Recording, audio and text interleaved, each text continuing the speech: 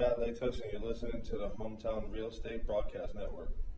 Good afternoon and welcome inside Regency Furniture Stadium. Andrew Banster here alongside Matthew Hargrove as we take you through the first of a 9-game homestand. Southern Maryland has a doubleheader this evening hosting the York Revolution. These two teams met just a couple of days ago in York. Matt, as we know, it was a 4-game set over Labor Day weekend. Southern Maryland lost the first two, but came back in those second two. A lot of really tight games, but then the Long Island series, the Blue Crabs find themselves in a sweep. So, let's talk about this most recent road trip and the implications it has on the rest of the season. But more importantly, what do we need to see in this upcoming homestand? Well, you just need to see a little bit more consistency. When the pitching was great, the hitting was the opposite, and then vice versa. But when we take a look at the standings in the North Division, what you really look at is how tight it is between all four teams. And because Southern Maryland went 2-5 on this last road trip, they've let these teams like the Revolution get back into the hunt, have some fire.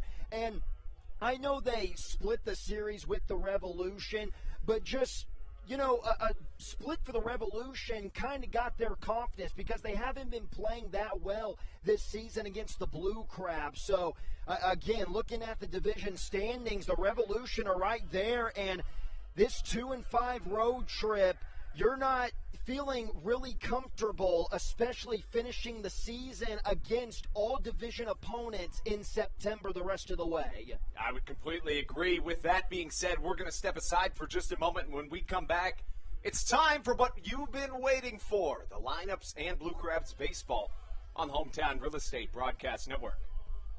This is Coach Doug's, and you're listening to the Hometown Real Estate Broadcast Network. All Pawn is Southern Maryland's premier pawn shop and is the official pawn shop of the Southern Maryland Blue Crabs. Stop by and say hello today. They've been a part of the Southern Maryland community for 18 years.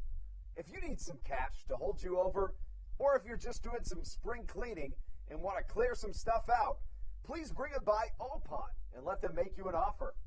If you have broken jewelry or some that you just don't want anymore, please bring it by, and they'll pay you more than anyone in the Tri-County area. They're located on 301 in White Plains, just south of DeMar Road. Go Blue Crabs!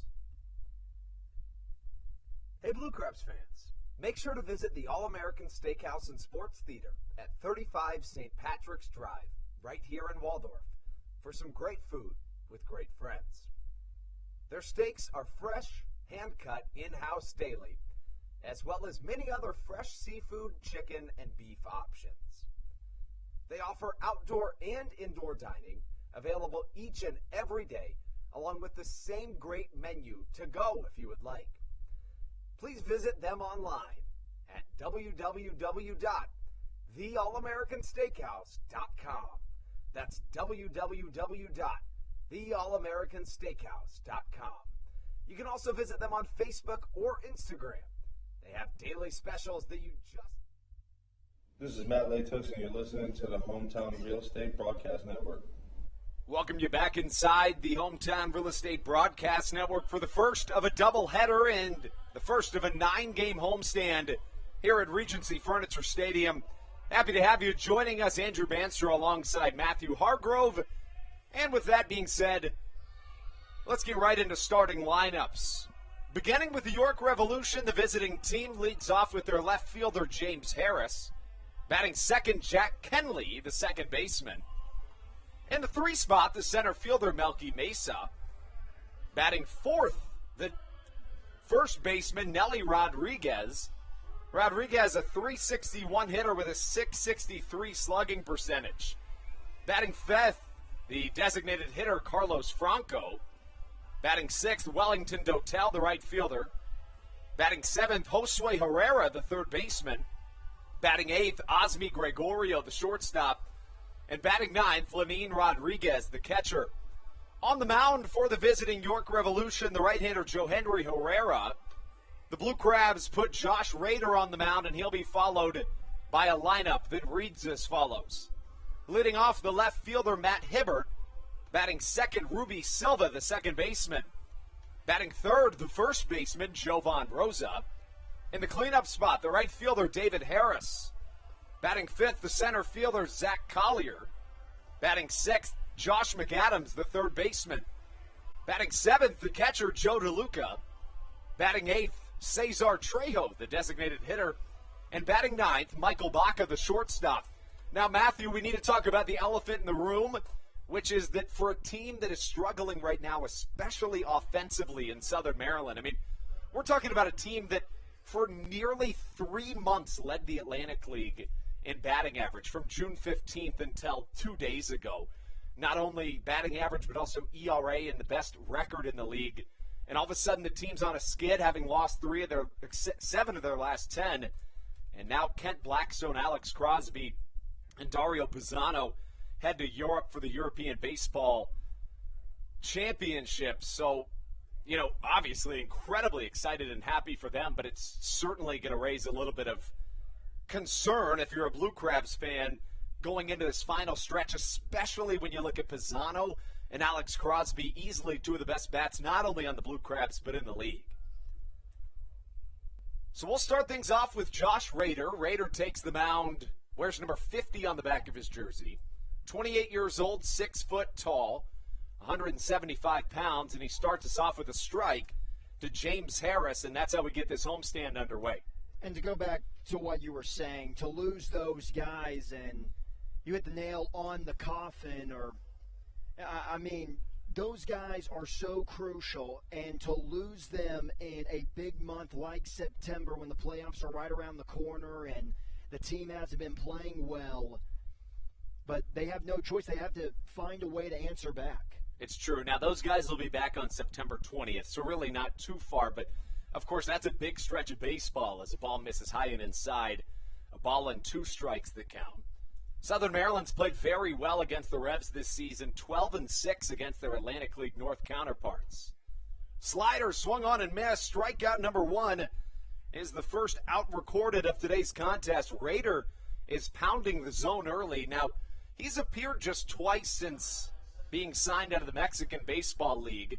Both appearances have come against these York Revolution. The first was in relief. He allowed an unearned run in an inning and 2/3. And then his next, he struck out 6 and 5 1/3 in a start. Allowed 7 runs, only 4 of them earned. But, not only, as you can see, were there a couple of unearned runs, but this is a Revs team that is pretty well known to have their bats kind of catch fire in the latter parts of the season. And that's exactly what we've seen from them lately. They're 7-3 in their last 10, while the Southern Maryland Blue Crabs are 3-7. 0-1 count. Here comes the pitch to Jack Kenley. It catches. The count, no balls, 2 strikes. And those 2 appearances by Rader, both against the York. And the second one, it was a start, 5 1/3. He ended up giving up 7 runs, 4 of them earned. But I kind of have a theme to this game, and there's a little bit of a comparison between Rader and the York starting pitcher in Herrera, and that's 3rd time's the charm. The first 2 outings against the Revolution haven't been great, and that's why we see maybe this 3rd appearance would be good. As Rader misses inside the count, 2 balls, 2 strikes. And when we get to the bottom of the first and we start talking about Herrera's numbers, there's a really good comparison between the 2. The count, 3 balls, 2 strikes. Rader was really good in the Mexican Baseball League this year, which is generally considered to be a similar level to the Atlantic League. He went 5-2 with a 4.3 ERA, 16 appearances, 14 of those in starts. And how about this, Matthew? This is the stat that stands out to me as a little bloop shot sent to right. David Harris playing deep has to come way in, but a jog leads to a catch. And the payoff pitch leads to out number 2. 2 quick outs for Rader, but what really stands out to me is in 73 1/3 innings, he walked just 19 batters. And in addition to that, he struck out 52. So he's a high strikeout guy. And the last note we make about him is that the game 2 started this evening for Southern Maryland. Well, not only did he have a very similar career path to Josh Rader, but Colton Mahoney really in many ways, not only is friends with Rader, but they almost had identical career paths. So both of them started in the Yankees system after being drafted in 2015. They both started in Staten Island. They moved up the ranks together. There's a little bloop shot sent to right. David Harris comes in. He'll catch for out number 3, a quick one for Rader. But to finish that point, both of them drafted in 2015. They both then joined the Marlins organization and reached the AAA level together. So interesting note on our Game 1 and Game 2 starters today. A 1-2-3 inning for Josh Rader leads things into the bottom half of the first. When we come back, it'll be Matt Hibbert, Ruby Silva, and Jovan Rosa right here on your home for Blue Crabs Baseball, the Hometown Real Estate Broadcast Network.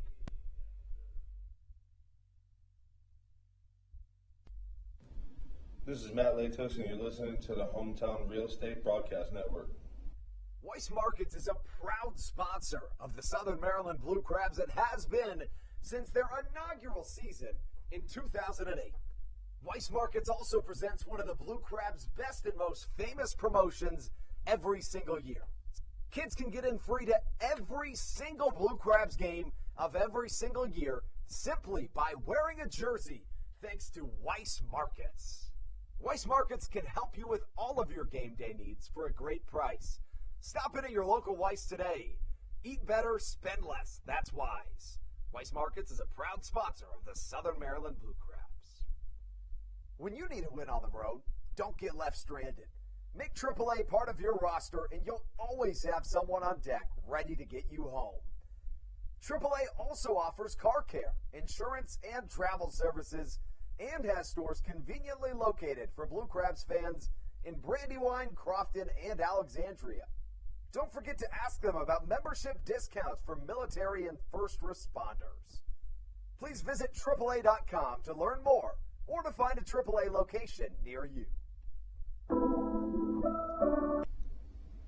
This is Mike Devine, and you're listening to the Hometown Real Estate Broadcast Network. Into the bottom half of the first in Game 1 of a doubleheader here in Southern Maryland. Regency Furniture Stadium, the site for tonight's contest between your Southern Maryland Blue Crabs and the visiting York Revolution. Josh Rader started things off with a 1-2-3 first and gives way to his offense as Matt Hibbert will lead things off here in the bottom half of the first. Hibbert, a .291 hitter on the season. Matthew, he had one of the, and we were talking about it earlier today, he had one of the most bizarre road trips in terms of a line that he posted. How about this? He goes 1 for 10, but he reaches base 10 times, 6 walks, 3 hit by pitches, plus that single. Anyway on, I guess they say. Yeah, you know, in a lot of people's book, and it should be everybody's book, a walk is just as good as a hit as long as you're getting on base. But when you take a look at the averages, it definitely went down a significant amount, down to .291, which is still good. And that, again, goes along with the struggles that they had in the road trip. Baseball, you just can't figure it out. Nobody will be able to figure it out. You can go 10 for 10 one week and then 1 for 10 like Hibbert. It's true. And Hibbert's a guy that Southern Maryland really needed when he joined the team back on June 15th. Southern Maryland won 10 of their first 12 after he joined the team and has the second best record in the Atlantic League since coming to Southern Maryland. Joe Henry Herrera fields it himself, flips on to first underhanded, and out number 1 recorded. So, Johendry Herrera, 2-2 with a 10.58 ERA this year. I finally want to get to the comparisons that he has with the Blue Crabs starter in Game 1 of the doubleheader with Redder. Game 1 was against the Blue Crabs, 6 innings allowed 6 runs, and then Game 2, 3 2/3 allowed 7 runs. So that goes back with my theme of the third time is the charm. That's why when you see the stats, you think that this is going to be a high-scoring game, but a little bit, my gut feeling is that we're going to see maybe a quick ball game. Yeah, it's very possible as Ruby Silva finds himself in a ball and a strike count. Silva, much like Matt Hibbert, a key addition to this Southern Maryland team, was traded to the Blue Crabs back on July the 11th. As he hits one the opposite way, fielding at Osmi Gregorio on a bounce, throw across the infield in time. But to finish the point, Silva leads the Atlantic League in batting average since joining Southern Maryland, and that was just about 2 months ago to the day, so that's no short time span. I hate to say this, Andrew, and I hate to be this guy, but with Silva's been great, done a lot for the Blue Crabs since coming over, but he needs to show that he can come up in the clutch and produce those numbers down the stretch.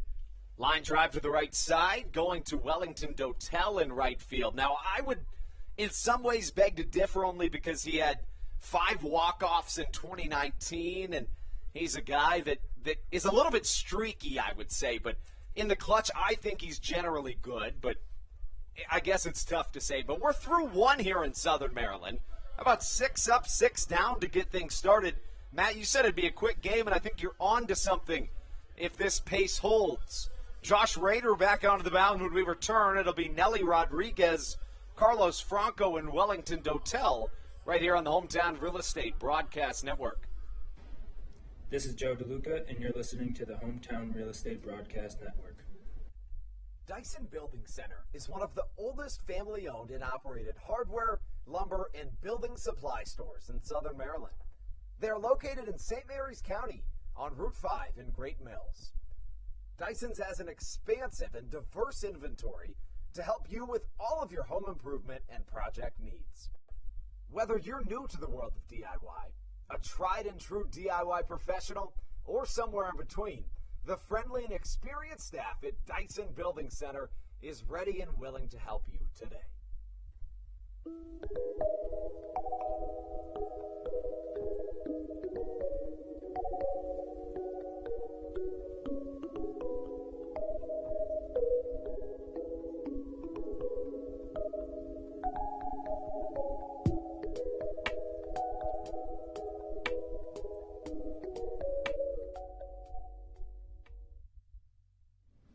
This is Blake Vivens, and you're listening to the Hometown Real Estate Broadcast Network.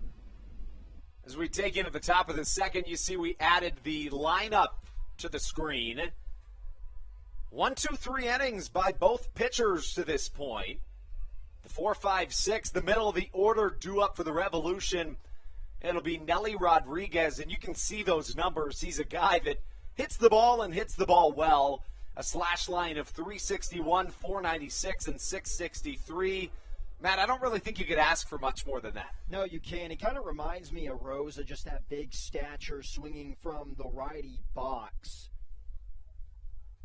So he'll lead things off. Rodriguez wears number 25 on the back of his jersey. He leads the Atlantic League in OPS and on base percentage. He's second in the league in slugging percentage and third in batting average. So clearly seeing the ball quite well. First pitch upstairs misses from Josh Rader, and we're underway in the second. Now, Rader, in his last outing, talking about the arsenal, he's a 6-pitch pitcher. I'll get to those pitches here in a minute. High sky ball out to center field. Zach Collier ranging to his right. Coming back a little to the left as the wind pulls it back towards center. Matt, a lot of wind today. We'll talk about that after you finish your point. So, Raiders got the 4-seam fastball, sinker, curveball, slider, changeup, cutter, and it's great to have all those pitches, but it's even better if you can use them all effectively, and that's what Rader does for the most part. His last outing, 24% with the 4-seam fastball, 21% with the curveball, and he loves that cutter, 25%. The only knock I have with any of his pitches is the changeup, which has an average velocity of 86 miles per hour. Line shot to the right side. If it's fair, it's extra bases, and it is. It bounces over the McKenzie contracting sign in right field.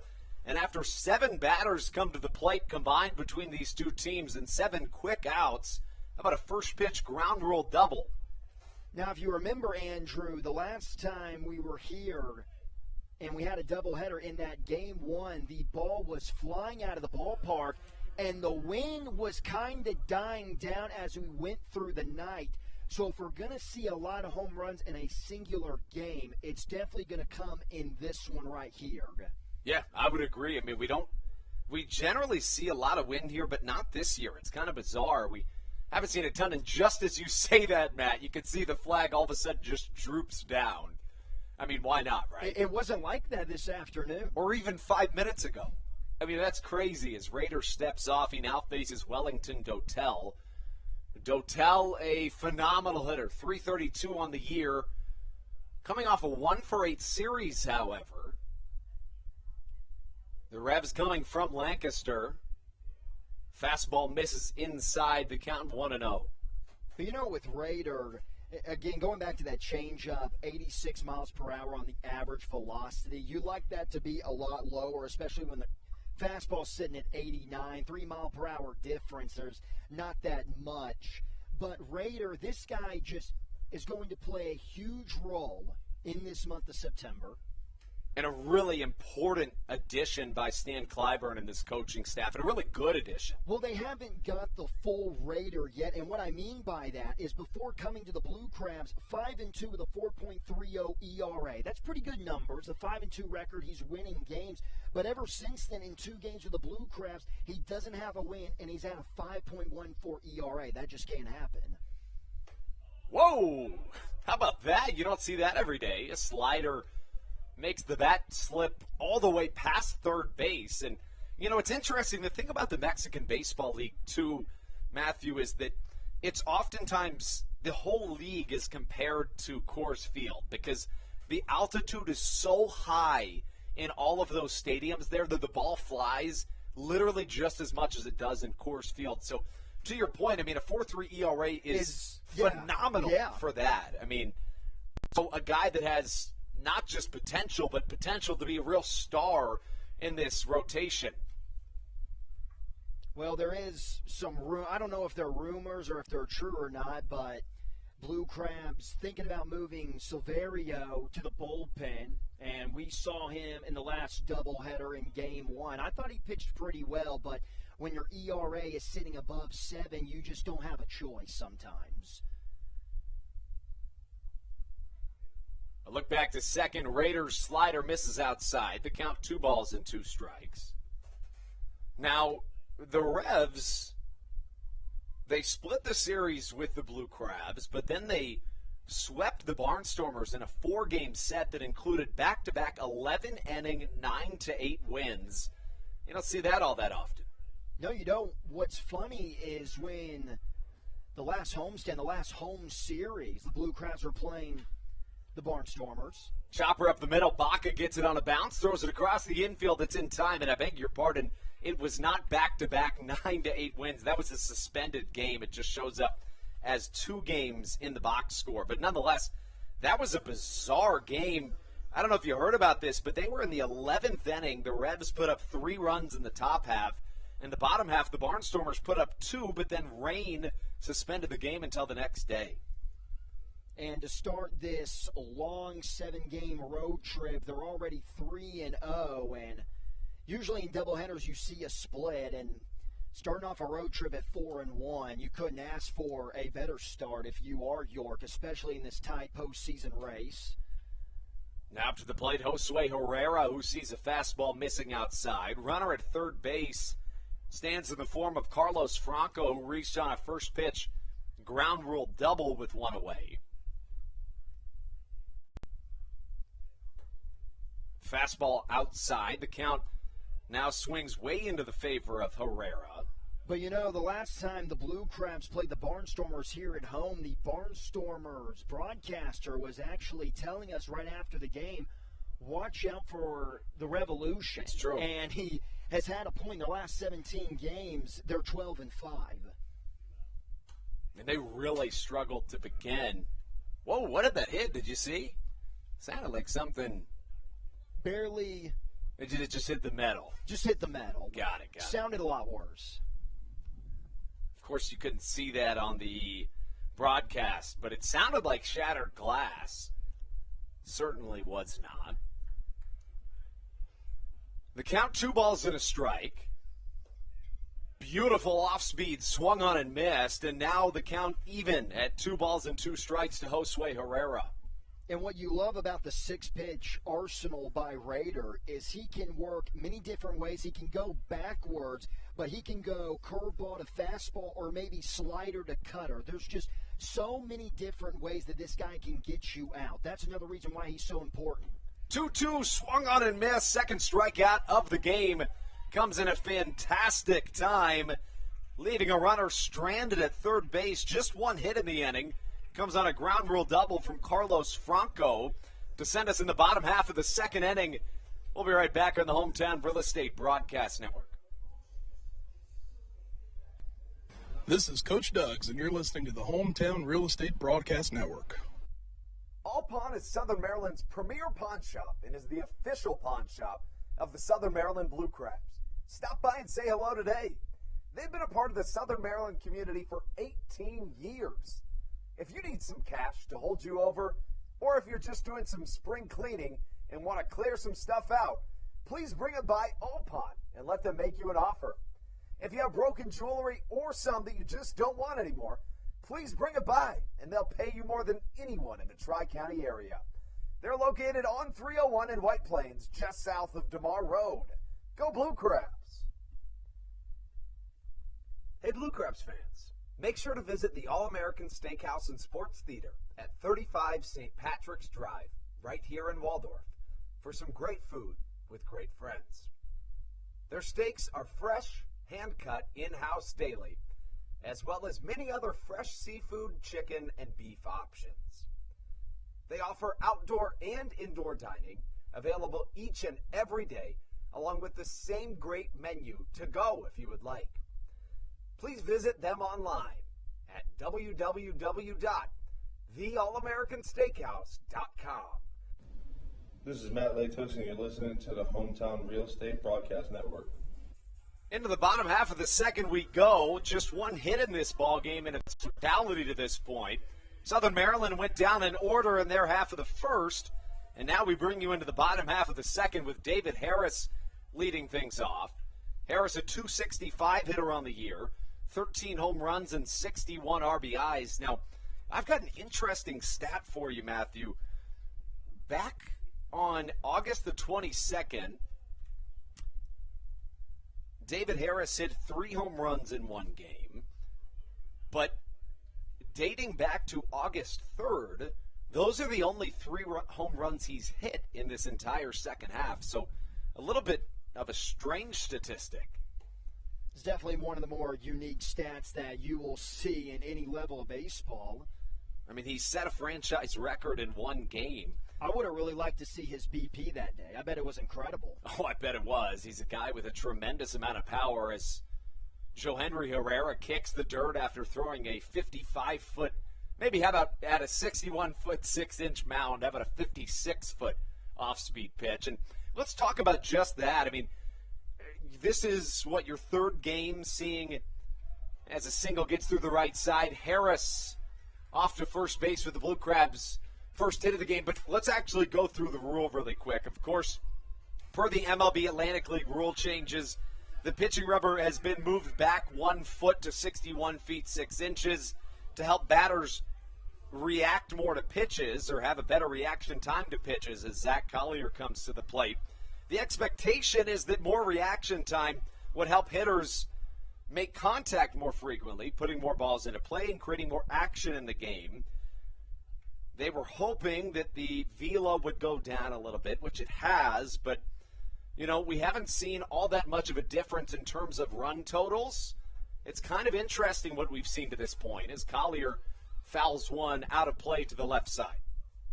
I don't think there's going to be a significant difference in the batting averages. And when you talk about velocity, you're not going to notice it as much in the Atlantic League compared to if this rule was implemented now into Major League Baseball, because that's what the worry is because we consistently are seeing guys being called up in the major leagues that are throwing 98, 99. It seems like that's the average fastball now. Chopper to the right side, foul. It's interesting, somebody like Matt Latos' velocity has actually gone up since the mound moved back. And how about, let's talk about how beautiful the field looks today. Tremendous job by Ben Baker, our head groundskeeper, I mean, that is gorgeous, that design in the outfield. And it's so crisp, those 90-degree angles. And it looks like he's ready to put something out there in center field. It's true. Keep your eyes out for that as Joe Henry Herrera, not his best move over to first. Fastest pitch of this ball game was the first of this at bat at just about 92 miles an hour on a sinker from Herrera. Herrera has struggled to this point in the season. Chopper to the right side, squeaking foul. I think if Rodriguez would have had a better jump on that, he could have maybe gotten to that ball. But the numbers for Herrera on this 2021 season, he's 1-2 with York, but on the year, he's 2-2 with a 10.58 ERA. He made 3 appearances with the Ducks earlier this year, posting a 17 ERA, but just about a 9 ERA with the Revs this season. Line drive through the right side of the infield. That's back-to-back singles into right field to start off this second inning, and now we're cooking. Guess who's coming to the plate? None other than Josh McAdams. Someone who didn't really struggle with the bat in this past road trip was Zach Collier. 5 for 24, had a home run, a couple of RBIs, 3 walks. You see the patience at the plate, but I think Zach Collier, he's just so underrated because you have the big swinging bats of now Rosa and Harris in the 3 and 4 spot. But Collier, he's got just some underrated pop, and obviously the speed in the outfield makes him a great defender as well. And he's so patient at the plate. He's a blast to watch as McAdams comes to the plate. Josh McAdams, no outs, runners at first and second. First pitch, a sinker in there for a called strike. Now, Josh McAdams has been fantastic this season. He has absolutely obliterated his previous career highs in both home runs and RBIs in his 7th season of professional baseball. On the year, he has 20 home runs, 66 RBIs, which is, again, far and away more than he had ever had in his professional baseball career to this point. A guy that works really hard, and you like to see that hard work paying off. You know, before this season, his career high in home runs was 7, and that was last year, and his career high in RBIs was 33. He has literally exactly doubled both of those notches right now. You wouldn't guess the total amount in the home runs being so low, just looking at his stature up there in the box, but he went 5 for 21 to the road trip, so he's another guy that has shown that he can stay consistent, especially here in the second half. Yeah, Southern Maryland's offense, as the ball gets past the catcher, Lenin Rodriguez, and now 2 in scoring position for Southern Maryland. But, you know, we talk about this offense that was the best in the Atlantic League for literally almost 3 months. But the Blue Crabs found themselves in these last couple of games, especially in the most recent sweep. Southern Maryland was shut out in Game 1, put up 2 runs in Game 2, and then in Game 3, just a single run. Again, the bats are just going to go through your cold spells. When you have especially a professional season in the game of baseball, everyone is going to go on a slump. That's just going to happen. It's the name of the game. 2-2 high and away, the count, 3 balls, 2 strikes. But when those slumps are happening, that's when the pitching staff needs to step up their game a little bit. And it just didn't. And when you take a look at the numbers, the Blue Crabs have just relied a little bit too much on the offense, but really everyone has in the Atlantic League. It's true. I mean, the ERAs are significantly up this year. 3-2 hit well to the left side. This ball's got a chance. Back to left center. Bye-bye baseball. Bouncing off the basketball court. And Josh McAdams hits his 21st home run of the season. He now has 69 RBIs on the year. And he has the most home runs in the Atlantic League since July 21st. See you later. Southern Maryland up 3-0. What a clean swing, and I believe this was a fastball by Herrera, a little cut action on the outside corner, and McAdams was actually out in front, but just showing you the pop And I wonder if that's something that he really worked on in the offseason, because you mentioned the 7 home runs. He worked on his strength in the weight room, because that was just kind of he just kind of threw his bat out there and hit it onto the basketball court, like you said, over the left center field wall. Yeah, and it's interesting. I wonder if it has something to do with he became a hitting coach over this past offseason. And I've heard him a couple of times giving really good advice to a ton of players on this Blue Crabs team. He's a guy that works with out front hitting, who has, this is a weird way to qualify them as legit, but 70,000 followers on Instagram. They work with Casey Smith, one of the most highly regarded hitting coaches in the nation, and McAdams is a huge piece to that. So a guy that's really developed a higher knowledge for the game of baseball from a hitting perspective than a lot of guys are at the professional level. So you got to wonder if that has something to do with it as the count goes to 0-2. I think it definitely does, because being a hitting coach, you kind of go back to your roots, because you're having to sometimes teach the basics and some things that he might have forgotten just going through the professional level, just working on little tweaks. Going back to the basics makes him just automatically a better hitter and maybe notice something in his swing as well. Count, no balls, 2 strikes, no outs. Southern Maryland with 3 hits to this point in the inning as Joe DeLuca chases a fastball upstairs. The first strikeout of Joe Henry Herrera's evening, but Southern Maryland on top 3-0 as Cesar Trejo comes to the plate. Nobody on, 1 down. I have another comparison with Rader and Herrera. Herrera, he's got 5 pitches, not to the extent of Rader with the 6, but forcing fastball, sinker, curveball, slider, and changeup. He just doesn't use all of his pitches well. And talking about not using his pitches well, the sinker in his last outing, he threw it 63% of the time. Curveball 9%, slider 1%. He just didn't have an off-speed pitch. Then again, he did walk 4 and he hit a batter. So you have to make the assumption that because he couldn't find the strike zone, he has to consistently go back to what he's most comfortable with, and obviously it was the sinker because he threw it way more than half the time.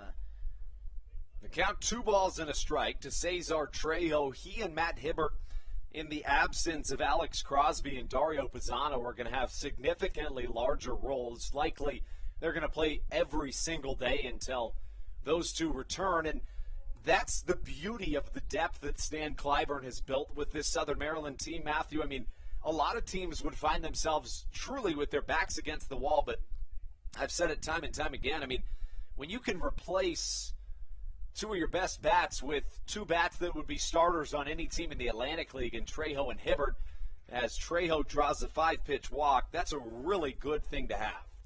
It's the first thing I noticed when I was taking a look at the stats coming up here to Southern Maryland.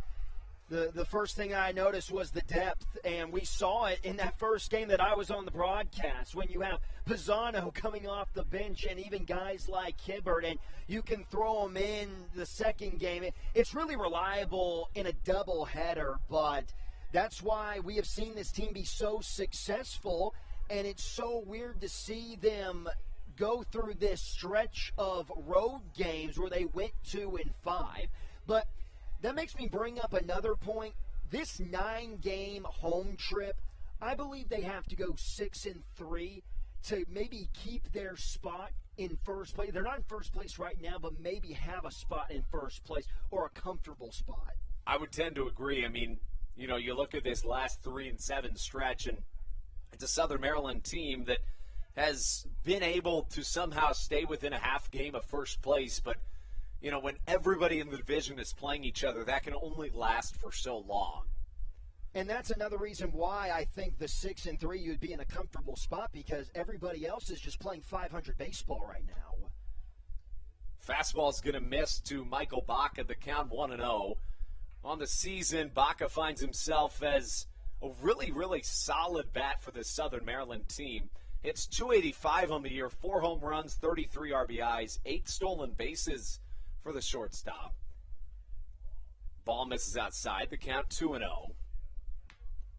Southern Maryland 6-3 against the York Revolution in the second half of this season. Currently riding a 2-game win streak against the Revs. At a point, the Crabs had won 9 straight against the Revolution. The 2-0 from Herrera. It's a sinker that misses downstairs, and the strike zone seems to have shrunk here in this at-bat. Herrera justifiably frustrated.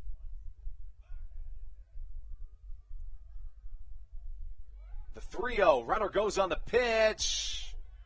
I don't think it matters. It was ball 4 anyways. Trejo with great speed.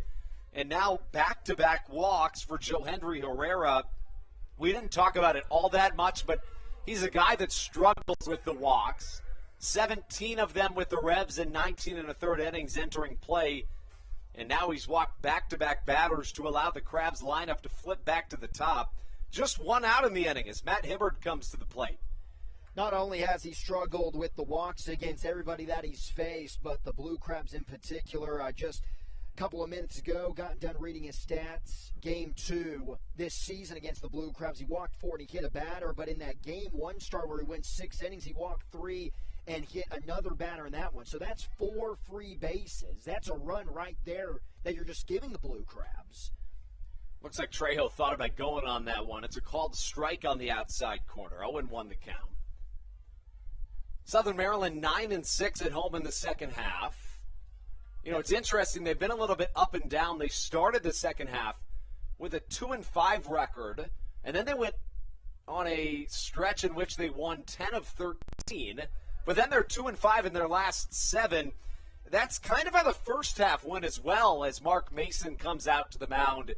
Back in the first half, Southern Maryland started the season 4-11, but then they won 10 of 12. Next thing you know, they were kind of 500 from that point on out, and Southern Maryland found themselves at the very end of that first half, 31-29, as Mason comes back to the dugout. You know, what do you tell your pitcher right there? Especially, it's kind of bizarre that he came out when he did, and I say that because it was just a first pitch strike.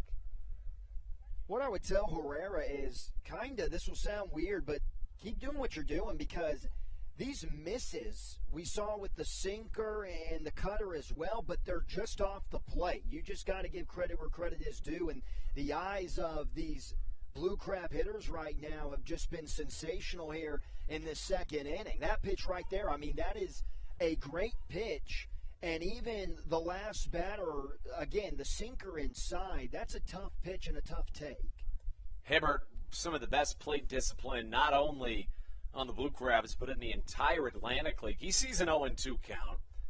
His first time up, he grounded out to the pitcher, Herrera. Runners at first and second, 1 down. Good speed at both first and second base, not to mention at the plate. Herrera trying to keep Trejo close, and Trejo with 15 stolen bases on the year by far and away leads the Blue Crabs, so represents a real stolen base threat out there at second, and he's occupied the mind of Herrera. No balls, 2 strikes. Slider misses low and away in the count, of ball and 2 strikes. I know Hibbert's got almost a 300 batting average, but you have Herrera, the third baseman, that's playing behind the bag, and Hibbert's got a lot of speed. I wouldn't mind trying a bunt down the third base line. A ball and 2 strikes the count. Trejo a big secondary as Hibbert fouls one away to the right side.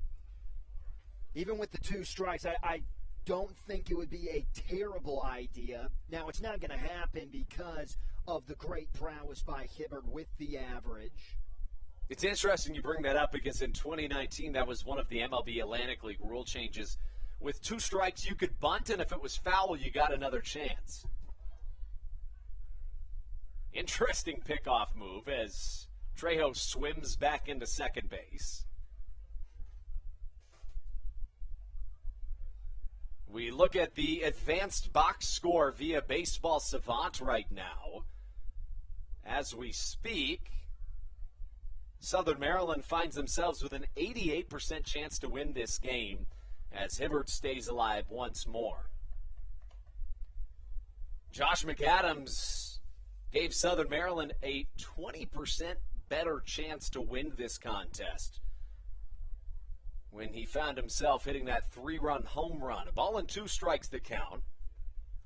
Hibbert's fouled off back-to-back pitches.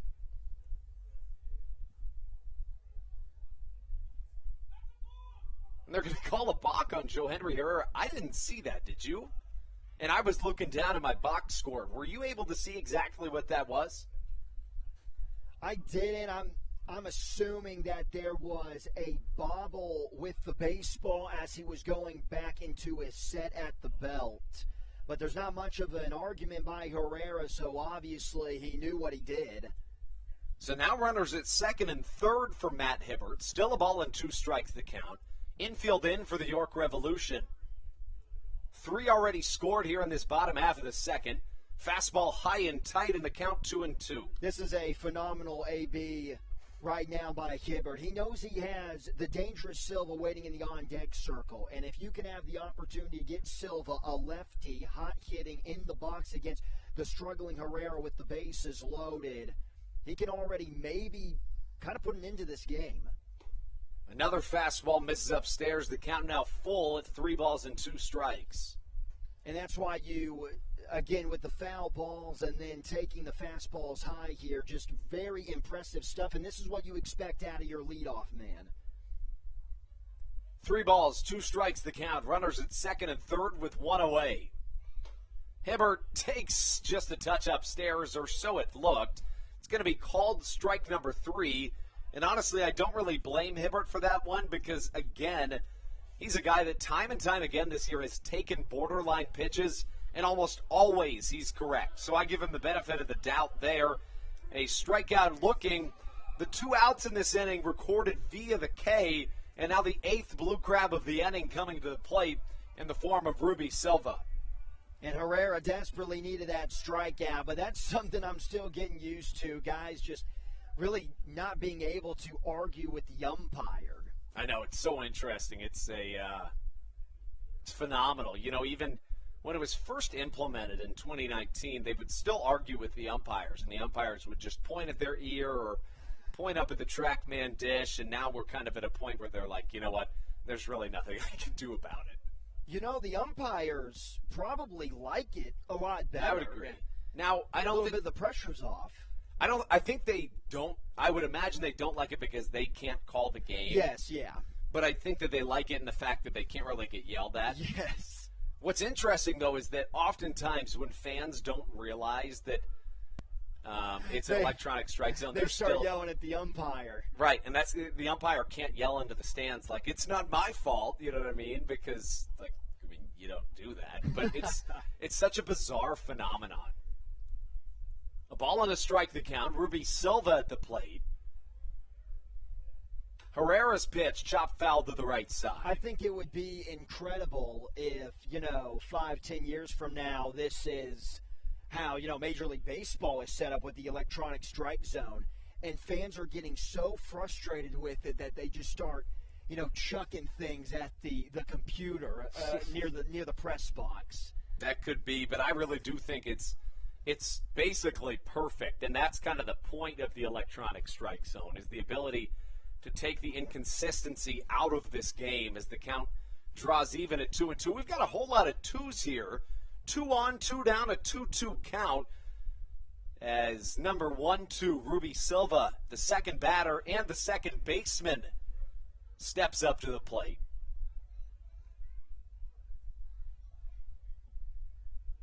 The 2-2 on the way to the left-handed hitting Silva. Swing and a miss, and 2 are stranded in the inning. 8 Crabs come up to the plate. 3-run score and a 3-run shot from Josh McAdams, but striking out the side is Joe Henry Herrera. When we come back for the middle 3 innings of this contest, it'll be Matthew Hargrove on the play-by-play. We'll be right back on the Hometown Real Estate Broadcast Network.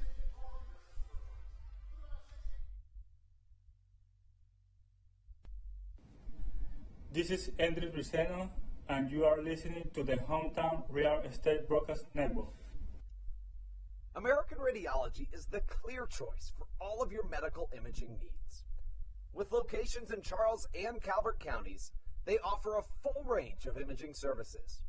Some of their latest innovations included 3D mammography and wide-open MRIs for our claustrophobic patients.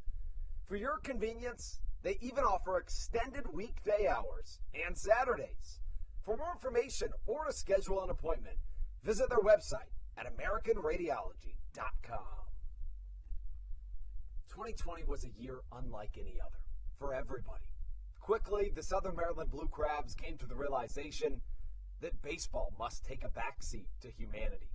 Immediately, the Blue Crabs staff and all of Crustacean Nation teamed together to provide COVID-19 tests and eventually vaccinations. Southern Maryland's hometown team also hosted food drives, blood drives, backpack drives, toy drives, and so much more, all to help their community. The Blue Crabs couldn't be more thankful to the healthcare heroes that have gotten us to this point and helped our community so much throughout the COVID-19 pandemic. This is Coach Doug's, and you're listening to the Hometown Real Estate Broadcast Network. Well, Josh Rader finds himself with a healthy 3-0 lead as we take you into the top of the third and hand things off to Matthew Hargrove for the play-by-play. Thank you, Andrew. Yeah, Matthew Hargrove here alongside my broadcasting partner, Andrew Banstra, as we are ready to begin the top of the third inning between the Revolution and the Blue Crabs.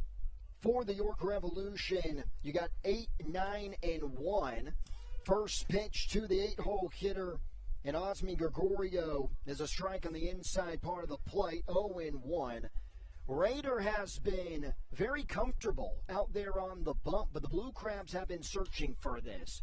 High fly ball, right center field. Collier moving over to his left near the track. He's going to make the catch on the run for the first out. A quick out to begin the third. You know, and against a really solid offense in the form of the York Revolution, Rader to this point, who was a little roughed up by the Revs last time, 7 runs in 5 1/3 innings, only 4 of them earned. He's just been pounding the zone and getting a lot of flyouts to this point. Here's now the last batter in the lineup for the Revolution, and Lenin Rodriguez, the catcher, batting .208, 1 home run, 8 RBIs. But again, I'm going to stress the importance of Rader, that 5.14 ERA in his time in a Southern Maryland uniform.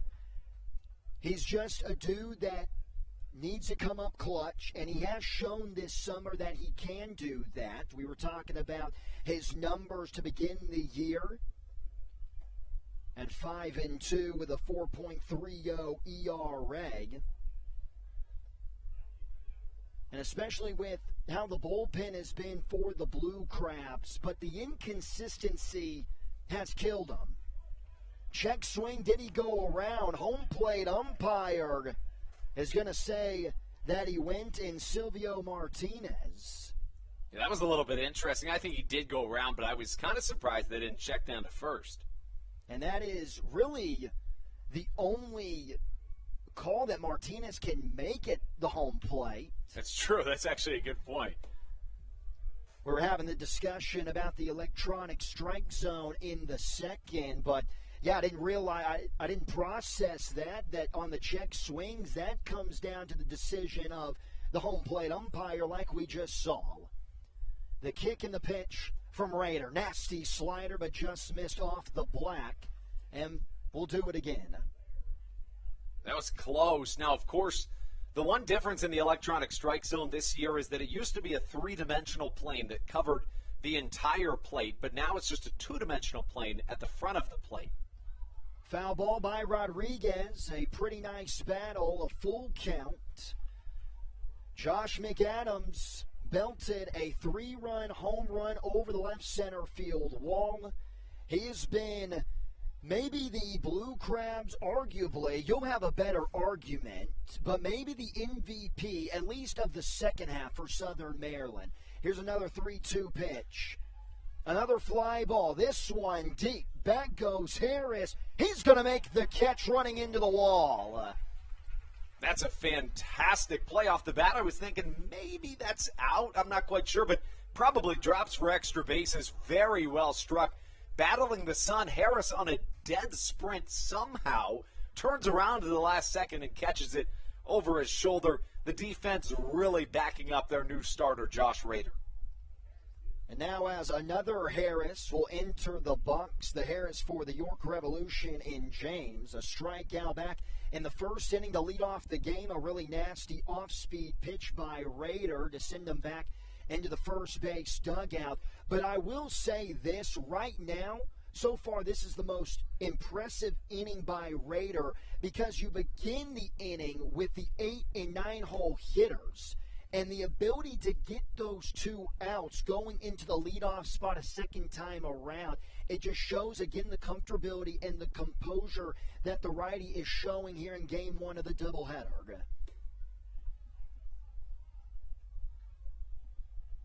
Now 2-0 to the leadoff man in Harris. Waiting in the on-deck circle is Kenley. Revolution looking to get the offense going. Just one hit, a double by Franco. Back in the second inning, they might have their second, and they will. This ball is way gone. James Harris puts the York Revolution on the scoreboard with a solo blast over the left center field wall, almost the same spot as McAdams. Eighth home run. 3-1. Eighth home run of the year for James Harris, a guy with good power and really good speed. Nearly 20 stolen bases, so a really, really solid offensive player for this Revolution squad, especially in the leadoff spot. And the York Revolution desperately needed that just to get some firepower, some spark going. And how about it? Josh Rader, right after giving up the home run, now facing the two-hole man and second baseman Jack Kenley. He goes back to the fastball right down the middle, tried to blow it by him. And usually you'll see guys kind of get a little jumpy out there on the bump, scared to go back down the middle or a get-me-over strike. They tend to lose the strike zone a little bit or missing just off, but not Rader here this evening. And you absolutely cannot let Kenley on because Melky Mesa waiting in the on-deck circle, but it's not going to matter. A ground ball to the second baseman and Silva, throw on to first, and that is the end of the top half. But James Harris gets the Revolution on the board. Blue Crabs still with a 3-1 lead as we head to the bottom half. This is Josh McAdams, and you're listening to the Hometown Real Estate Broadcast Network. Did you know that the Washington, D.C. metro area is the 5th most expensive place to live in the entire United States of America? Sometimes finding affordable housing in this area can feel impossible. If you're struggling to find affordable housing, look no further than the Villages of St. Charles by Ross Properties. You can visit them online at villagesatstcharles.com for more information today. Villages of St. Charles. They'll have you safe at home. There's nothing quite like when the Blue Crabs retire the side. At Wealth Management Partners, they're on your side for your retirement planning needs. It's never too early to start planning your retirement. Talk to the experienced financial advisors of Wealth Management Partners located right here in Waldorf. Call them today at 301-885-0955. Again, Wealth Management Partners. Call them today at 301-885-0955.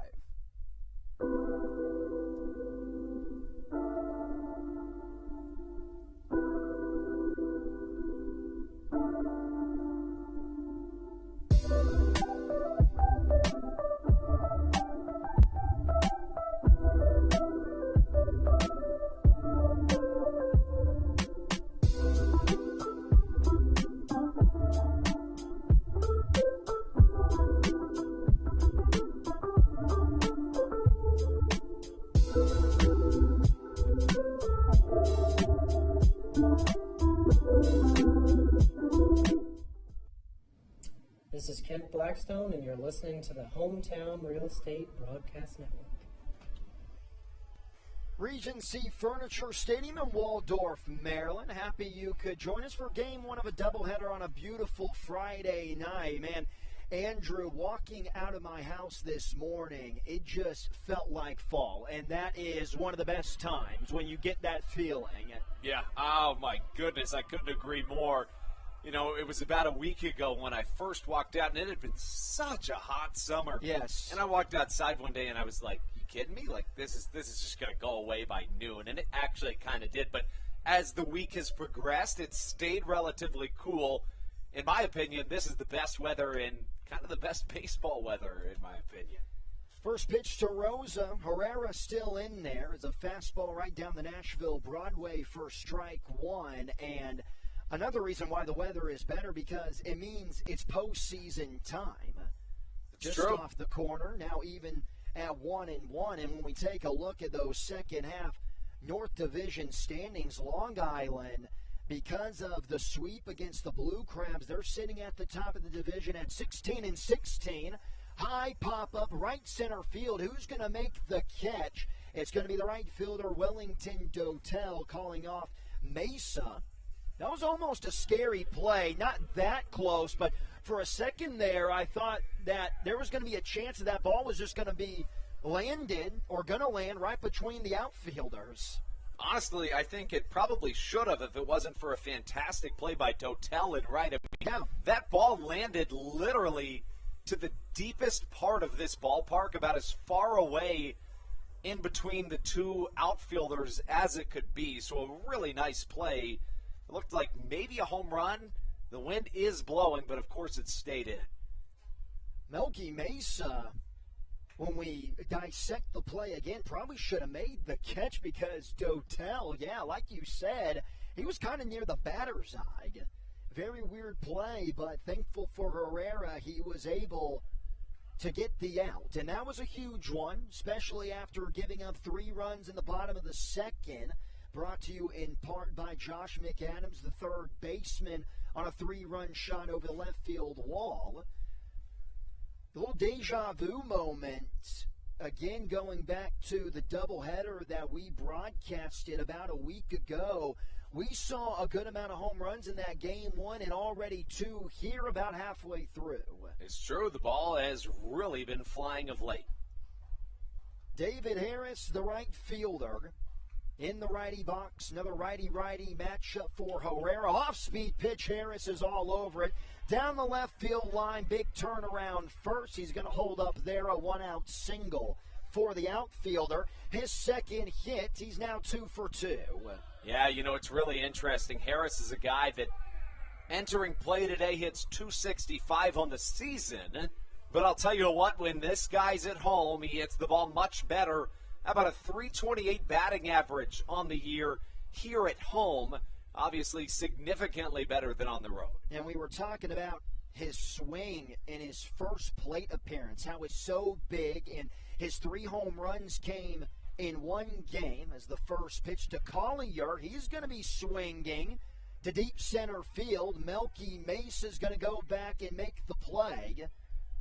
So a quick out number 2 as Harris was faking a tag over there at first. But you're surprised that Harris doesn't have more home runs, because you think after seeing his swing that he's always going for the downs. He's always trying to put the ball over the wall, as now we see McAdams entering the box for Southern Maryland. But no, that's not the story with Harris. It's more about the average and just getting on base.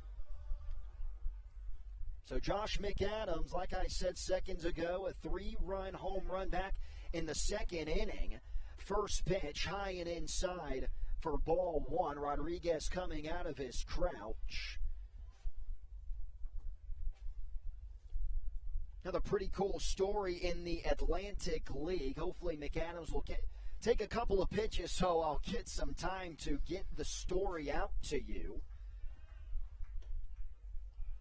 Back pick to first. Harris sliding in safely, but former rocker Alberto Baldonado has just been called up by the Washington Nationals, and I just think it's so cool when you see guys trying to make a name for themselves in the Atlantic League, really the lowest part of professional baseball, and they're able to get over that hump into the MLB territory. But Baldonado joining guys like David Robertson, talking about the Rockers lately, joining the MLB, David Robertson and Jake Petricka.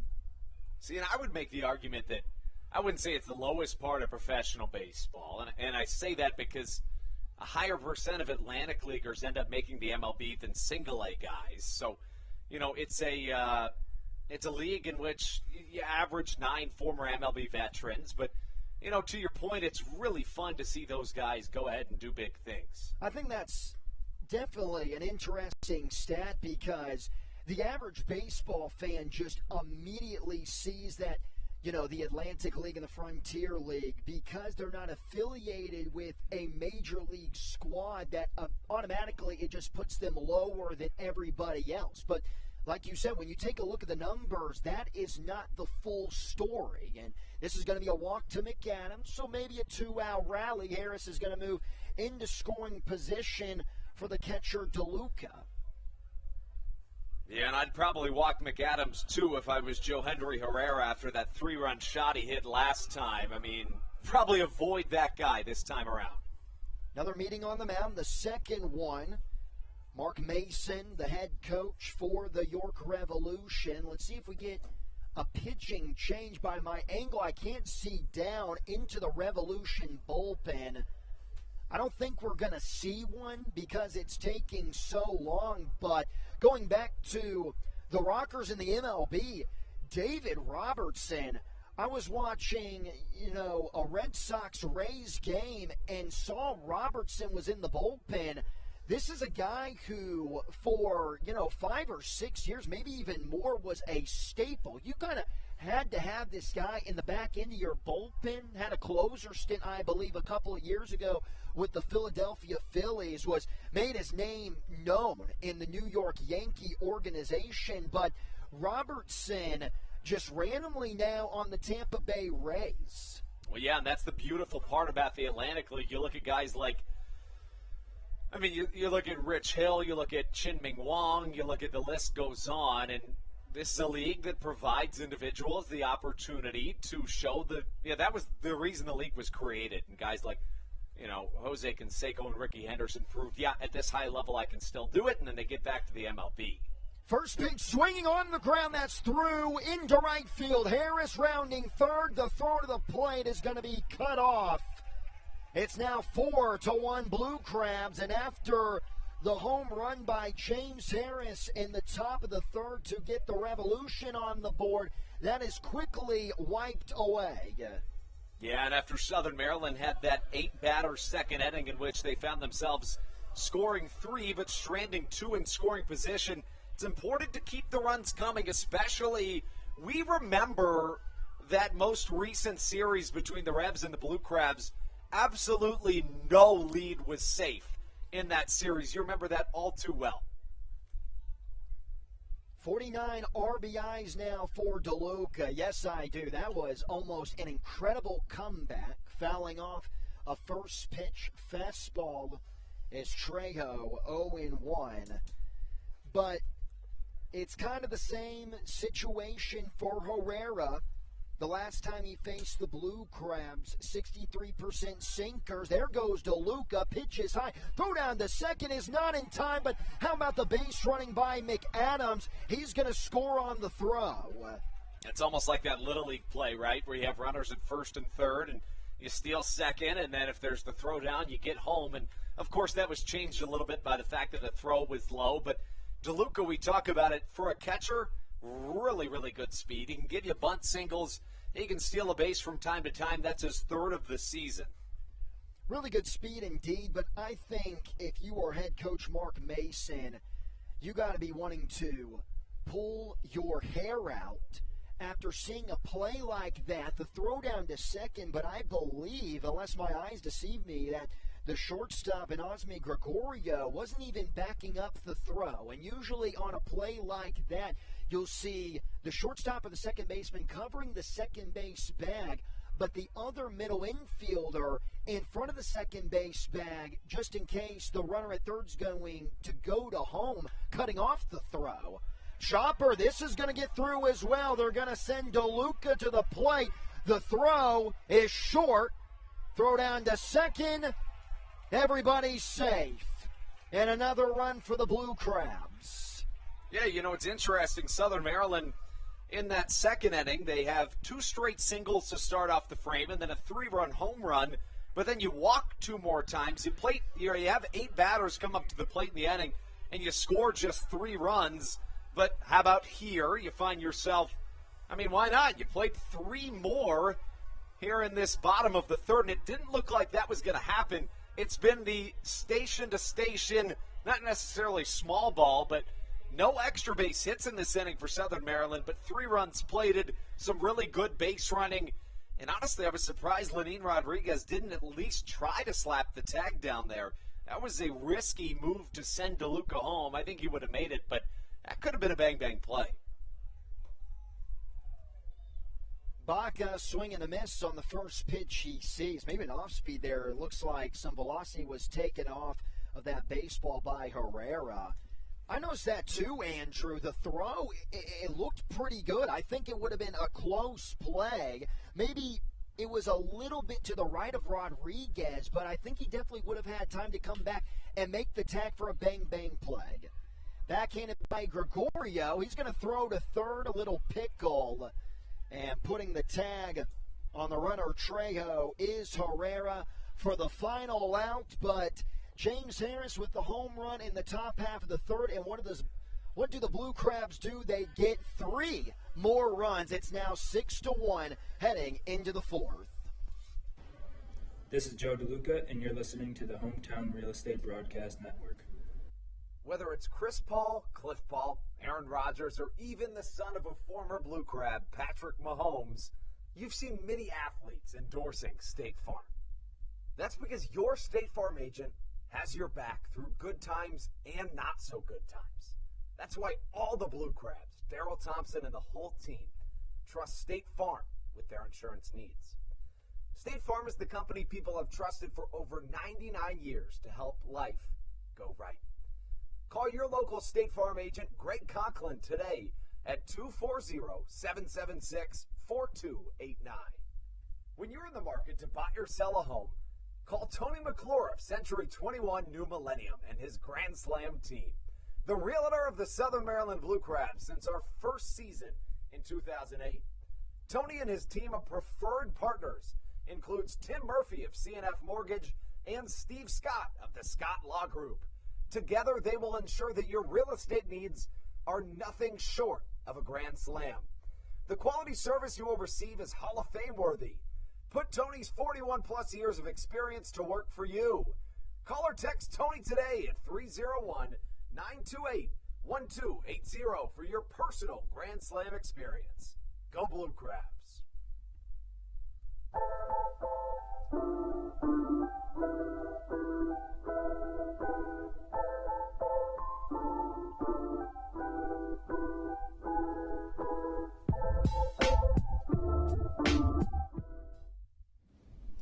This is Patrick Baker, and you're listening to the Hometown Real Estate Broadcast Network.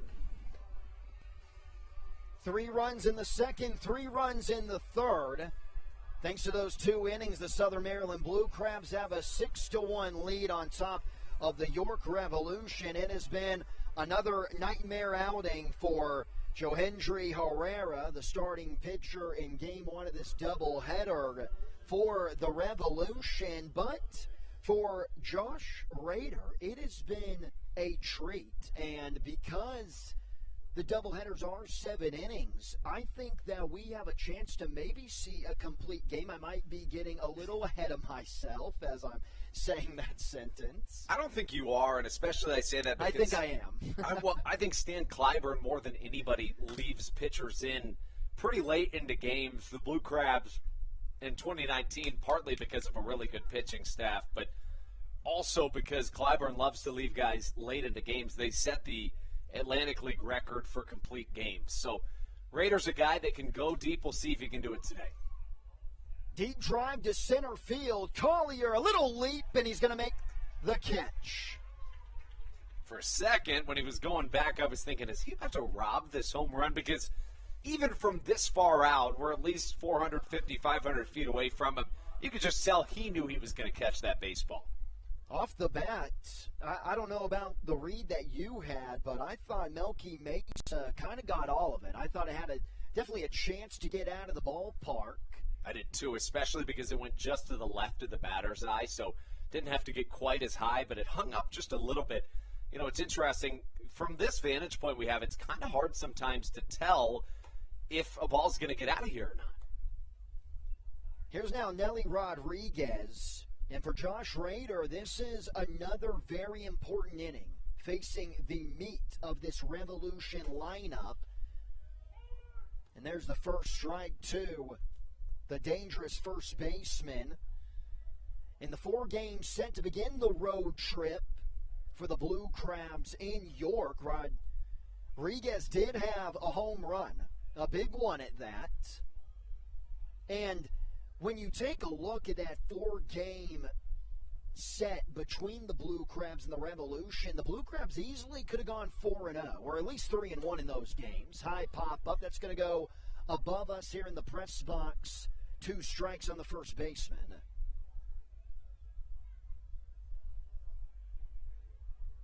Waiting in the on-deck circle is the designated hitter and Carlos Franco. He's got a double, a ground rule double down the right field line. Just one of the 2 hits that York has been able to pick up.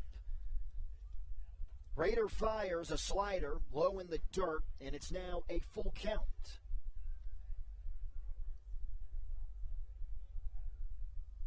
Yeah, you know, it's interesting. You mentioned the 2 hits, both of them extra bases to this point. But Raiders done a good job controlling the damage.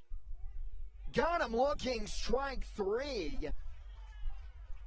And as the catcher DeLuca threw it down to McAdams, McAdams lost it in the sun, and he wasn't going to try to fight it. He just let the ball go into left field. But I wonder if there was a little bit of a cross-up there, because the way DeLuca received the baseball, it wasn't the cleanest of attempts. Yeah, I would tend to agree. Looks like maybe taking a look at this 6-pitch arsenal, you can go down from slider to curveball to changeup, but I think it was ultimately a changeup. Definitely had a vertical depth to it. So 2 quick outs on Mesa and Rodriguez. Here's now Carlos Franco, who we've already stated multiple times had the double. Pulled it left, he did. Inside on the slider. But Raider has been using that. That was a key to the game that we were discussing to begin the ball game. To begin game 1 is he has to be able to use all pitches effectively, even though out of all the 6 pitches, he doesn't use the sinker quite often. But the slider has looked really good. The curveball, a lot of movement. And he mixed up his approaches, whether it's working backwards or going right at him. You'll see him start with the fastball, end with the curveball. That's the right at him approach, and then starts with the slider, and then will work his way into maybe a backwards cutter. There's the curveball, and now 2 strikes on Franco.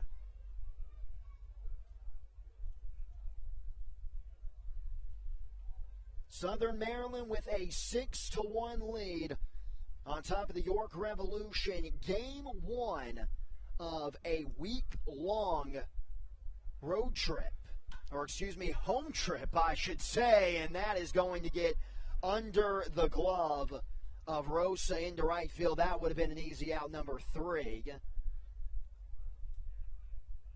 Yeah, that's not something you see all that often, especially from a guy in Rosa that can play both corners of the infield. Talk about being crossed up. It looks like that's exactly kind of what he was there. You wonder if it was almost a strange bounce or something on that play, or just, one of those mental slips. But try to move right past that if you're Josh Rader and the Blue Crabs. It definitely looks like Rosa was ready to field this, like a normal infielder, palms up, but at the last second took that mini bounce off the turf, or the dirt, I should say.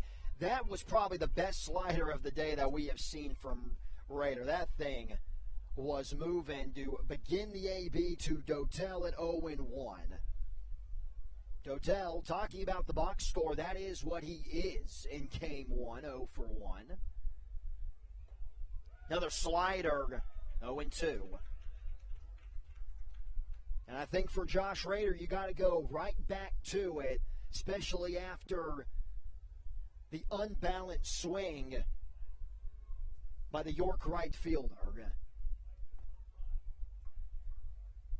Of course, Southern Maryland and the Revs, the only team in action right now due to game 1 of the doubleheader. Goes with the fastball, blew it right by him for strike 3. Josh Rader, his best outing so far in a Blue Crab uniform. We'll probably see him out for the 5th, but until then, it's time for the Blue Crabs to bat when we come back in the bottom half of the 4th. They lead the Revolution 6-1. This is Daryl Thompson, and you're listening to the Hometown Real Estate Broadcast Network. Whether it's Chris Paul, Cliff Paul, Aaron Rodgers, or even the son of a former Blue Crab, Patrick Mahomes, you've seen many athletes endorsing State Farm. That's because your State Farm agent has your back through good times and not so good times. That's why all the Blue Crabs, Daryl Thompson and the whole team, trust State Farm with their insurance needs. State Farm is the company people have trusted for over 99 years to help life go right. Call your local State Farm agent, Greg Conklin, today at 240-776-4289.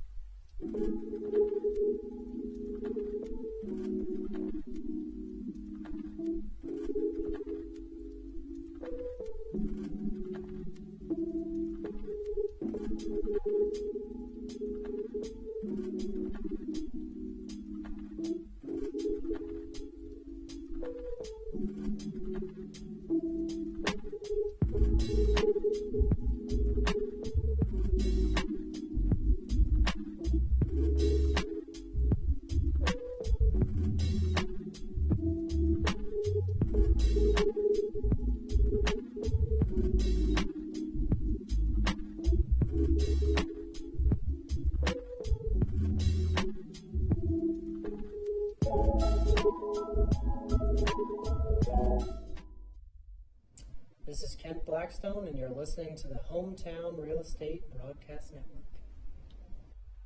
Matthew Hargrove here alongside Andrew Banstra. Game 1 of a doubleheader on this Friday night at Regency Furniture Stadium. The Blue Crabs are in control of Game 1 so far. 6-1 score, and Herrera still out there on the bump, facing off the 3rd time around against this Southern Maryland offense as the leadoff man in Matthew Hibbert. The first pitch he faces is going to hit off of the elbow guard, a fastball that ran up and in, and the Blue Crabs have their leadoff man on. I have to assume that talking about this coaching staff for the York Revolution, I have to assume that they are just saving their bullpen for the second game. Herrera should probably be out of this ball game. I would tend to agree. Now, when we talk about Matt Hibbert, that's the 3rd time in his last 4 games against the Revs that he's been hit by a pitch, and his 5th time being hit by a pitch in his last 9 games played. Ruby Silva, chopper up the middle. It can't be backhanded by the second baseman, Ken Leo, rolling to center field. Hibbert moving swiftly into 3rd. Runners on the corners, nobody out. And once again, the Blue Crabs are in motion. Yeah, somewhat of a combination between the umpire maybe being a little bit in the way and then kind of a weird bounce that picked up speed as it went towards center. Looked at first like it might have been a double play ball, but now Southern Maryland really in business to break this one open even more here in the early-ish going. Of course, a 7-inning game. We just started the second half of the contest. No, but because it is a 7-inning game, the bottom of the fourth is the equivalent of the bottom of the sixth. So we're starting to get into the later innings, and a big blast here potentially by Rosa could, open this one up, and you could almost give the Blue Crabs a Game 1 win with it being potentially 9-1. They're just crushing the Revolution in every aspect of this contest, hitting side 7 hits compared to 2. The starters have been, a yin and yang difference. If Rosa can get on base, you potentially have David Harris with the bases loaded, and he's been perfect so far. He's 2 for 2. Talking about Rosa, he's 0 for 2. Not anymore, though, as this ball's going to get down into right field, scoring Hibbert from third. Ruby Silva reading that baseball easily, as everyone's going to switch spots. Again, we're going to have runners on the corners. Just this time, another run on the scoreboard for Southern Maryland.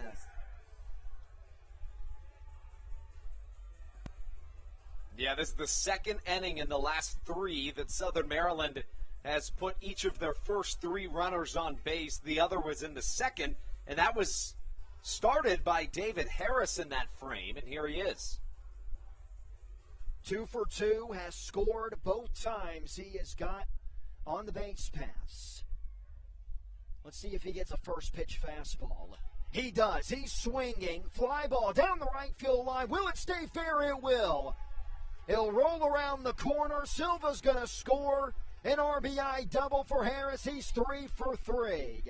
Yeah, we know he likes to hit well here at home. And this probably the end of the road for Joe Henry Herrera. No outs, runners at second and third. He's allowed 8 runs in his last 3 innings. And already 2 with 2 in scoring position here in this half of the fourth. There is still no movement in that dugout by manager Mark Mason. I'm going to be honest, Andrew, it's kind of driving me crazy that they're not taking him out of the game. Well, it's not driving the Blue Crabs crazy. They'll take this all day. It's interesting, Herrera's struggles to this point in the year have generally come in the control facet of this game, but not today. Zach Collier batting from the left side. Time's going to be called. It looks like the umpiring crew or somebody on the field was not ready for the first offering to the Blue Crabs center fielder. Collier, he's 1 for 2. He has scored. Singled into right field back in that second inning. Allowed for Josh McAdams to hit a 3-run blast. First pitch that the center fielder does see is a sinker that's low and outside for ball 1. What a way to answer, though, if you are Southern Maryland. The 2-5 road trip, the offense really struggled against the Ducks, and you come out with already 8 runs, and we're not through the 4th inning. It just shows the demeanor and the passion that this team has. Yeah, you mentioned it. I mean, Southern Maryland scores 3 total runs in their last 3 games in which they were swept by the Ducks. And now, all of a sudden, you find yourselves in a huge margin of lead. Inside, I thought that nicked the jersey. But home plate umpire and Silvio Martinez is going to disagree with me. Nevertheless, it's 3-0. And you would have to assume that we get a pitching change if McAdams comes to the plate with the bases loaded, the guy who had the home run earlier. Collier taking all the way, a 4-pitch walk. Bases are loaded for McAdams. This is getting into dangerous territory for the York Revolution. Yeah, I mean, you look back at the last full time through the order for Southern Maryland, dating back to the 3rd inning, 8 of the last 9 batters have reached base. Dating back to the last time McAdams was up, the only out was on a Michael Baca fielder's choice to end the 3rd. So clearly some struggles here for Joe Henry Herrera, and McAdams probably the last guy that he wants to face. Other than the home run for the 3rd baseman, he walked in his last appearance. He's going to take all the way. A sinker in there for strike 1. Now 9 hits in the game for the Blue Crabs. Has them an 8-1 lead over the Revolution. Make sure to stick with us after this game. We got another one 30 minutes after. Slider, disgusting, 0-2. We haven't seen a whole lot of that slider. You know, the couple of times that he's tried to issue it this evening, he's missed way out in front of the plate. So a bold move here after he struggled with it, but you know, it's definitely a pitch that's going to help him a lot if he can place it. And the reason why is because Herrera has consistently been down in the count, forcing him to throw what he's most comfortable with, and it's been the fastball-sinker combination, but maybe going to that slider a little bit more will get him out of this jam. He does try to go to it, but a good eye there by McAdams. And that's the thing that I kind of don't understand is you would think going back to the fastball and sinker, he'd be more comfortable with it, throwing strikes, but he still can't find the K-zone with it. So why not go to your off-speed pitches like the slider and maybe the changeup? Just missing outside. Herrera, he's been frustrated with that electronic strike zone the entire day. Yeah, you can see McAdams trying to kind of push the ball out of the zone there at the last second, trying to make sure that wasn't a called strike 3. There is still nobody out here in the bottom of the 4th. High and in, McAdams having to do his best limbo to get out of the way. It's now a full count. And if you're McAdams, you know that a fastball or sinker's coming. Yeah, I would agree. 5 straight have reached for Southern Maryland here in this inning. 8 of the last 9. McAdams could really blow this thing open here. The entire infield covered in the shade. That American flag beyond the right center field wall, moving a little bit out towards right field, not in the favor of McAdams, but he has shown that it doesn't matter. The center of the belt, the 3-2. Line drive to center field. Coming on is Mesa, who makes the diving catch. Tagging from third and scoring will be Rosa. But Mesa stealing away maybe a couple of RBIs from McAdams and definitely his second hit of the event. That RBI for McAdams is 70th of the year. Incredibly, entering 2021, the most in his previous 6 professional seasons in his whole career was just 33 RBIs. So an incredible display of power. He's now tripled his previous home run best in his career, more than doubled his RBI best. And here comes Joe DeLuca. The catcher DeLuca's 1 for 2. He has scored. He's got an RBI. And another 3-run inning for the Blue Crabs as DeLuca swings and whiffs at a sinker. Placed in a beautiful spot in the outside corner for strike 1. I know this is only my second game in the broadcast booth, but during my time in the booth, we have seen some phenomenal plays. We really have. I mean, it's a very high level of baseball. A lot of home runs, a lot of diving catches. The shortstop for the Barnstormers, his name is slipping my mind right now, but he was sensational. Yeah, he really was. His defensive prowess. Jake Hoover. Yes. Was a Hoover vacuum at short, second, Absolutely. and third in those 3 games. The one diving catch that he had, I know you know the one that I'm talking about, and if you're listening, if you were with us during that broadcast, just full-out Superman. DeLuca, a little blooper. This is going to get down. Scoring easily from second is Harris. And now, trying to get into third, he will. It's Collier. This is starting to get sloppy for the Revolution. Nobody covering the third base bag as the third baseman Herrera went out to possibly make a catch on it. And then there was some miscommunication on who was going to cover the bag between Herrera and the shortstop Gregorio. And that just, I'm going to say that miscommunication is due to you're starting to lose that momentum, already down 9-1 and now 10-1. Here's Trejo.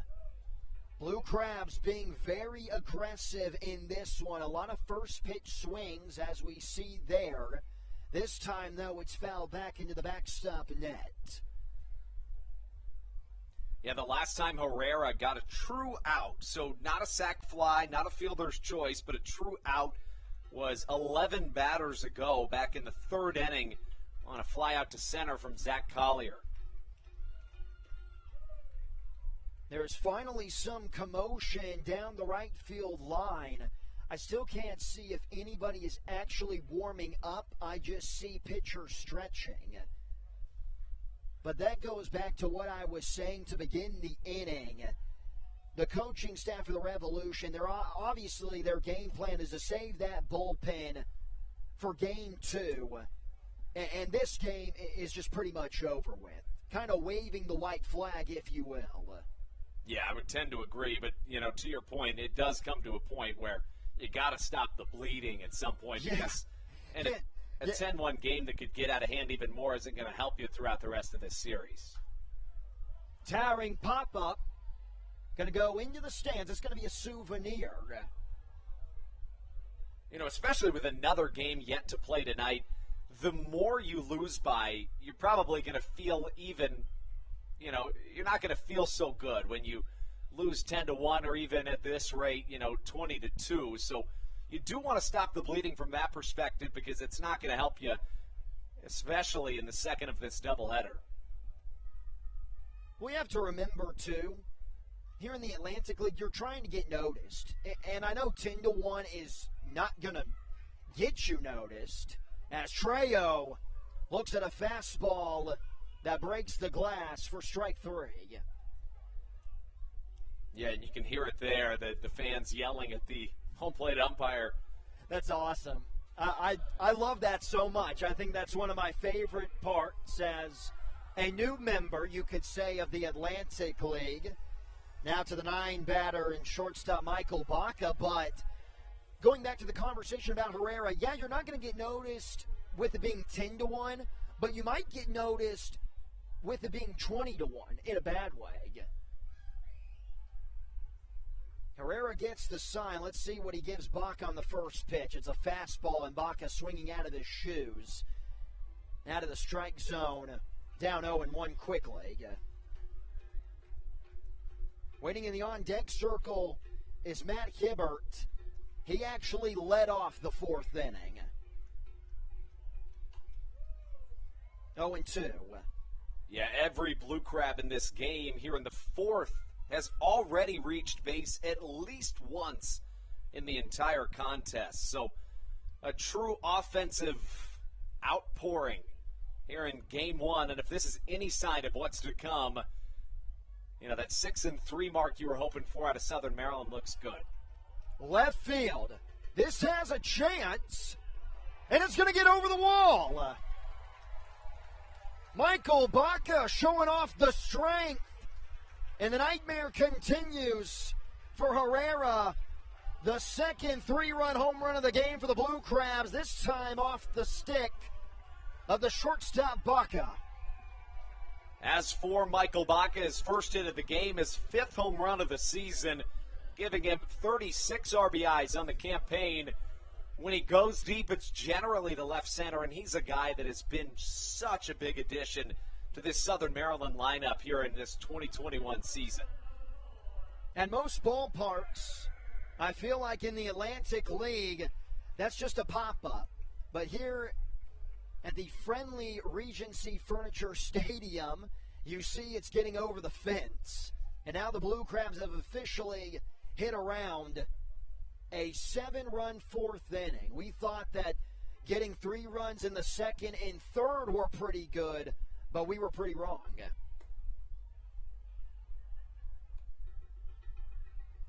So Hibbert actually led off the fourth inning by getting hit in the elbow. And he got hit again. Yeah, that nicked him. Wow, this is unbelievable stuff.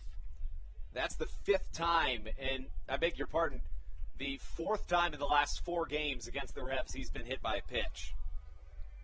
In my eyes, Andrew, though, in the eyes of most GMs nowadays, he's 2 for 2.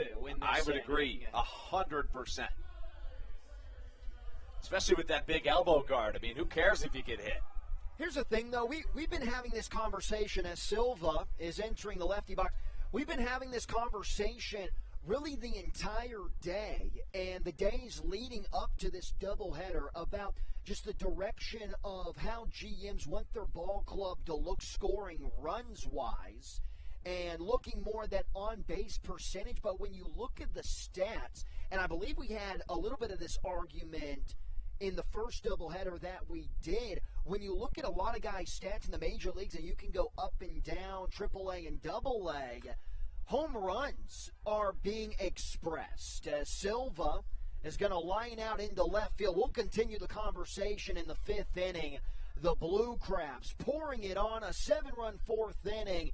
They lead the York Revolution 13-1 going into the 5th. This is Coach Doug's, and you're listening to the Hometown Real Estate Broadcast Network. All Pawn is Southern Maryland's premier pawn shop and is the official pawn shop of the Southern Maryland Blue Crabs. Stop by and say hello today. They've been a part of the Southern Maryland community for 18 years. If you need some cash to hold you over, or if you're just doing some spring cleaning and want to clear some stuff out, please bring it by All Pawn and let them make you an offer. If you have broken jewelry or some that you just don't want anymore, please bring it by and they'll pay you more than anyone in the Tri-County area. They're located on 301 in White Plains, just south of DeMar Road. Go Blue Crabs! Hey Blue Crabs fans, make sure to visit the All-American Steakhouse and Sports Theater at 35 St. Patrick's Drive, right here in Waldorf, for some great food with great friends. Their steaks are fresh, hand-cut, in-house daily, as well as many other fresh seafood, chicken, and beef options. They offer outdoor and indoor dining, available each and every day, along with the same great menu to go if you would like. Please visit them online at www.theallamericansteakhouse.com. That's www.theallamericansteakhouse.com. You can also visit them on Facebook or Instagram. They have daily specials that you just can't pass up. Thank you, Blue Crabs fans.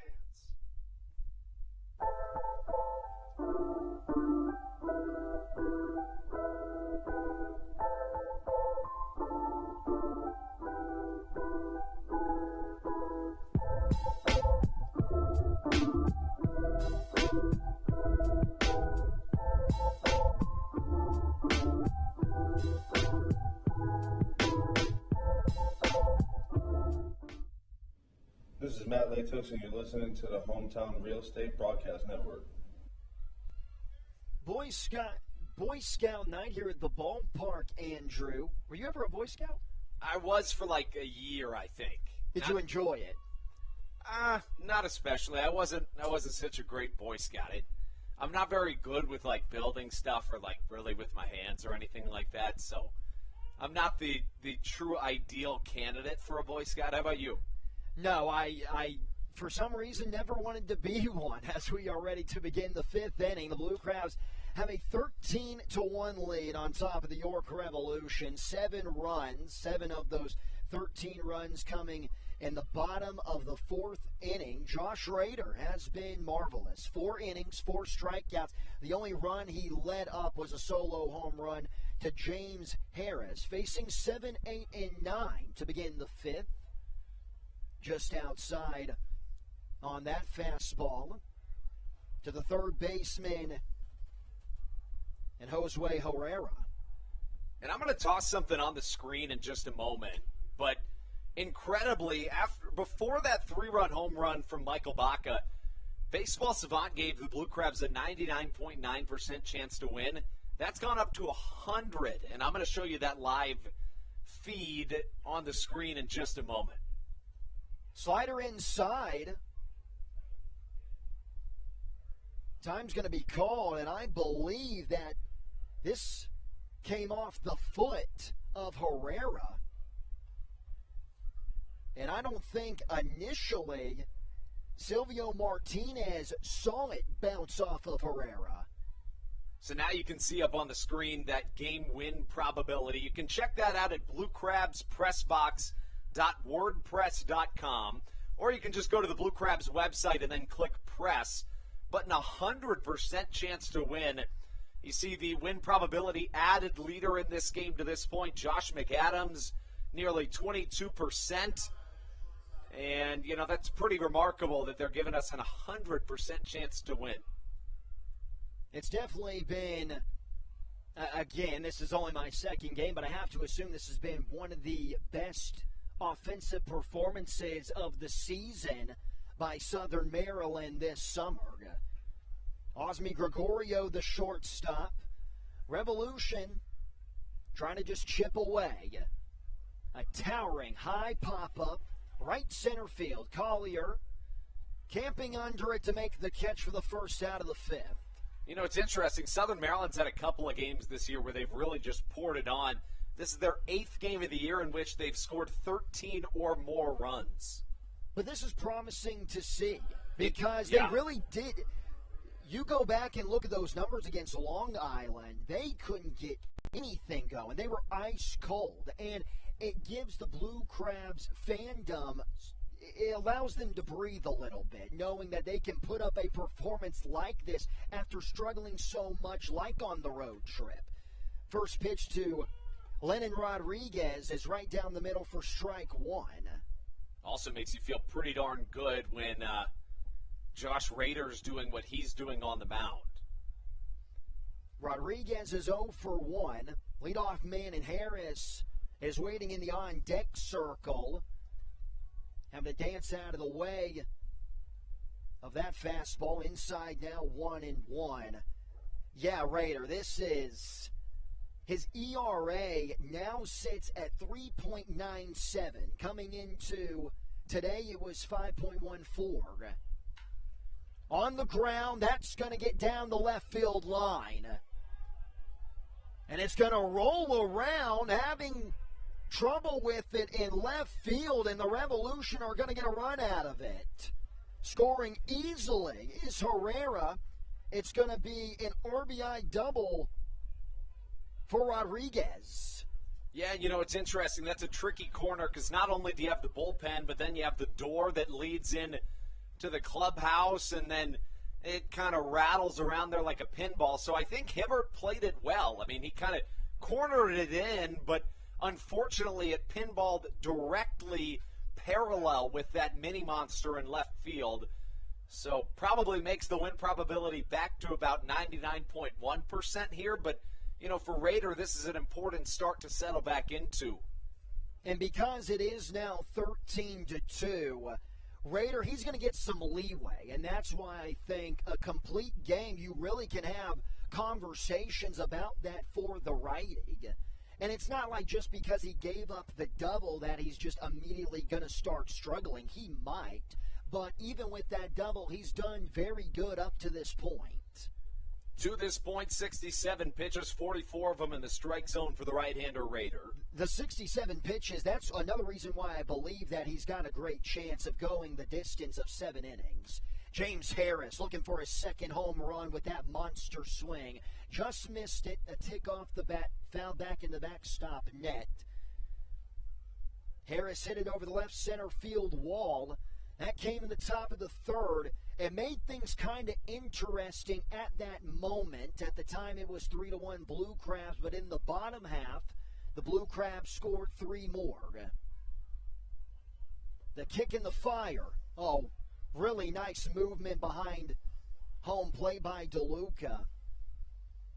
And really the only similarity between these two pitchers this evening, they both have 4 strikeouts, but the line for Joe Henry Herrera right now, 4 innings pitched, 4 walks, 11 hits, 13 runs, all earned, and 2 home runs. Raider right now, 4 1/3, 3 hits, 2 runs both earned, no walks, 4 strikeouts for the righty.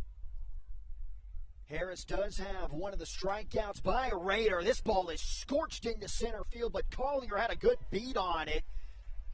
Making the catch in left center field, quickly gets it into the infield for allowed out number 2.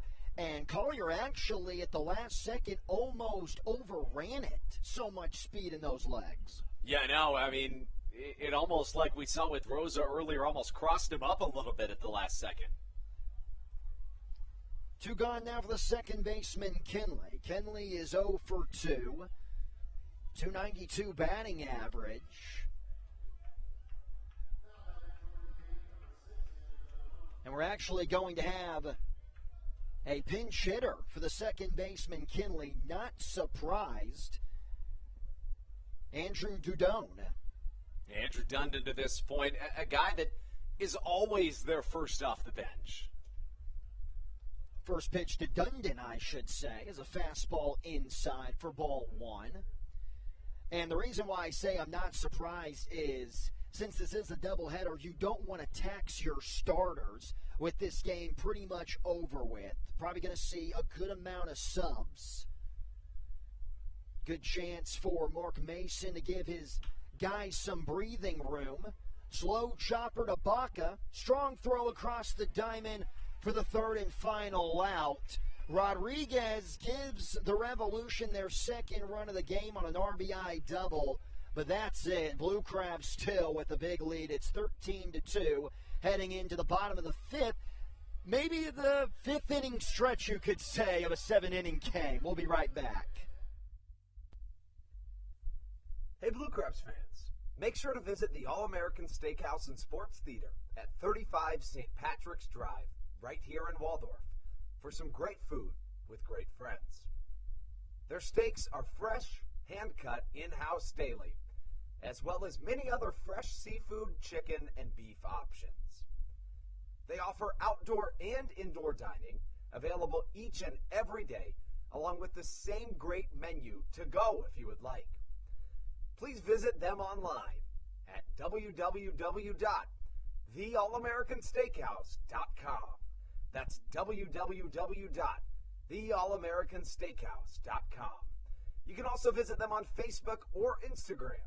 They have daily specials that you just can't pass up. Thank you, Blue Crabs fans. All Pawn is Southern Maryland's premier pawn shop and is the official pawn shop of the Southern Maryland Blue Crabs. Stop by and say hello today. They've been a part of the Southern Maryland community for 18 years. If you need some cash to hold you over, or if you're just doing some spring cleaning and want to clear some stuff out, please bring it by All Pawn and let them make you an offer. If you have broken jewelry or some that you just don't want anymore, please bring it by and they'll pay you more than anyone in the Tri-County area.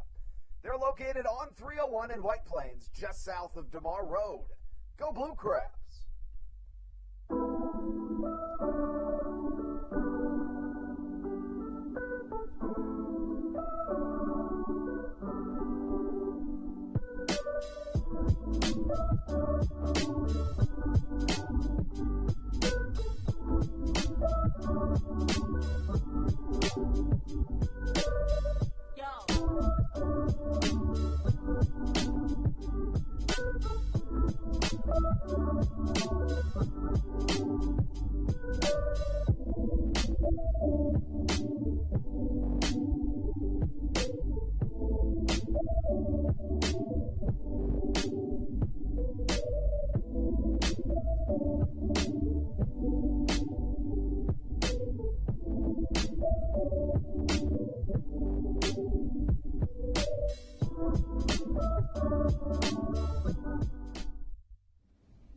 This is Patrick Baker, and you're listening to the Hometown Real Estate Broadcast Network.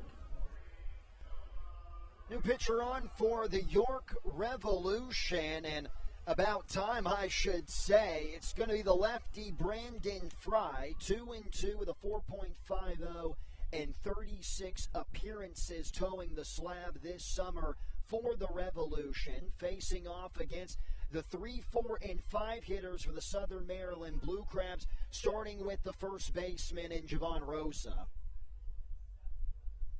Matthew Hargrove here alongside Andrew Banstra, 13-2 Blue Crabs. It has been an offensive clinic for the home team. The good guys, you could say. Line drive into right field, another diving catch by a Revolution outfielder. This time, it's going to be by Wellington Dotel. Another really, really good play by this Revolution outfield that has looked really solid to this point. It's just that, sometimes there's balls that you can't catch, such as the ones over the fence. 2 3-run shots for Southern Maryland account for nearly half of their 13 runs here in the bottom of the fifth. Here's been the hitter MVP of the game for the Blue Crabs so far. And David Harris, he's 3 for 3. He scored 3 times, and he has an RBI. And Stan Kleinberg having a little chat with home plate umpire Silvio Martinez. I think that Kleinberg thought that the ball actually got down out of the glove of Dotel. First pitch to Harris, misses high for a ball, 1-0. Yeah, you mentioned the bat of Harris to this point. 3 for 3, couple of singles, and then an RBI double his last time up in the fourth. Has looked really comfortable in the righty box. There's a strike over the corner.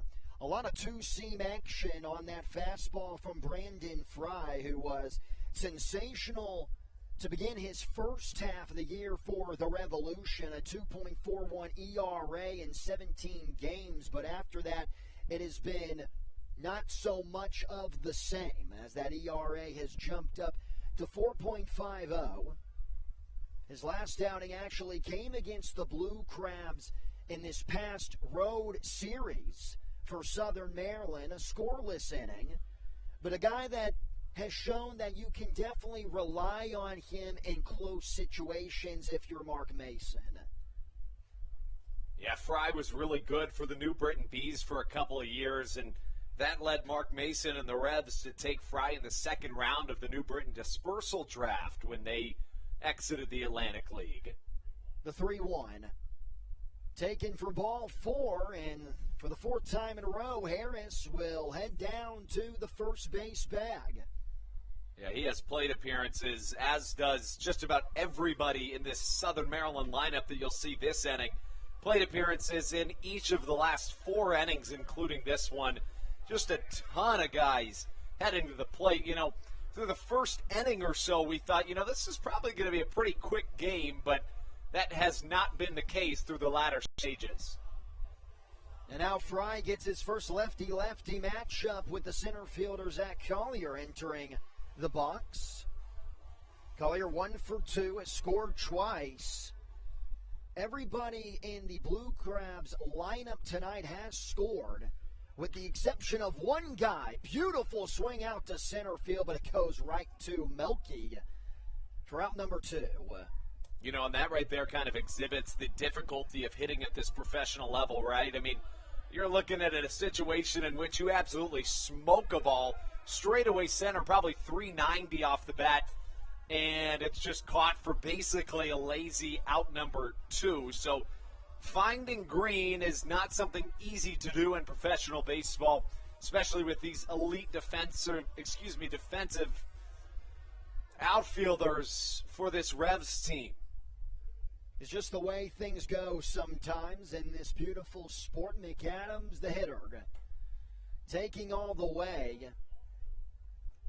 Not a big fan of swinging at that first pitch. Is very patient on the first offering from any guy that he faces out there on the bump. Looks like Fry gave him a first pitch changeup, so maybe a wise decision. Second one's a fastball off the end of the bat. Melky Mesa again is going to make the play for the third and final out. Finally, a scoreless inning for the York Revolution heading into the 6th. Blue Crabs lead 13-2. Andrew Banstra on the play-by-play duties coming up. Chick-fil-A of Charles County has been a proud supporter of the Southern Maryland Blue Crabs since their inception in 2008. For years, they have sponsored the Southern Maryland Blue Crabs, America's prisoners of war and missing in action. In between the second inning of each game, there is a moment of silence brought to you by Chick-fil-A. The Southern Maryland Blue Crabs appreciate and respect not only Chick-fil-A, but all of those that have served our great country. The seat that they sponsor was made possible by Chick-fil-A of Charles County. Thank you so much, and visit any of your Charles County Chick-fil-A locations today. The Charles County Department of Health encourages you to get the COVID-19 vaccination today. You can get it all over Southern Maryland or no matter where you are across the United States. Vaccinations are offered right here at Regency Furniture Stadium with no appointment needed.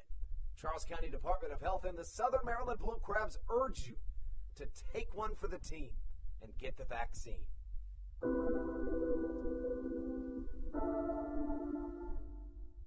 This is Coach Doug's, and you're listening to the Hometown Real Estate Broadcast Network.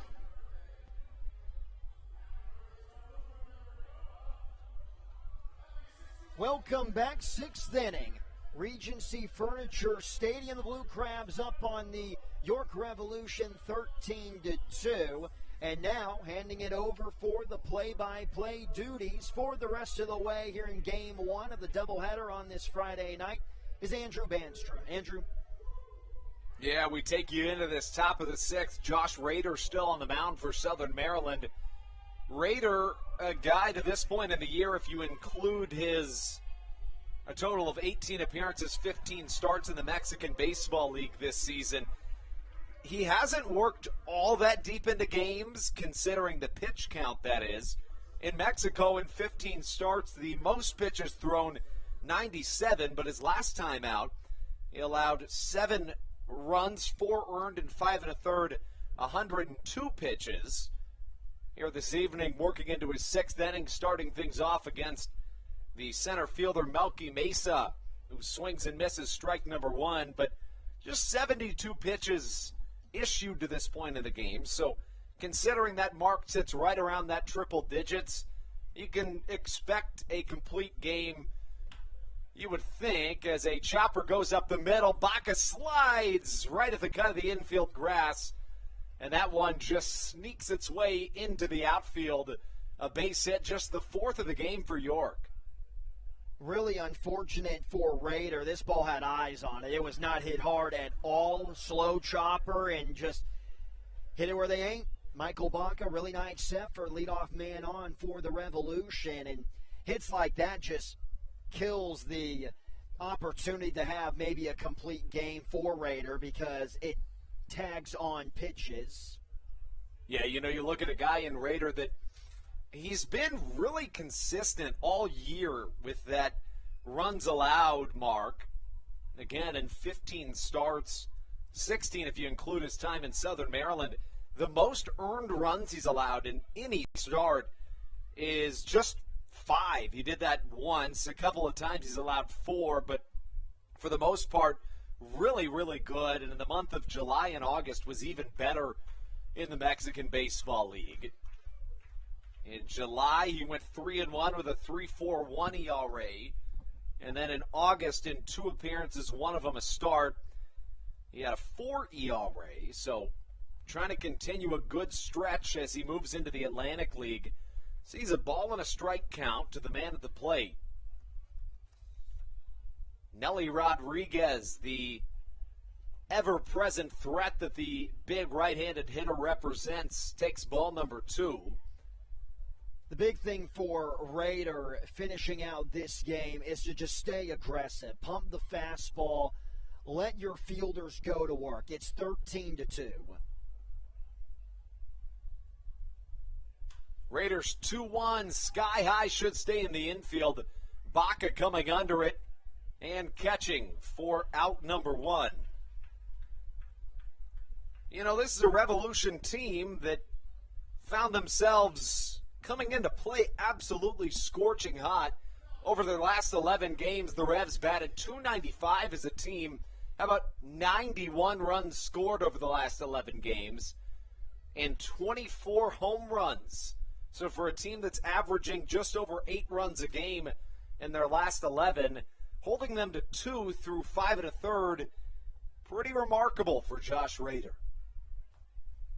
It is, but talking about the York Revolution with this big loss, I'm not ready to say that they've just cooled down immediately, and I would say you would feel the same, Andrew, because it is just one game.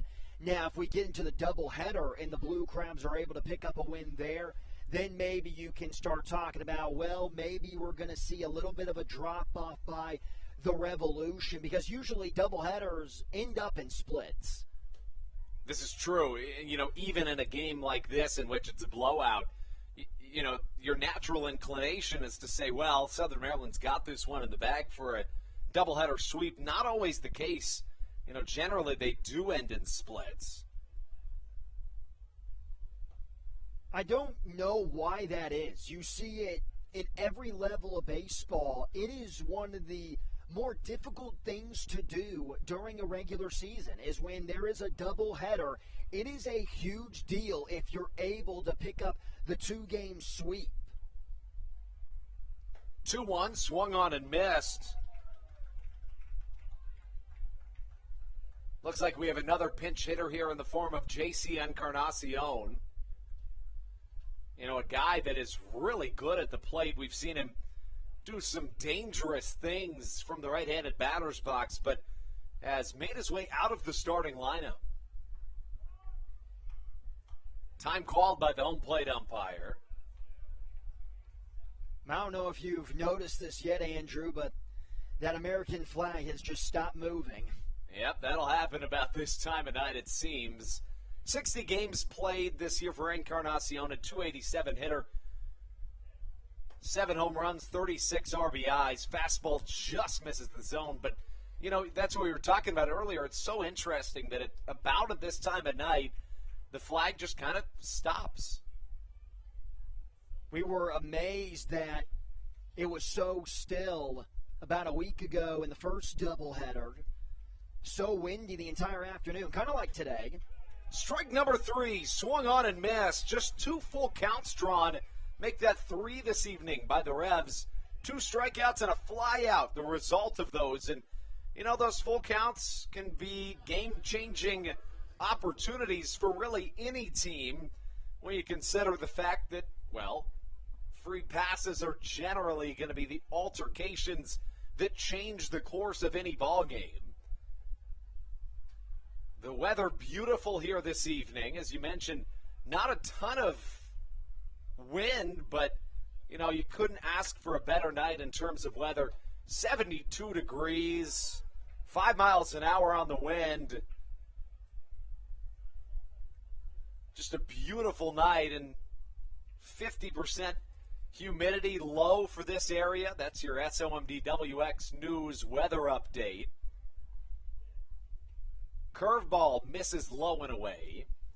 I love that Josh Rader got that last strikeout on the fastball. I just got done saying a couple of minutes ago about how he needs to stay aggressive and really stick to the fastball and sinker and let your fielders work. But because Rader's been so good, he's got the blow-by fastball stuff. Chopper up the middle. Baca with a flip to second. A fielder's choice as Ruby Silva steps on it.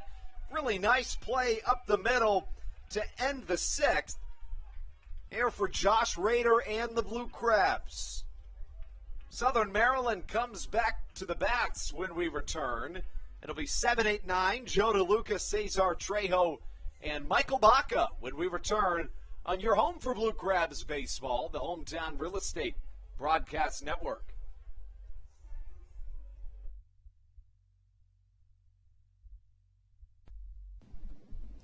This is Patrick Baker, and you're listening to the Hometown Real Estate Broadcast Network. American Radiology is the clear choice for all of your medical imaging needs. With locations in Charles and Calvert counties, they offer a full range of imaging services. Some of their latest innovations included 3D mammography and wide-open MRIs for our claustrophobic patients. For your convenience, they even offer extended weekday hours and Saturdays.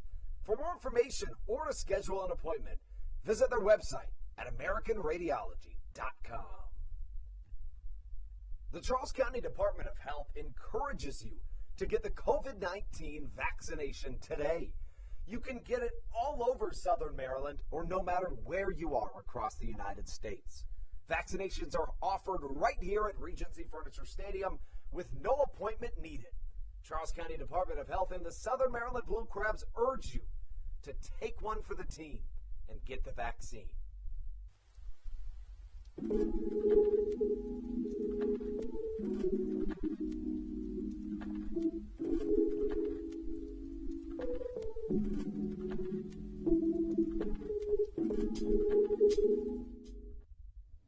This is Dario Pisano, and you're listening to the Hometown Real Estate Broadcast Network. Mentioned at the top of this broadcast, something not really of concern, but something to watch out for is that two of Southern Maryland's best bats and generally their first option off the bench in Kent Blackstone, and then, of course, the two starters Southern Maryland is missing, Alex Crosby and Dario Pisano, are headed to the European Baseball Championships. Pisano playing for Team Italy with Blackstone and Crosby playing for Team Great Britain. They lead us into the inning, but coming up to the plate, Joe DeLuca, Cesar Trejo, and Michael Baca. New arm onto the mound for this visiting York Revolution team. It's yet another left-hander, as Joe DeLuca will come up from the right side yet again.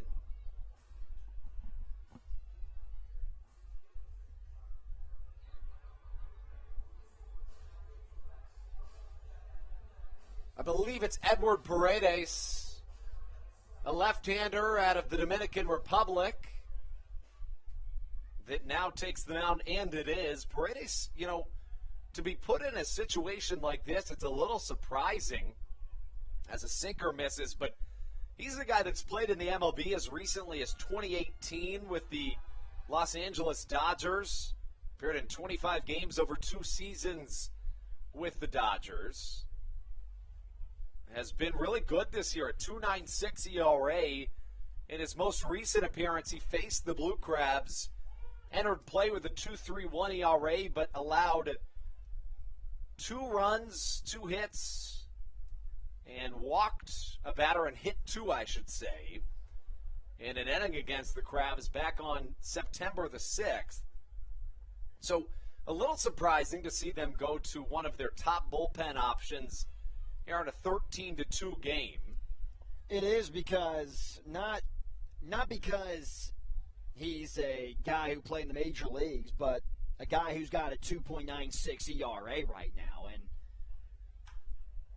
Joe DeLuca hits one a mile, but well foul. And obviously, you'd want to use a guy like this in a closer game, not 13-2. It just makes me wonder who they are going to use if their starter in Game 2 is not up to par. They do have guys like Israel Cruz, a 1.93 ERA. They got another lefty in Jim Fuller, a 3.62 ERA. But I also think it's really interesting for them to use 2 lefties. Yeah, I would tend to agree. Of course, lefties don't come by the dozens, especially out of the bullpen. Generally, you're going to save those guys for situations in which you really need them. Now, in Game 2, the starter is going to be not really a spot start, but, the Revs hadn't announced it was a TBD who was going to pitch Game 2 of the doubleheader until just earlier today. It's going to be Jake Welch, a 9.6 ERA, 16 appearances, 12 starts for the right-hander, as Paredes misses well outside. The count now full at 3 balls and 2 strikes. I beg your pardon, 2-2 the count. A reminder, Dundon is fielding at the second base position, came in to pinch hit for Kenley, who will most likely see him in Game 2, just getting the rest of the night off with the score being what it is.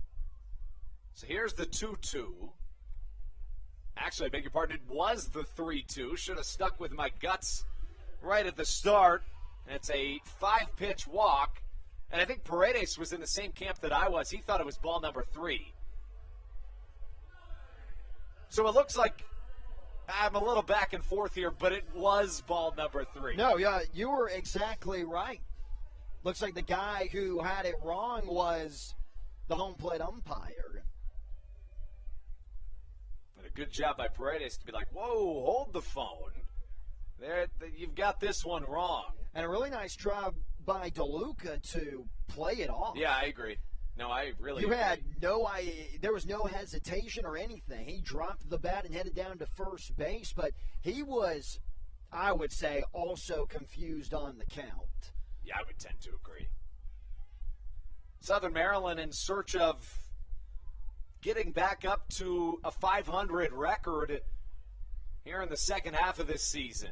Both teams entering play half a game back of the Long Island Ducks, who lead the Atlantic League North Division in the second half. Flare shot to the right side is caught, so indeed it's out number one as DeLuca flies out to right. Here's a guy in Cesar Trejo. He has been really good this game. 1 for 2. He's got an RBI, a walk, so he's been on base twice. Has the one strikeout, but Trejo is a guy that we talk about the depth all the time with this Blue Crabs team. When you got Trejo and Baca's got a 3-run home run this game. When you got these guys as your 8 and 9 batters, good luck. Yeah, I would agree. I mean, Stan Clyburn always does a really good job of spreading the wealth throughout his lineup, but honestly, he doesn't even have to do that this season because he has good options all the way throughout. The count 1-0 to Cesar Trejo. The patented red bat takes ball number 2. Real quick, Andrew, my bad, but just wanted to mention the lineup, too, with the York Revolution. There's not many holes in that lineup either. The only guy that really stands out with a .213 batting average is the catcher Rodriguez. Yeah, I would tend to agree as the third ball misses, 3-0 the count.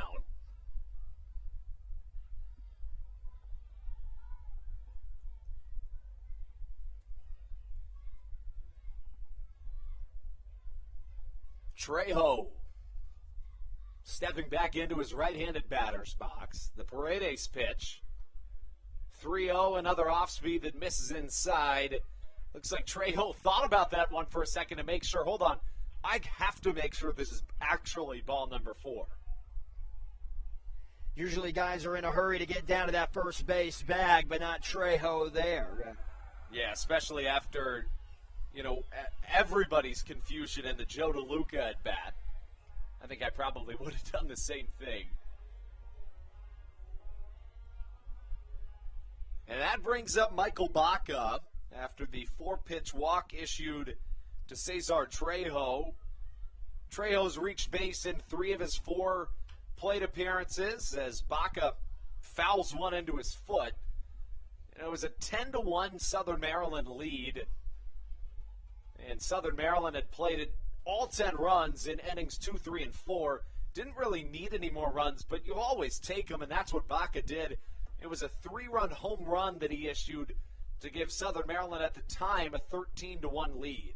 I still can't believe the baseball got out of the yard.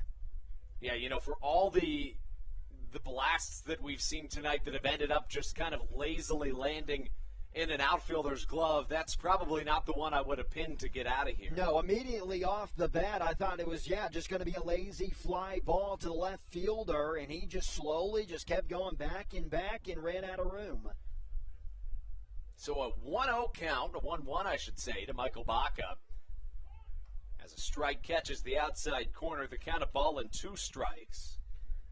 I think, too, people who see former MLB guys like Paredes on the mound, they just instantly think because they're a former Major League Baseball player that they're going to come out and just hit, 95 on the gun. Well struck to the left side yet again from Michael Baca, but it's foul as it lands in the Legends Club seats. It's NFL night here at the stadium as well. You see a fan over in the Legends Club seating wearing a Joe Montana jersey.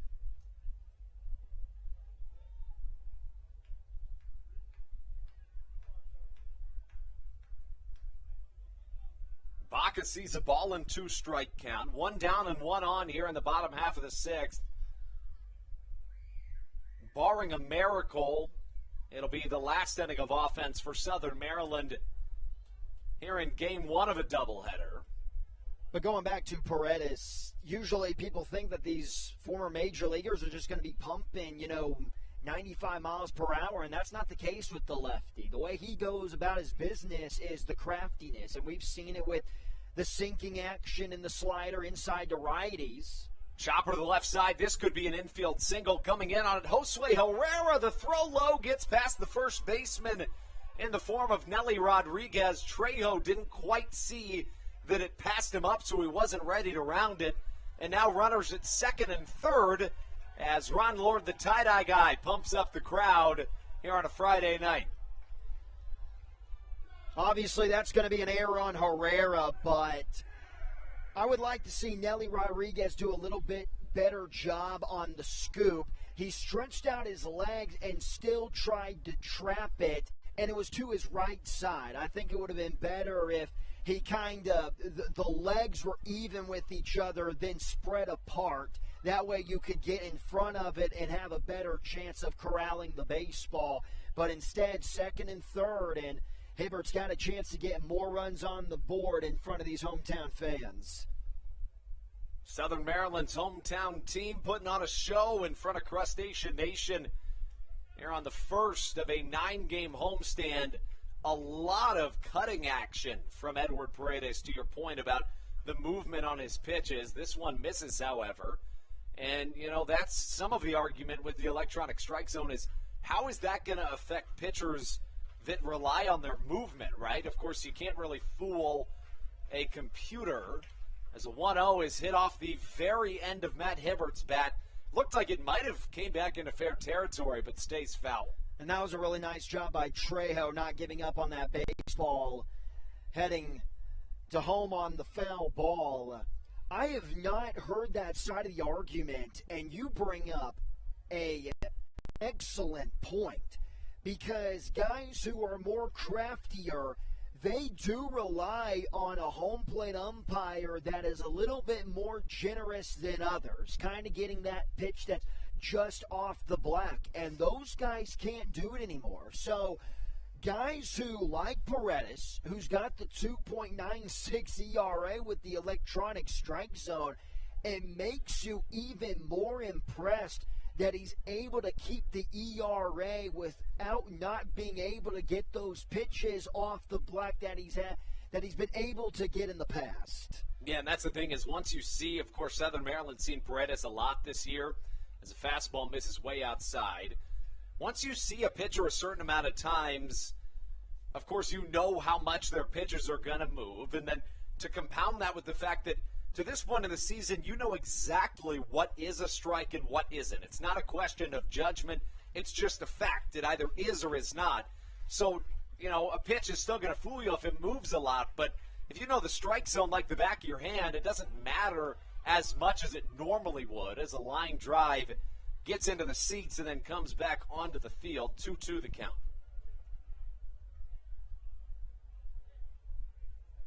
But with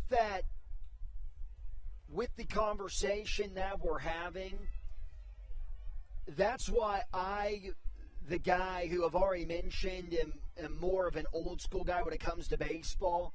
I love that part of the game. I love the different strike zones that we have with umpires.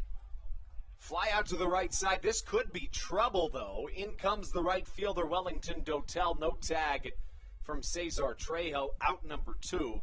Now, I see your argument, and I agreed when this was first implemented, but at the same time, when you think about it from a macro perspective, right, you take yourself out of the equation, and if somebody just told you there's this game, it's called baseball, and you have the ability to make the strike zone the same all the time, but instead it's up to the umpire whether it's a strike or a ball.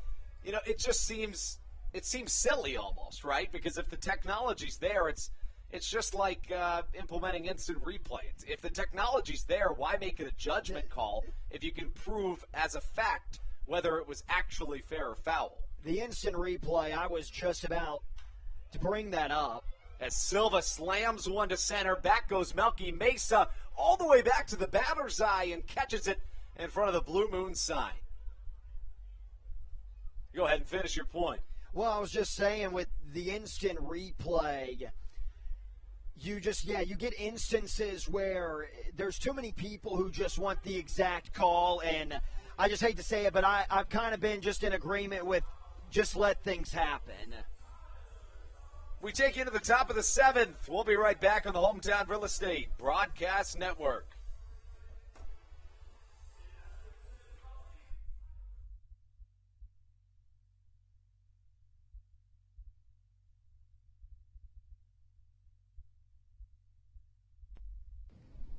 This is Josh McAdams, and you're listening to the Hometown Real Estate Broadcast Network. Did you know that the Washington, D.C. metro area is the 5th most expensive place to live in the entire United States of America? Sometimes finding affordable housing in this area can feel impossible. If you're struggling to find affordable housing, look no further than the Villages of St. Charles by Ross Properties. You can visit them online at villagesatstcharles.com for more information today. Villages of St. Charles. They'll have you safe at home. There's nothing quite like when the Blue Crabs retire the side. At Wealth Management Partners, they're on your side for your retirement planning needs. It's never too early to start planning your retirement. Talk to the experienced financial advisors of Wealth Management Partners located right here in Waldorf. Call them today at 301-885-0955. Again, Wealth Management Partners. Call them today at 301-885-0955.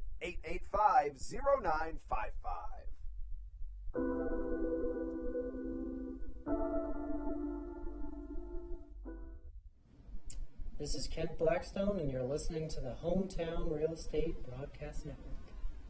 Well, if you're looking down onto the field thinking to yourself, what is going on down there? There is a man very clearly balancing massive items on his face. Your eyes are not mistaking you. It's Tyler's amazing balancing act, the biggest act in all of baseball, the modern-day famous chicken, if that reference strikes a nerve for you. But he's a guy that has been to almost every MLB stadium, March Madness, NBA stadiums, NFL stadiums, you name it. He can literally balance anything other than a human on his face. That includes bikes and, things of the like. As Josh Rader, we've been talking about it all game, maybe a CG in the cards, and it looks that way if he can shut down the Revs here in their half of the 7th. Of course, game 1 of a 2-game, 7-inning doubleheader. The count of ball and a strike as Jack Kenley swings and misses on a sinker. There's just so much blow-by fastballs, so many that we have seen from Rader, and even here in the 7th inning, the velocity, the high-powering stuff is still there from the righty.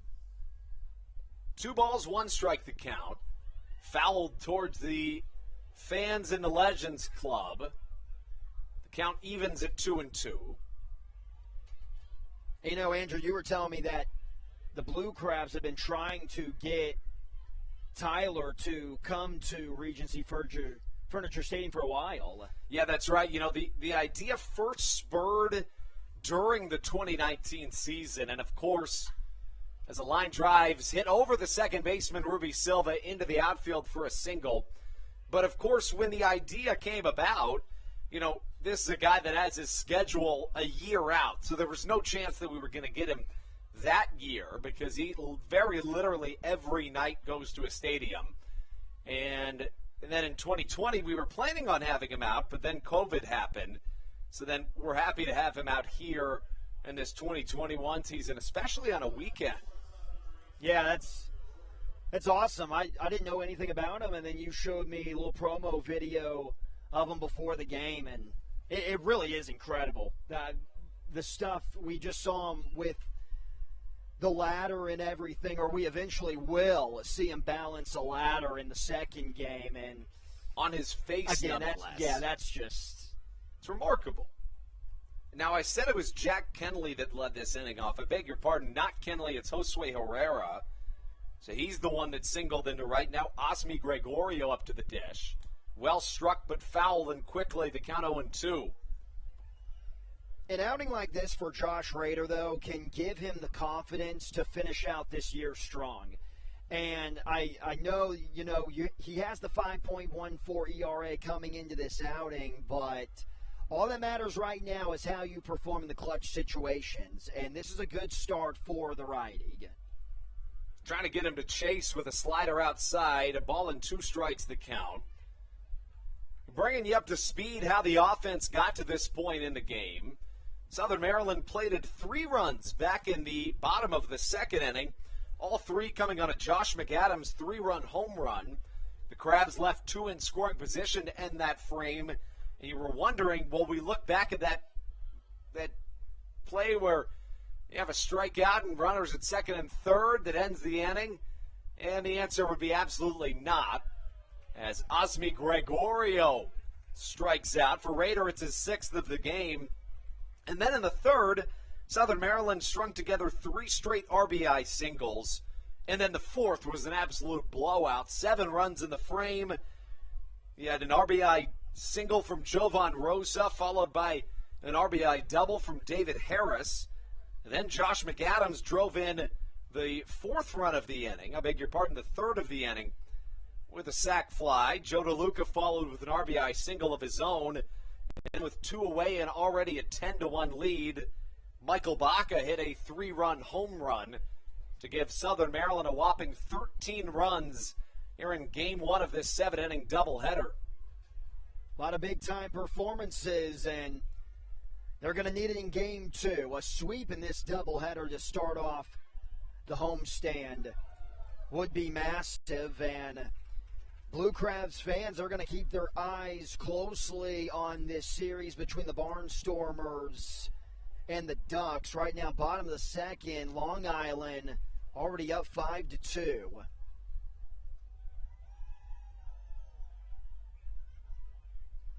Raiders 1-1. It'll miss outside. Now the count 2 balls and a strike. But a chance also for Southern Maryland. If they can win both games, even if Long Island hangs on to their victory against the Barnstormers, you have a chance to be tied in the North Division. Yeah, that's exactly right. A doubleheader sweep, regardless of the outcome in Long Island, would have you with some foothold of first place. Of course, if Long Island loses, then you find yourself in sole possession of first place. As we know in the Atlantic League, the winner of each division and each half gets a playoff bid. So the Ducks won the first half in the North Division. The Crabs, the Revs, the Barnstormers, and even the Ducks looking really close in the second half. Southern Maryland has been right at the top basically all second half, as yet another strikeout continues this 7th inning. 7 of them for Josh Rader. So in Rader's last performance, he had 5 strikeouts, 1 with the four-seam fastball, 2 with the curveball, 1 with the slider, and 1 with the cutter. I bet when we go back and look at all the strikeouts he's had on the specific pitches, it's been with the fastball. It has been electric. Again, blow-by stuff, and it hasn't been looking all swings and misses from the Revolution offense. You look back at the Blue Crabs offense in this game, 7 for 13 with runners in scoring position. That'll do it for you. Yeah, that'll get it done. Now, the Revs really haven't had that many opportunities with runners in scoring position. They're 0 for 4. Rader really hasn't given them a whole lot of chances. Of the Revs' 5 hits this evening, most of them for extra bases, as Baca bobbles the ball at the shortstop position. Could have been the ball game, but it bounces off the heel of his glove, and that'll go down as an E6 to extend this ball game. And Baca just simply let that baseball eat him up. Instead of charging it, he went back towards center field and got the mini weird hop that no infielder wants to deal with, and the game moves forward.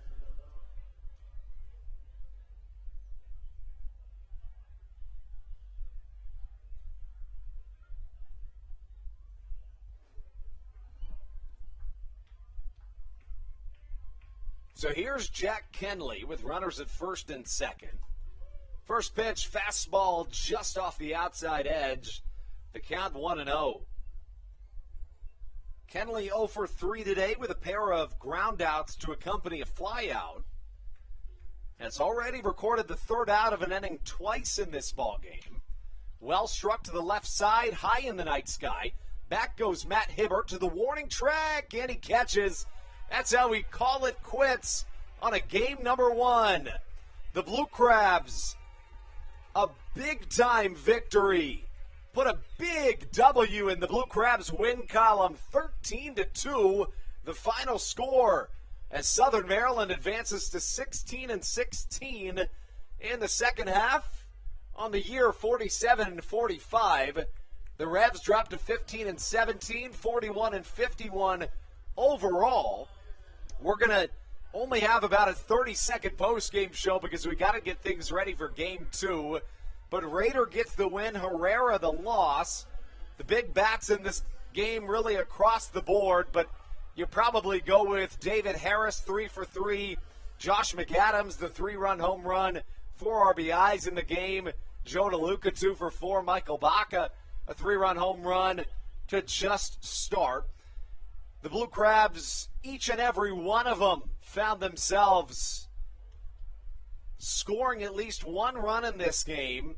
And when we come back for Game 2, Southern Maryland trying to make this a doubleheader sweep. For Matthew Hargrove, I'm Andrew Banstra.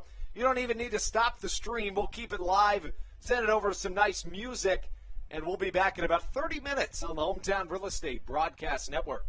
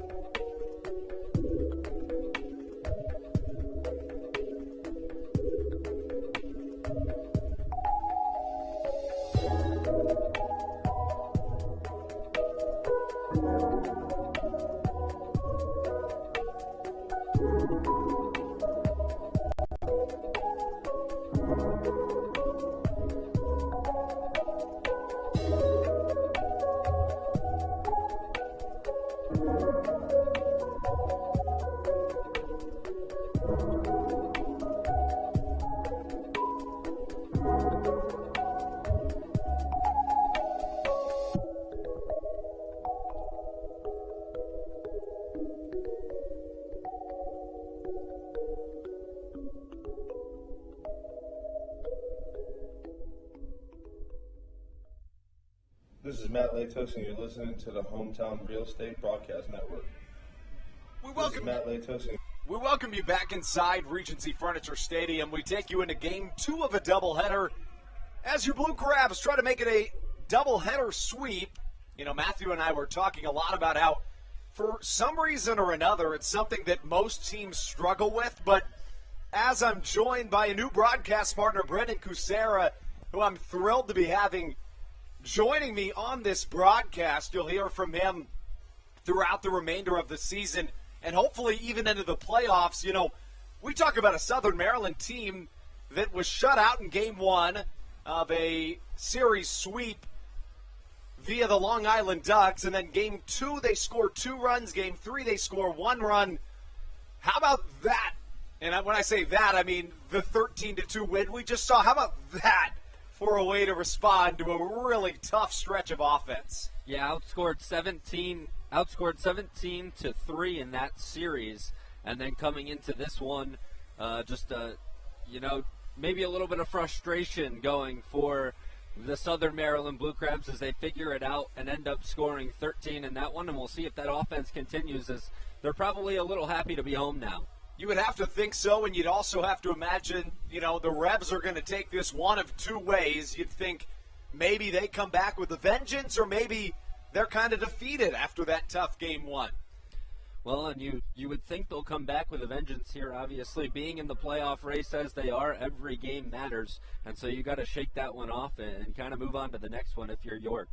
As we speak, Southern Maryland tied for first place in the Atlantic League North Division, but that doesn't hold all that much weight, considering the fact that the Revolution find themselves in 3rd place, just a game back, as Colton Mahoney takes the mound. We'll give you the starting lineups in just one moment. Fastball called, strike on the outside corner as James Harris leads us off. Harris had a solo home run in Game 1, one of 2 Revs runs in the contest. Softly chopped up the middle of the field. Ruby Silva gets it on a few bounces and throws across the infield for out number 1. Let's give you those starting lineups right here on the Hometown Real Estate Broadcast Network. Starting with the Revs, leading off, it'll be the left fielder, as you just saw, James Harris. Up to bat now, batting second, the second baseman, Jack Kenley. Batting third, the center fielder, Melky Mesa. And in the cleanup spot, the first baseman, Nelly Rodriguez. Batting fifth, the designated hitter, Carlos Franco. Batting sixth, Wellington Dotel, the right fielder, as Jack Kenley swings and misses at strike number 1.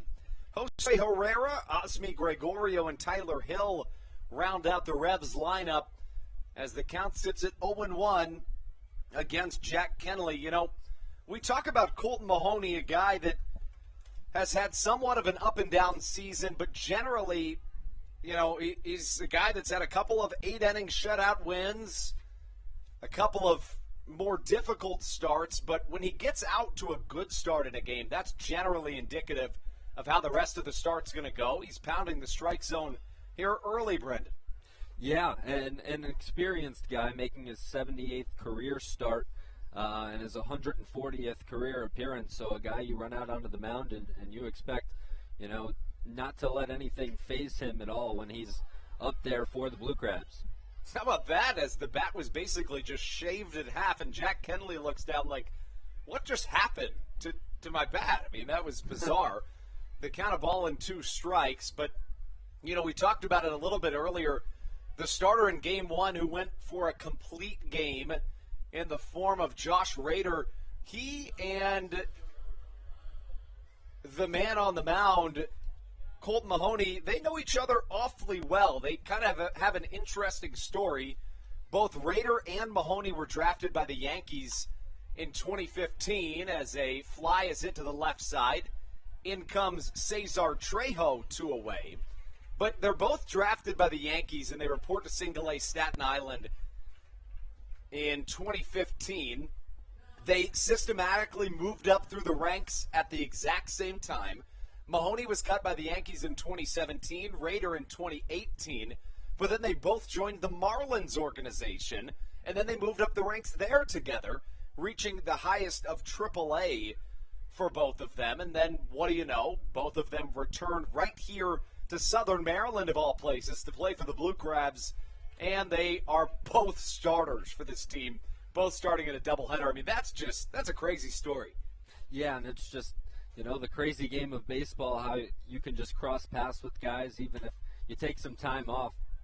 As Ruby Silva fields one on a hop, a 1-2-3 inning for Colt Mahoney.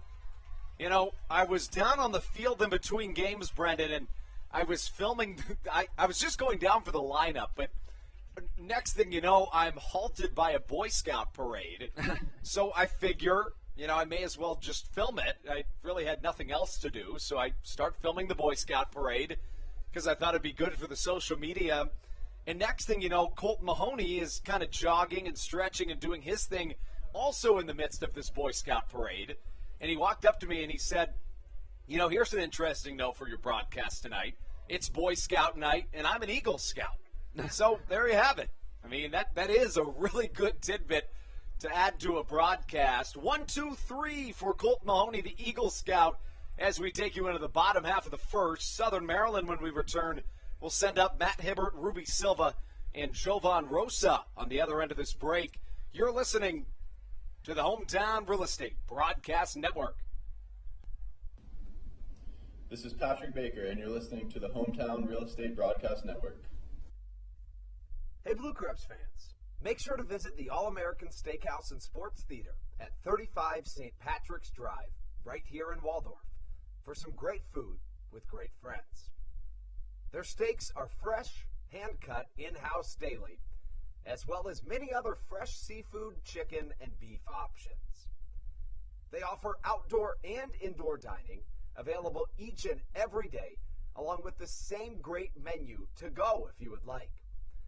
Please visit them online at www.theallamericansteakhouse.com. That's www.theallamericansteakhouse.com. You can also visit them on Facebook or Instagram. They have daily specials that you just can't pass up. Thank you, Blue Crabs fans. When you need a win on the road, don't get left stranded. Make AAA part of your roster, and you'll always have someone on deck ready to get you home. AAA also offers car care, insurance, and travel services, and has stores conveniently located for Blue Crabs fans in Brandywine, Crofton, and Alexandria.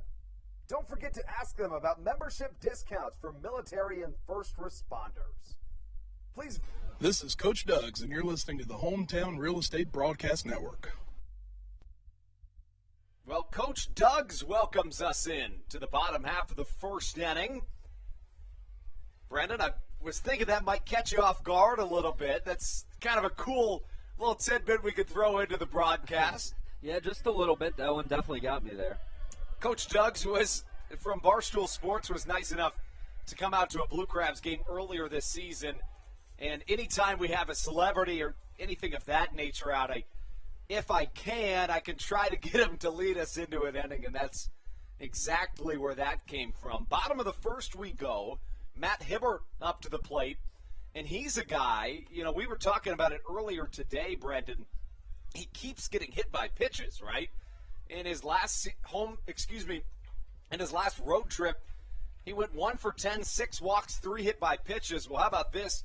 In game 1 today, he goes 0 for 2, but reached twice when he was hit by pitches. And some guys just seem to attract the baseball, and Hibbert being one of them, and obviously, as you mentioned in game 1, that trend continued for him.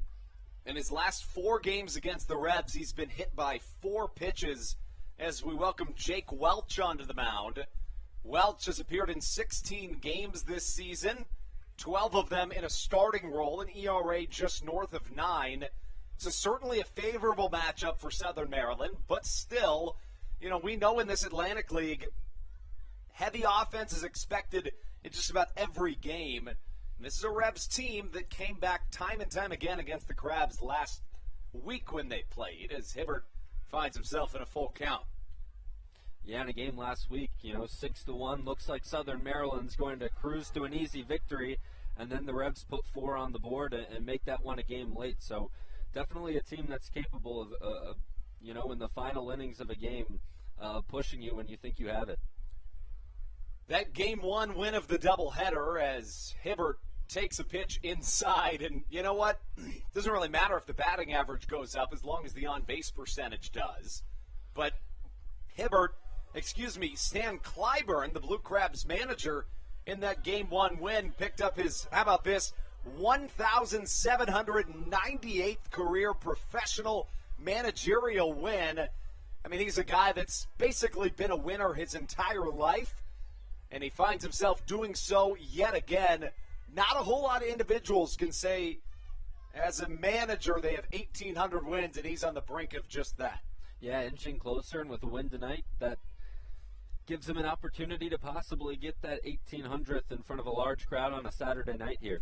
Yeah, fireworks show coming tomorrow, of course, on the anniversary, the grim 20th anniversary of September 11th, 2001, as Jake Welch misses inside, looks a little bit frustrated out there on the mound, as did his counterpart in Game 1, Joe Henry Herrera, got the loss. He went 4 innings, allowing 11 hits, 13 runs, all of them earned, in an offensive outburst from Southern Maryland. Runner goes on the pitch, but it's a high sky into left center. In comes the center fielder, Melky Mesa, but he gives way to James Harris in left for out number 1. So the walk to Matt Hibbert, and now the fly out from Ruby Silva brings up Jovan Rosa. In Game 1, Rosa went 1 for 4 with a run scored and an RBI. He has at least 1 hit in 8 of his last 9 games played. And, it speaks to Clyburn's experience. It was last week, and it was right when we signed Rosa, who played for Stan Clyburn in 2015, 2016, 2017, and 2018. 1 year with the Blue Crabs, that was in 2015. And then when Stan went to be the first ever manager for the New Britain Bees, a team no longer in the Atlantic League, Rosa followed. But Stan said to me, you know what, this is the first time, and honestly, I don't even remember the number, as a line drive singles hit up the middle, but it speaks to the point of how incredible not only Stan's memory and baseball mind is, but he said something to the effect of, it's been 375 games since I've gotten to write Rosa's name in the lineup card. The fact that he remembered that, I mean, I can't even remember it 5 days later. It's pretty remarkable, and it shows this guy's been winning and doing at a high level for a long time. Yeah, and speaks to the talent of Rosa there, a guy obviously a staple in the order at the 3 spot. Again tonight, coming off the heels of a 7-game hitting streak from September 2nd to September 8th. So, a guy that obviously Stan Clyburn will remember well. That brings up David Harris. He went 3 for 3 with an RBI double and a walk in Game 1. takes a changeup down low, and Jake Welch, I wouldn't really say struggling early, but trying to find his footing, and things can get dangerous against the Southern Maryland offense, especially in the form of David Harris. Harris has 3 home runs in the second half of this season. All 3 of them came in one game back on August the 22nd. That tied a Blue Crabs franchise record. You know, you talk about guys whose power comes in spurts, but that's a pretty dramatic example of that. Yeah, not really a guy who looks like he'd be much of a power hitter, but has that sneaky power at the plate. And he's a really good cleanup guy as Matt Hibbert goes on the pitch. It's going to be close at 30s in time. A head-first slide getting under the tag of Tyler Hill behind the dish, and Hibbert swipes yet another bag. It's his 4th of the season and his 3rd in the last week. Always valuable to have that speed on the base paths to bother the opposing pitcher, and then obviously to take care of some extra bases. We talked about this earlier this week where, you know, guys who can get on first and possibly turn things into second and third with just a single or a walk are so important, so valuable to a team's offense. You know, somebody I'm excited for you to see later this week as Harris takes a pitch outside. Rosa probably is not going to try to take second. And the count 3-1. But Darian Sanford, and I don't exaggerate when I say this, anybody will tell you this, especially the Revolution, of whom he was the center fielder for 4 seasons. 3-1 misses outside, bases loaded on the walk. But let me pull up some stats on Darian Sanford. This is literally, I mean, one of, if not the fastest individual in all of baseball. He's never going to hit a home run, well, rarely going to hit a home run, but he'll steal so many bases. I mean, this is a guy, I beg your pardon, he was just traded to the Lexington Legends from the Revs. I guess I did not realize that, but regardless, he steals a ton of bases.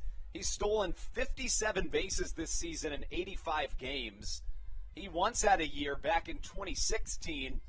In 78 games in the Pacific Association, he stole 99 bases. I mean, it's ridiculous. It doesn't even make sense. Yeah, and you think about guys in Major League Baseball like your Rajai Davises, your Billy Hamiltons who can steal a bag at ease. You know, those types of guys who we've seen come in the major leagues. Just so entertaining to watch when they're on the bases. And he plays center and basically isn't going to allow anything to drop. You know, I'm surprised to see the Revs trade him, but they're a team that lives and dies by the power, have been for the last couple of years, and Sanford's just not going to give you that power. He's going to bunt his way on and steal second and third. And that's a trend we've seen just across baseball as teams kind of pushing more for the power side of things instead of speed. A 3-0 count now to Zach Collier, but, you know, I read this thing the other day about back in the 90s, the owner of the Oakland Athletics signed the Olympic world champion in the 100-meter dash literally just to be a pinch runner. You know, obviously it's not a trend that's continued in baseball, but that's not really what Billy Hamilton or the like are. But it's interesting as Zach Collier draws a 4-pitch walk and a run scores. Southern Maryland on the board early, and Jake Welch in some serious hot water. 1 run scores, bases loaded. And Welch, he seems visibly frustrated out there on the mound. Yeah, and if you're Southern Maryland, the approach here is force him into the strike zone with a frustrated pitcher in Welch, who struggled with a little bit of command here recently. You know, force him into the strike zone, but, you know, with McAdams coming up to the plate, obviously, and his success in Game 1, he might be swinging away. Yeah, you said it. McAdams with a 3-run home run and 4 total RBIs in that Game 1 contest. First pitch misses inside. You know, the power has always been within him for McAdams in his 7th season of professional baseball. A former 7th-round draft pick is McAdams. He hits a broken bat chopper to the left side. This could be 2, 6, 4, 3. It's there.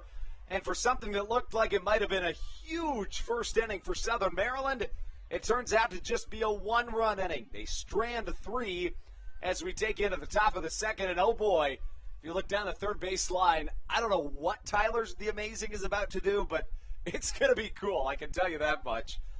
Keep your eyes peeled down that third base line is all I'll say between these innings. When we come back, it'll be Colton Mahoney out for his next inning of work right here on the Hometown Real Estate Broadcast Network.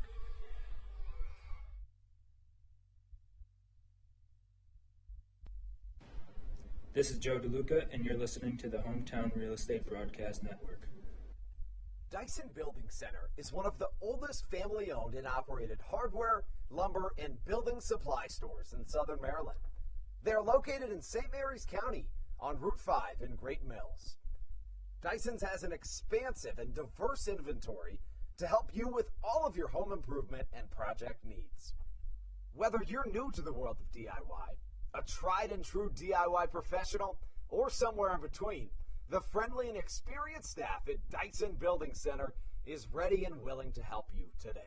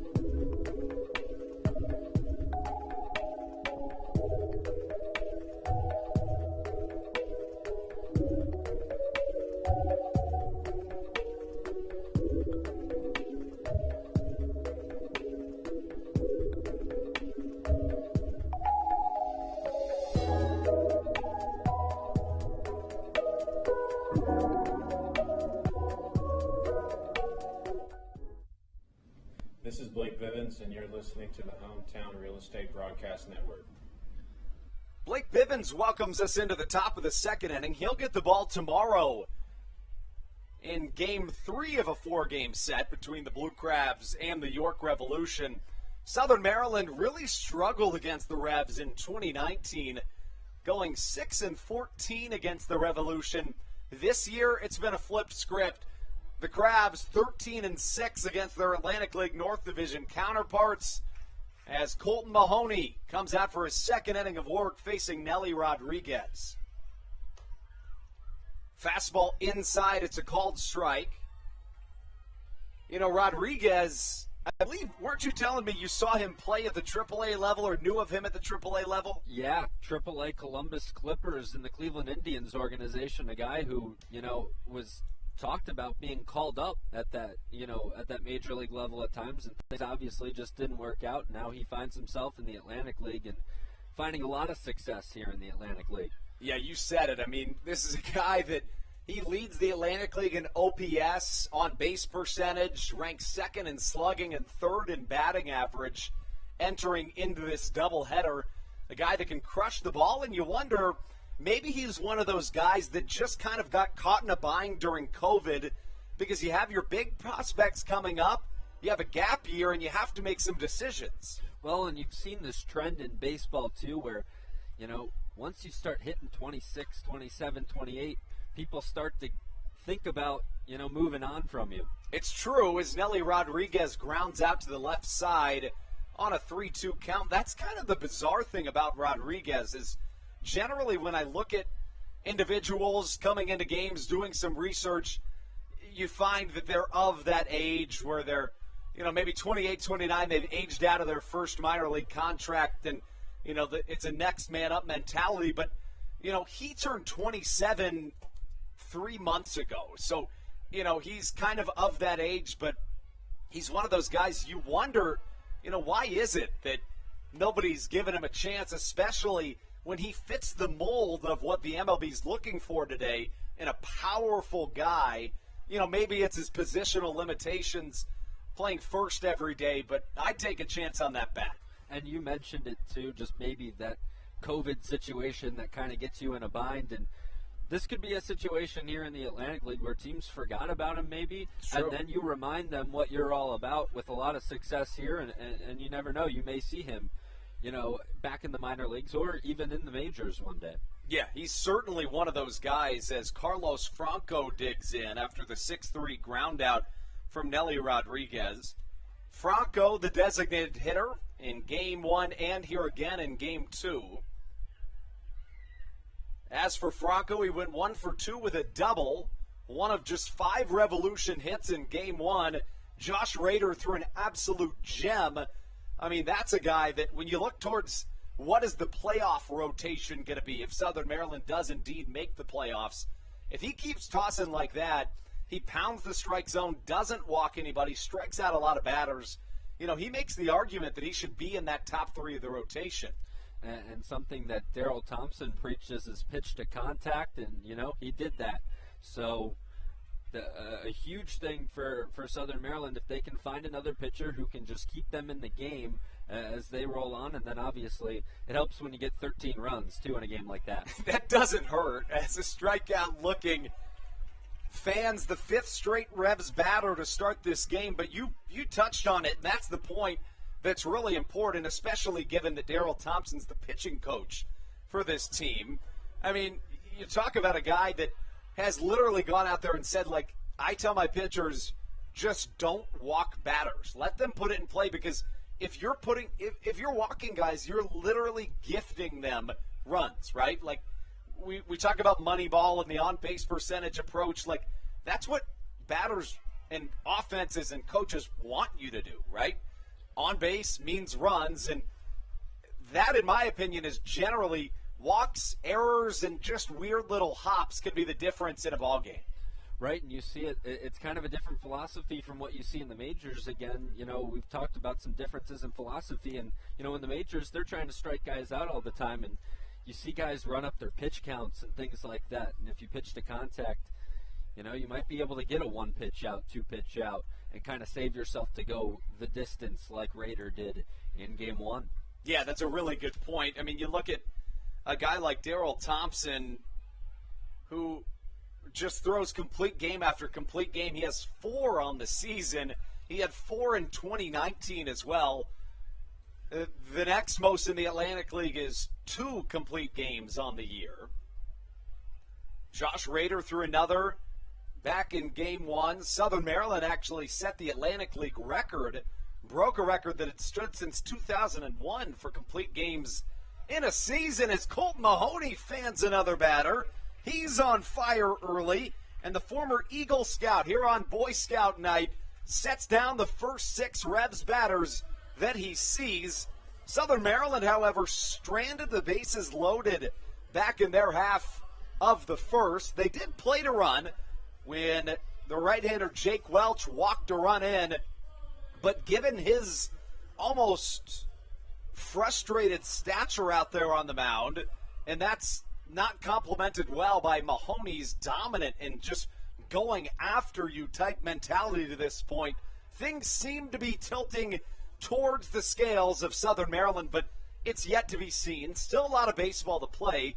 When we come back, it'll be 7-8-9 for Southern Maryland. Cesar Trejo, Jordan Howard, and Bronson Butcher when we return on the Hometown Real Estate Broadcast Network.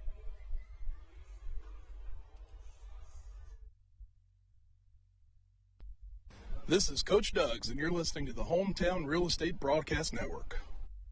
All Pawn is Southern Maryland's premier pawn shop and is the official pawn shop of the Southern Maryland Blue Crabs. Stop by and say hello today. They've been a part of the Southern Maryland community for 18 years.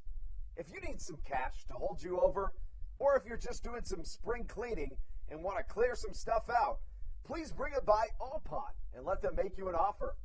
If you have broken jewelry or some that you just don't want anymore, please bring it by, and they'll pay you more than anyone in the Tri-County area. They're located on 301 in White Plains, just south of DeMar Road. Go Blue Crabs! Hey Blue Crabs fans, make sure to visit the All-American Steakhouse and Sports Theater at 35 St. Patrick's Drive, right here in Waldorf, for some great food with great friends. Their steaks are fresh, hand-cut, in-house daily, as well as many other fresh seafood, chicken, and beef options. They offer outdoor and indoor dining, available each and every day, along with the same great menu to go if you would like. Please visit them online at www.theallamericansteakhouse.com. That's www.theallamericansteakhouse.com. This is Matt Latos, and you're listening to the Hometown Real Estate Broadcast Network. Cesar Trejo leads things off as we take you to the bottom of the second. Tyler's amazing balancing act continues in the stands. Brendan, I don't know if you caught any of that, but, we even got the chance to talk to him earlier, and it's just incredible. If you haven't seen this guy, go follow him on social media or just search online Tyler's amazing balancing act. But remember, talk about that story he was telling us in the press box about how he got started balancing random things on his face. Yeah, just kind of started playing baseball and messing around kind of on the sidelines, and decided one day that he wanted to balance a bat on his face, or was just kind of messing around and figured out, hey, I'm pretty good at this. And then from there on, tried some different things, and next thing you know, he's performing in ballparks almost every single night, and he is riling up the crowd here in Southern Maryland. Yeah, you can hear all the kids going crazy for him down the third baseline. To be completely frank with you, if I was playing in this ball game, I'd be like, hey, I'm out here too, like playing a professional baseball game. But, that's kind of the way it goes sometimes. A 2-2 count here to Cesar Trejo, but we saw the confidence in full effect up in the press box when he balanced a pair of scissors on his nose, blades down. When he did that, I was like, whoa, hold on, man. Like, getting a little dangerous up here, yeah. They teach you from a young age, don't hand scissors blades first, but I don't even think they even bothered to say don't balance them on your face, blade down. 3-2 misses outside. Trejo is aboard after a 3-2 walk is drawn, and that gives way to Jordan Howard. We talked about it earlier with Southern Maryland losing 3 of their key bats, including 2 starters in the form of Alex Crosby, Dario Pisano, and Kent Blackstone, who go to the European Baseball Championships. They'll be back in about a week, but you need some guys to fill in, and that's exactly why the Blue Crabs traded for Jordan Howard, who now steps up for his first at-bat as a Blue Crab. Howard, a switch hitter, takes a pitch down low, and the count 1-0. Played in just about 50 games this season, or I should say 57 games this season, with the Gastonia Honey Hunters in their inaugural season. A 243 hitter on the year as he mashes one down the right field line. It's foul, but you know what? For a guy that you just traded for, you like to see things like that in his first at-bat. Yeah, and another one of those guys that doesn't look like he necessarily has a whole lot of pop, and that thing jumped off the barrel of the bat and just stayed to the right of the foul pole. Yeah, you raise a good point. Howard listed at 5'11", 160 pounds. Originally from Stockbridge, Georgia. A very, very rare instance of seeing somebody in their first season of professional baseball. Now, and Gastonia has done an incredible job building up their roster as the season's gone on. But, as Trejo goes on the pitch, trying to get his 16th stolen base of the year, and he does. That's a breath of fresh air to have somebody like that on the base paths. But, to finish the point, when you're starting in your first season of professional baseball, especially in independent baseball, it's hard to put together a roster of guys that have big-time professional experience because it takes years to build those connections. So you're going to see some times where it's a guy's first season, but he's done fairly well for his first season of pro ball. This time he hits one well to the right side again. It's got a chance. Bye-bye baseball. A 2-run shot from Jordan Howard in his first at-bat as a Blue Crab. The switch-hitting shortstop goes yard. Southern Maryland picks up an early 3-0 lead here in the second of a doubleheader.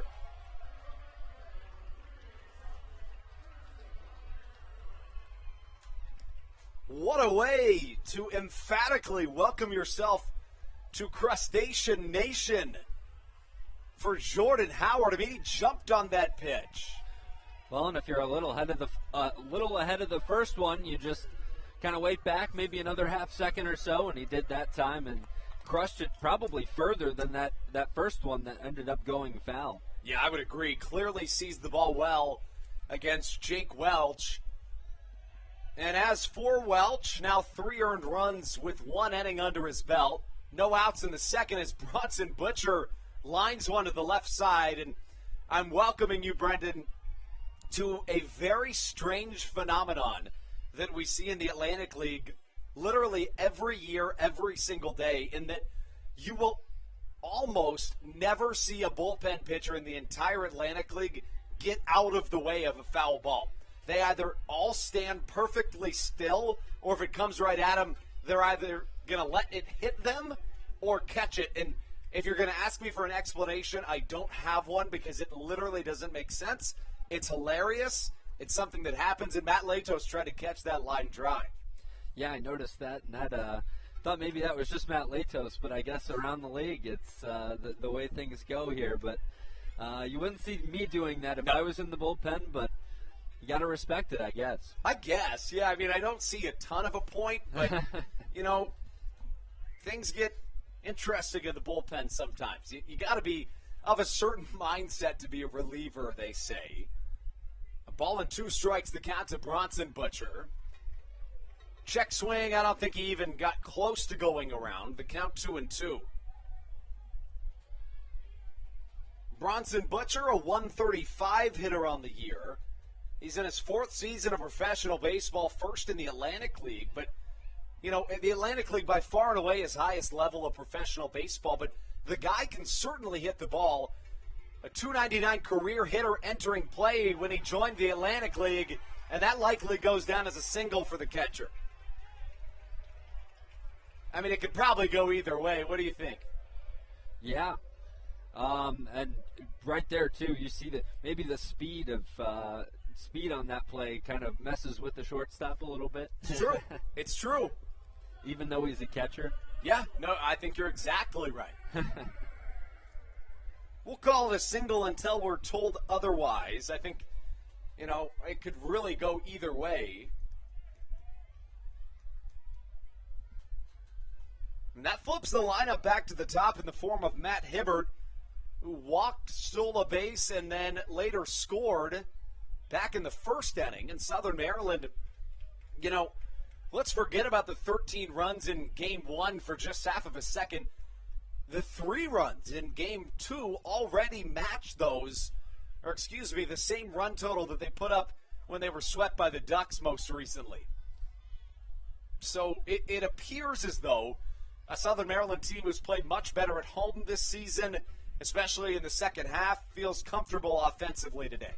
Well, and that last series against Long Island, obviously, on the tail end of a long road trip, so you just wonder if fatigue plays a factor there, and then coming home, kind of a breath of fresh air for Southern Maryland. And, in Game 1, we obviously saw the success with the offense. Yeah, you raise a really good point. This is a Southern Maryland team that was on the road a ton in the first half. 35 of their 60 first-half games came on the road. But here in the second half, I mean, they've basically been at home the entire half outside of this most recent 7-game road trip. So when you have to experience something like that, you're kind of comfortable. You're ready to, and you're used to being at home.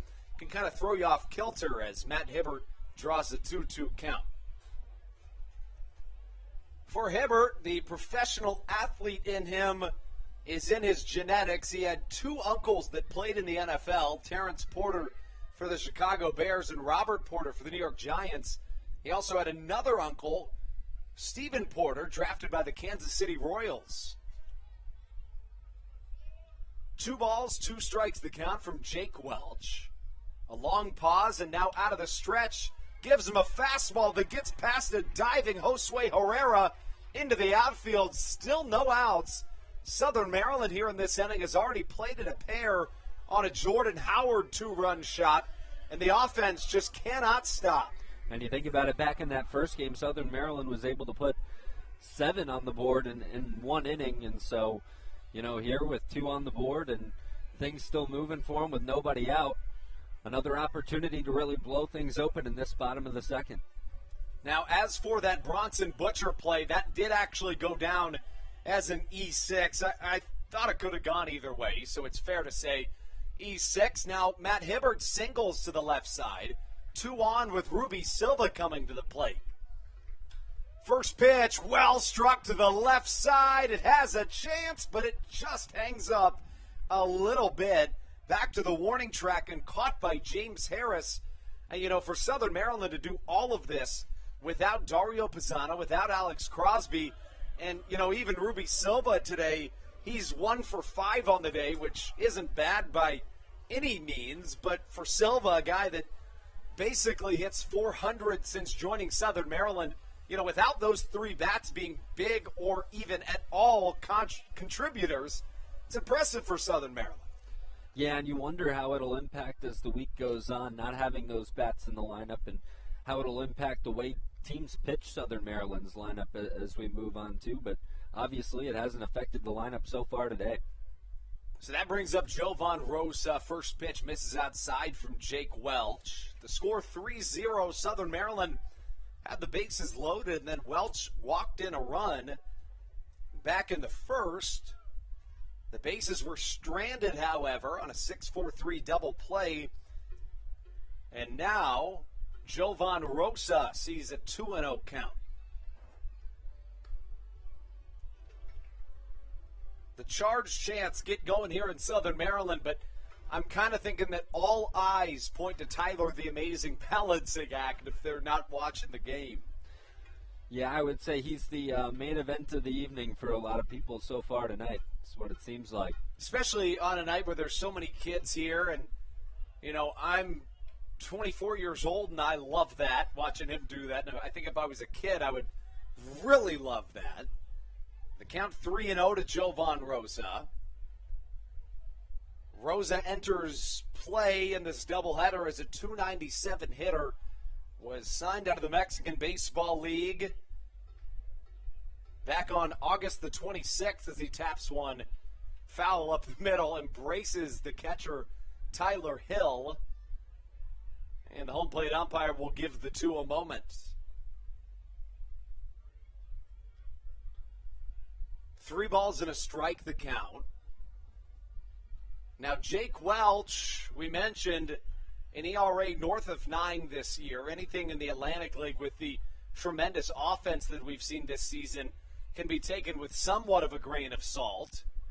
But Welch, this year 1-5 with a 9.60 ERA entering play.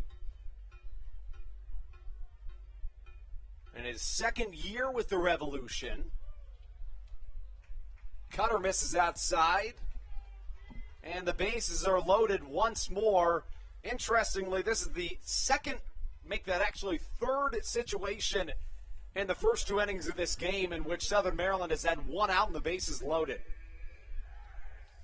And they only were able to come up last time with bases loaded, only able to come up with 1 run. And you think back to that Long Island series too. Obviously the offense struggling a little bit more in that series, but they had an opportunity, I believe it was game 1, bases loaded, nobody out, and came away with no runs. So I'd like to see them kind of take advantage of things with the bases loaded here. Yeah, I would tend to agree as Harris flares one foul to the right side. And, you can even look back to the York series. It was a game in which Southern Maryland ended out squeaking out a win in, but in the second inning against Duke Von Schaman, who we'll see later in this series, the Crabs had the bases loaded, no outs, and then ended up not scoring a single run.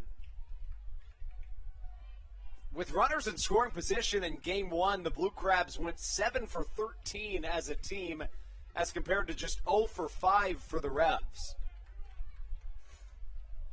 That's going to get it done just about every day of the week. The Blue Crabs tonight 1 for 3 with runners in scoring position. Ron Lord, the tie-dye guys, cowbell ringing here on a Friday night at Regency Furniture Stadium. The 0-2 comes in, and I think that hit him in the head. And as a guy who's had a concussion in the last 7 days, I can relate to the fear that comes with that. But David Harris seems to be just fine. I think that hit him in the head. Is that what it looked like to you? It looked like it might have gotten him just below. Good. Right up, almost in that neck area, though, which doesn't feel true. A whole lot better. That's true. At least he's got the helmet on his head. But, that thing was headed for him all the way, and he stood in there and took it. And another run for Southern Maryland on a walk situation here in this one. We talk about Darrell Thompson preaching the importance of not giving up free passes. Welch this evening has given up half a dozen free passes in an inning and a third of work. 5 walks and a hit by pitch. In fact, he's walked in a run and hit by pitched in a run. When he walked in a run, it was against the man at the plate, Zach Collier, who draws just about more walks than anybody at any level of baseball. I've said it many times before, but when he's at the plate, you can almost guarantee that he's going to see at least 4 pitches before he puts something into play. The count 0-1. And I jinxed myself as he maybe is going to be playable over there by third. Nice play, though, by Josue Herrera, who catches for out number 2. And still, if you're Southern Maryland here, yes, you've scored 4 runs, 3 of which have come in this second, but you'd like to capitalize here with another bases-loaded situation and maybe blow this thing open in the second. Yeah, absolutely. And, with the late nature of a lot of these comebacks that York has had, you want to score when you have every opportunity, especially early, to try and bury them and knock them out of this game. And so, with the way Game 1 went, obviously, in a blowout fashion, you want to just continue things on here early on, and maybe York will just start to look towards tomorrow. McAdams hits one to the left side. It's going to be a fielder's choice. Southern Maryland has plated 4 runs through the first 2 innings, but at the same time, they've stranded 6 runners through 2 innings. The Blue Crabs on top 4-0. When we come back, we hand the play-by-play duties over to Brendan Kucera right here on the Hometown Real Estate Broadcast Network.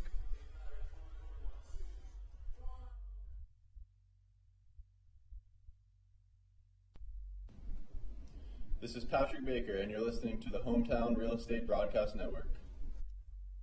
American Radiology is the clear choice for all of your medical imaging needs.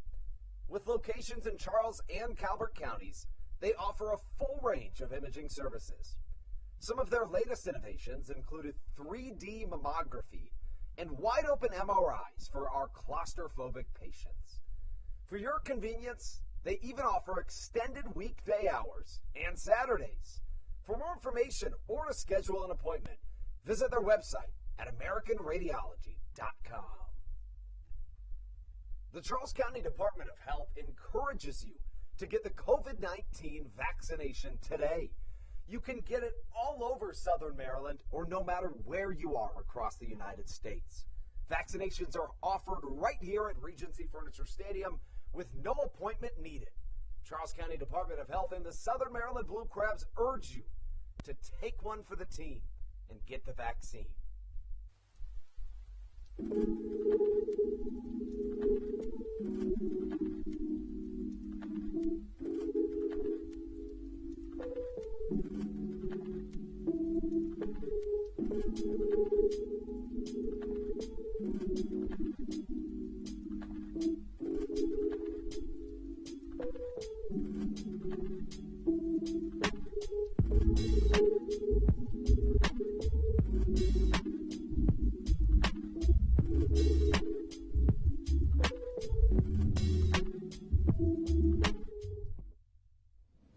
This is Dario Pisano, and you're listening to the Hometown Real Estate Broadcast Network. Southern Maryland takes a 4-0 lead into the third inning of action as we hand the play-by-play duties over to Brendan Kucera for the middle 3. As Andrew mentioned, top of the third here in Southern Maryland, and it'll be Josue Herrera, Osmi Gregorio, and Tyler Hill coming up for York here in the top of the third, and they'll look to respond to Southern Maryland, who put up 3, a crooked number on the board in the bottom of the second. Yeah, and you don't, I hate to sound greedy, but for a Southern Maryland team that to this point in the game has stranded 6 runners, and they've already sent up their lineup nearly 2 times through. The Crabs have seen a ton of batters come up. You'd kind of like to have had them seen more runs come around to score. And that pitch upstairs, so ball 2, 2-0 the count. Josue Herrera went 1 for 2 in the previous game, extending that hitting streak to 5 games. As Mahoney kicks and fires, and that one is in there for strike 1, 2-1 the count. Herrera, a .273 hitter on the year, 8 home runs, 36 RBIs.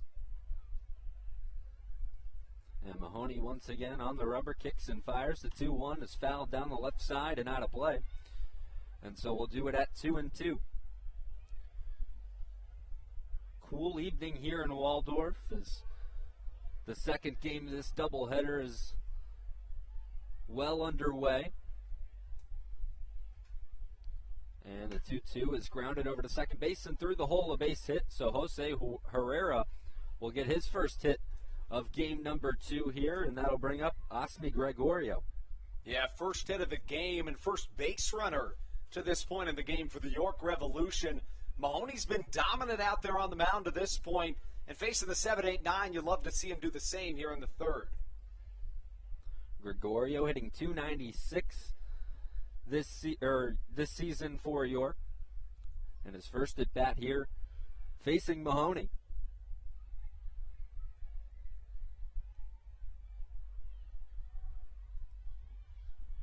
Four runs, 3 hits, no errors for Southern Maryland in this one. No runs, 1 hit, 1 error for York as the first pitch is skied down the right field line and well foul, close to the kids' park down that right field line.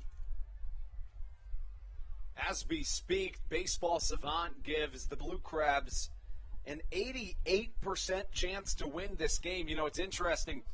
The Crabs had a 99.9% chance to win Game 1 until that 3-run shot from Michael Baca, and then we were given an 100% chance to win the game. It's always interesting to watch those trends as that one's down the right field line and foul once again, 0-2 the count. And some of those games you'll see sometimes teams get up in the 90% chance to win, and then they still find a way to lose those games. And especially against the York Revolution, you always have to be concerned about that as they've come back and won some games. And I'm not quite sure what is happening here. I think they went to go, well, it looks like they went to go switch out a cracked bat. It was fouled down the right field line. I was thinking the exact same thing there as we got an announcement over the PA that was an out, but Tyler Hill goes back to the on-deck circle. Yeah, and Gregorio was like, hold on, dude. Like, I still haven't even ended my at-bat. Let me get back in there. And Mahoney steps off the rubber. He's a guy that works out of the stretch a ton. It's where he feels most comfortable. And Mahoney takes a long look in, kicks and fires that one low, and it's 1-2 the count. Mahoney humming in the fastball this evening. The velo topping out at 92 miles an hour to the former Yankees and Marlins prospect. And Mahoney gets set once again, the 1-2 pitch. That one a breaking ball in there, strike 3 called. Osmi Gregorio goes down on strikes and a backwards K for Mahoney. Not a ton you can do about that as a hitter. What a disgusting pitch from Colton Mahoney. Strikeout number 3 on the night for Mahoney as he continues his dominance, and with a runner on first to start this inning, you're always concerned when you let that leadoff man aboard, but goes after Gregorio and gets the strikeout, and that'll bring up Tyler Hill. Hill, the catcher tonight, batting 9th, and the first pitch in there hit him, and he will take his base. So the lineup card will flip over after the walk, and so now runners at first and second with 1 down. And this is where you really got to dig in if you're Mahoney, a guy who just last week in his most recent start back on September the 5th at the Revolution at People's Bank Park, he went 3 1/3, allowing 8 earned runs. So, you know, this is a team that has shown that they can have success against Mahoney. And for Southern Maryland, you know, you got to have your pitchers back here. So now bring up James Harris, the leadoff batter. Harris this season hitting .274, added an RBI in game number 1. So the first pitch is in there for a strike on the fastball.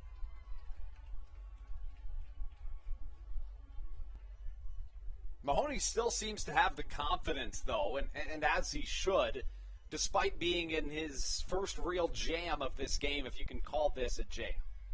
And the 0-1 pitch inside almost got him there. Almost saw back-to-back guys get hit for York, but Harris jumps out of the way of that fastball. You mentioned coming in at about 92 miles an hour tonight for Mahoney as he gets set on the rubber, checks second base. One more check over, kicks and fires, and that one is in there for strike 2. James Harris, a former first-round draft pick. Now, he was a 60th overall pick, so clearly that season a ton of supplementary first-round draft picks, but he's still much more of a first-round draft pick than I am, that's for sure. And the 1-2 check swing, he went, and strike 3 is called, so 2 down here in the top of the 3rd. And you mentioned it, James Harris, you've got to be awfully talented to get drafted in the first round. And, it's interesting to follow those guys who are taken in the first round. Some go on to be superstars in Major League Baseball. Some, barely carve out a career at the Major League level. And others, make their way into the minor leagues in places like here in the Atlantic League. It's true. Kenley comes to the dish. And I always love to see who was drafted right around those guys. So you look back at that draft, it was in 2011, so 10 years ago. Blake Snell was picked 8 slots ahead of James Harris. The number 1 overall pick that year, Garrett Cole. I would say he's doing all right over there in New York, definitely, especially with that contract that he got from the Yankees. Yeah, I was going to say, he's made a little bit of money. This one's fouled back and out of play, so 1-1 the count. That was actually a stacked draft. I mean, you look at the 6th, 8th, and 9th picks, and even 10th picks in that draft. Drafted 6th overall was Anthony Rendon. Francisco Lindor and Javier Baez went back-to-back at 8 and 9, and then the 11th pick was George Springer. Some household names in Major League Baseball as Kenley went there, and the count moves to 1-2, or to 1-2, excuse me. Even look into the second round, Brendan. Jackie Bradley Jr., Michael Fulmer, who, honestly, I'm a little surprised he was in that draft because he still seems much younger. But Trevor Story. And it's always fun. I think it's the most fun to go to the later rounds of those drafts and see who comes out of it. Obviously, Major League Baseball, this one's flied out to left field. 3 men try to go for it, and nobody will come up with it, so York will score a run. An RBI double for Kenley, and now runners at second and third for York, and it's a 4-1 ball game. And that's exactly why, when you look back earlier in this game and you're thinking Southern Maryland's in the driver's seat, yeah, I'd love to see them come through with the bases loaded in the first and second inning. But, after back-to-back innings in which the bases are loaded with 1 away, certainly still the favorites to win this game. But you mentioned it earlier, this is a York team that has the capability to come back in just about any game. And that one of those tough plays down the left field line where all 3 guys going after it, Cesar Trejo, Jordan Howard, and Josh McAdams, and it just drops in between all 3 of them as Nelly Rodriguez looks at a pitch outside for ball 1. Yeah, really not a ton you can do about that. It's just in that Bermuda Triangle, and it just finds a way to touch the green. Melky Mesa batting right-handed for York. Rodriguez waits on deck. The 1-0 is hit high and out to left field. Trejo will get under it, and the Blue Crabs will get out of a bit of a jam, but not before York scores a run. It's 4-1 Blue Crabs here in Waldorf on the Hometown Real Estate Broadcast Network.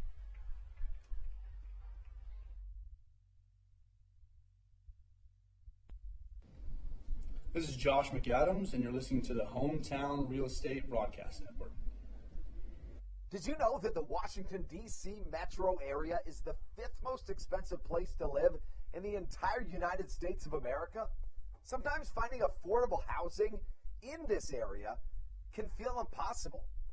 If you're struggling to find affordable housing, look no further than the Villages of St. Charles by Ross Properties. You can visit them online at villagesatstcharles.com for more information today. Villages of St. Charles, they'll have you safe at home. There's nothing quite like when the Blue Crabs retire the side. At Wealth Management Partners, they're on your side for your retirement planning needs. It's never too early to start planning your retirement. Talk to the experienced financial advisors of Wealth Management Partners located right here in Waldorf. Call them today at 301-885-0955. Again, Wealth Management Partners. Call them today at 301-885-0955.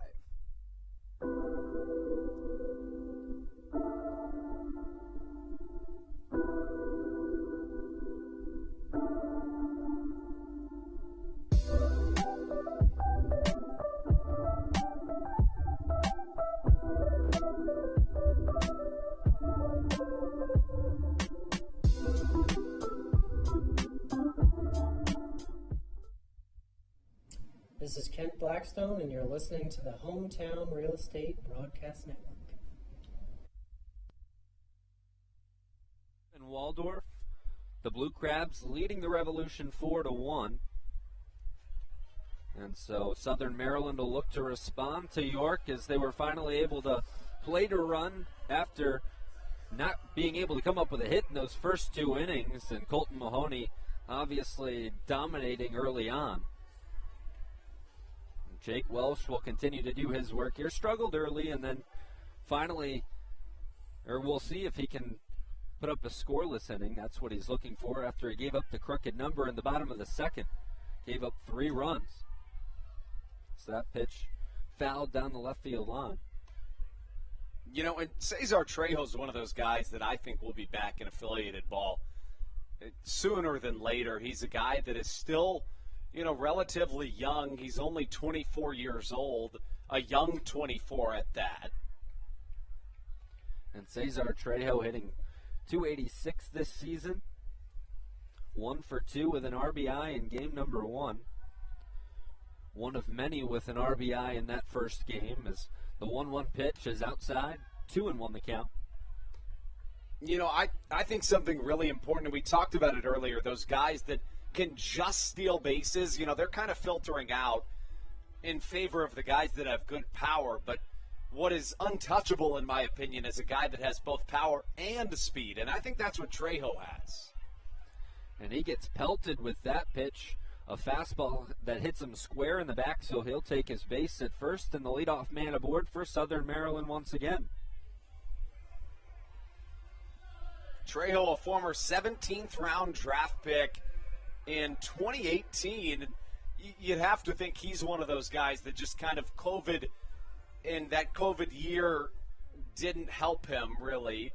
Played a couple of seasons at the rookie ball and up to the A-ball level, actually with the West Virginia Power, who are now in the Atlantic League.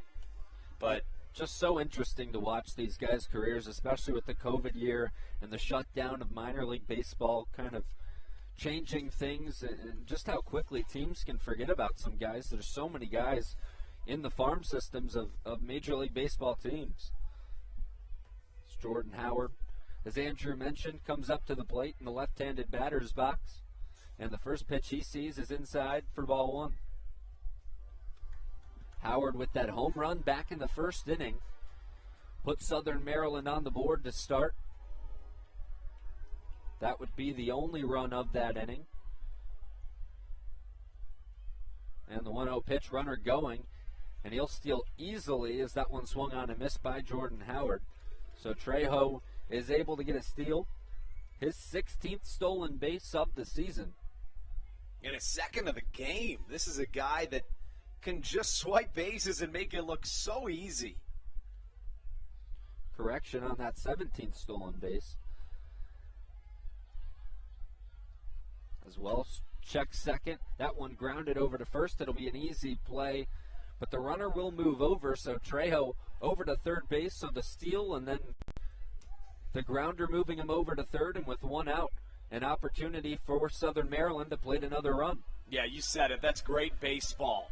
Finds his way on after being hit by a pitch, steals second, and then gets to third. You know, we talk about on-base percentage and why it's so important. Well, here's the reason.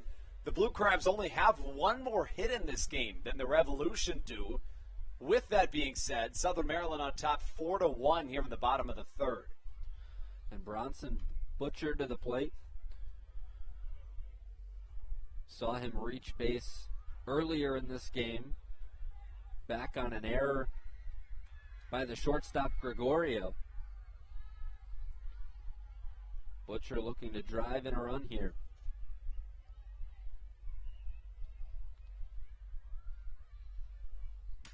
And that one broken bat right back to the pitcher. Runner will hold at third. A toss over to first base, and that'll record the second out of the inning.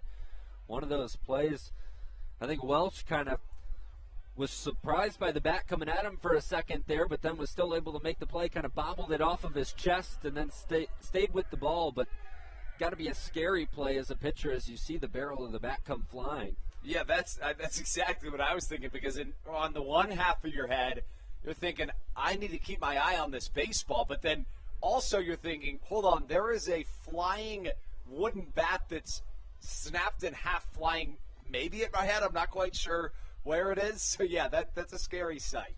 And comes at the worst possible time with a runner on third, too. So feel like you have to make the play as Matt Hibbert comes back up to the dish. A walk and a single in this one in the first and second, and he looks at a pitch outside for ball one. Breaking ball from Welsh on that first pitch.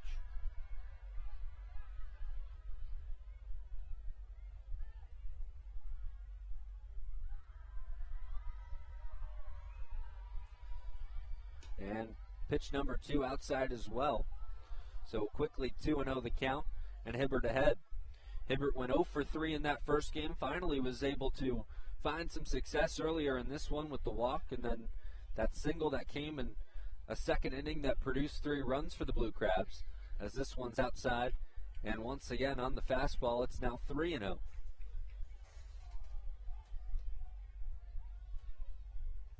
Ruby Silva waits on deck for Southern Maryland. And Welsh looking to get out of a little bit of a jam here in the bottom of the third. Still looking for that first scoreless inning in this one, as Hibbert looks at a fastball in there for strike one.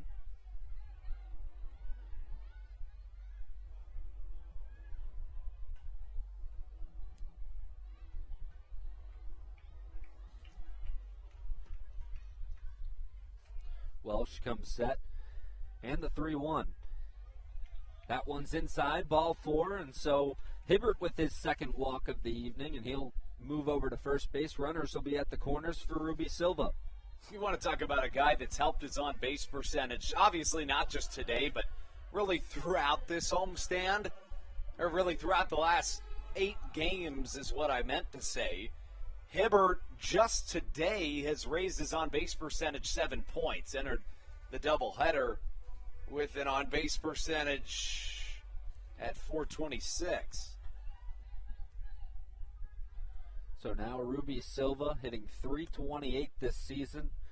One of those guys you love to have up in a situation like this with 2 outs, and he grounds one hard over to second base. That one gloved chest high and thrown over to first for the final out of the inning. So Welsh gets out of a little bit of a jam with no runs in that inning in the bottom of the third. We'll move to the fourth here in Southern Maryland. The Blue Crabs leading the Revolution 4-1 on the Hometown Real Estate Broadcast Network. This is Coach Doug's, and you're listening to the Hometown Real Estate Broadcast Network. All Pawn is Southern Maryland's premier pawn shop and is the official pawn shop of the Southern Maryland Blue Crabs. Stop by and say hello today. They've been a part of the Southern Maryland community for 18 years. If you need some cash to hold you over, or if you're just doing some spring cleaning and want to clear some stuff out, please bring it by All Pawn and let them make you an offer. If you have broken jewelry or some that you just don't want anymore, please bring it by and they'll pay you more than anyone in the Tri-County area.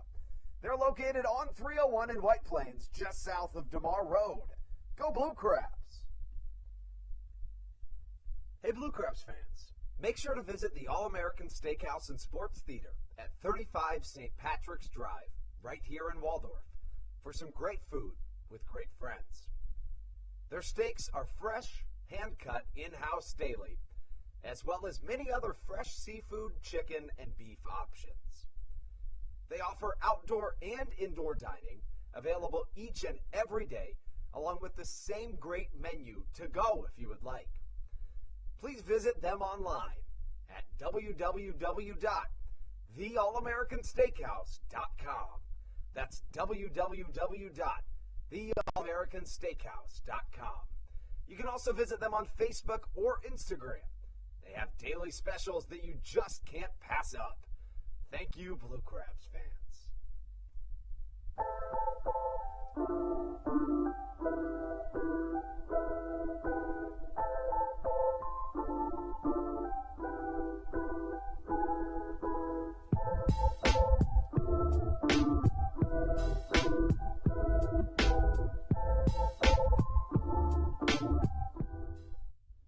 This is Matt Latos, and you're listening to the Hometown Real Estate Broadcast Network. Back here in Waldorf, the Blue Crabs leading 4-1 over the Revolution as we start the top of the fourth inning. It'll be Nelly Rodriguez, Carlos Franco, and Wellington Dotel to continue on for the Revolution. Finally, they were able to find a run in the third inning. We'll see if they can continue to find a little more success against Colton Mahoney. Started off things hot in the first two innings, conceded a run in the top of the third as the first pitch is in there for strike one.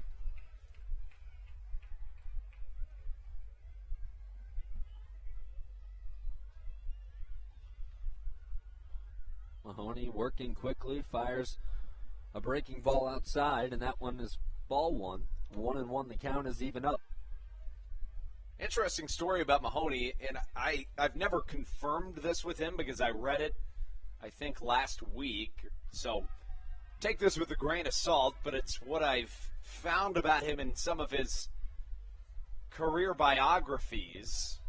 He failed to make JV as a catcher in high school. He then changed to a pitcher his junior year and made varsity. By his senior year, he threw a no-hitter in high school. And then as a freshman at BYU, he was an All-American closer. Next thing you know, he's getting drafted in the 16th, beg your pardon, the 23rd round, opted to wait another year, and it paid off, got drafted in the 16th round. So that's quite the turnaround for Mahoney. As this one is flied out towards center field, it'll be a base hit for Rodriguez. He'll get aboard for York, and the leadoff man aboard for the Revolution in back-to-back innings as they get started here. And Carlos Franco, the DH, will now come to the dish and bat in the left-handed batter's box. Yeah, we talk about Nelly Rodriguez, a guy that's top 3 in the Atlantic League in OPS, batting average, slugging percentage, and on base percentage. That's the first time he's reached base here today, so a little bit of a surprise, but at the same time, you've seen some really dominant pitching from Southern Maryland, a couple of starters that have been locked in. And if he's going to get a hit, Nelly Rodriguez, that is, you're okay with a little bloop single out towards center field instead of maybe a home run, which he's obviously very capable of. 1-0 the count to Franco. Kicking and firing's Mahoney, and that one is in there on the outside corner for strike one. The Tyler chance going. Why not? For Tyler, the amazing balancing act, today's entertainment here at Regency Furniture Stadium. 1-1 was outside, 2-1 the count. And Franco has 4 home runs and 15 RBI and 9 starts since returning from Mexico, as that one is outside. This is his 12th pro season, second with the Revolution. Yeah, I remember when he joined the Revs in 2019. It was in the midst of a hot streak for them. And that one's hit hard out to the right center field gap. Going back and making the catch is the center fielder, Zach Collier. And so retreating to first base is Nelly Rodriguez, and that'll be the first out of the inning, but allowed out for the Revolution. Yeah, you got to think if that's anywhere else in the ballpark other than the deepest part of the field, that probably gets out. You know, even if it goes straight away center, you could make the argument that it hits in the upper part of the batter's eye. But Franco hit 500 in his first, month with the Revolution in 2019. You have to wonder here if York is getting a little bit of a better read on Mahoney this second time through the order. They've started to find some success offensively as Mahoney kicks and fires, and that one is in there for strike one. Yeah, you touched on a really good point there. Mahoney was clearly, he's been locked in all day, but he was basically untouchable the first time through. Allowed 2 base runners, one on a hit by pitch, the other on a single. That one swung on and missed by Wellington Dotel. Dotel 0 for 1 tonight, hitting .325 this season for the Revolution. So another dangerous hitter up as Mahoney comes set, kicks and fires, and that one is fouled off. Breaking ball, he just kind of threw the bat at to stay alive. Wellington Dotel's been crushing the Atlantic League since some of these Tyler the Amazing fans were born. Dotel was the 2015 Atlantic League Player of the Year. He hit .340 that year, led the league in hits, triples, stolen bases, total bases, extra base hits, and slugging. Hit .405 in the American Association in 2012.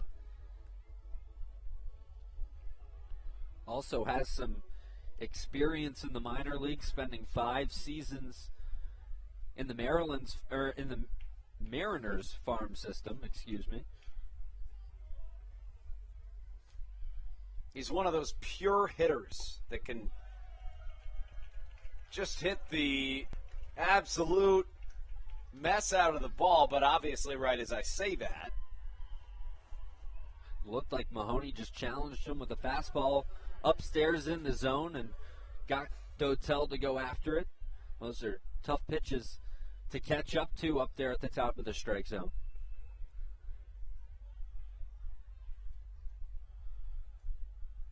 So now Josue Herrera to the plate.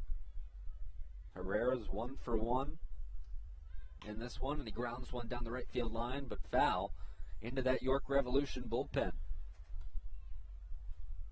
Herrera hits .271 on the season entering today's doubleheader, but in his last 18 games, much better than that. Hits .345 in his last nearly 20 games played. So the runner at first, Nelly Rodriguez, 2 down, and Herrera, the 0-1, is fouled off, and it'll be quickly 0-2. He falls behind. Mahoney's had a couple of starts this season that have been a little rocky, but when he is on, he can compete with the best of them in the Atlantic League. And, him and Josh Rader have been fantastic against one of the hottest lineups in the Atlantic League. And that one's outside, and it's 1-2 the count now. Just a beautiful night for baseball here in Waldorf. Cool evening. You couldn't ask for better weather. And not a whole lot of wind either, as that one's grounded foul down the right field line again into that Revolution bullpen.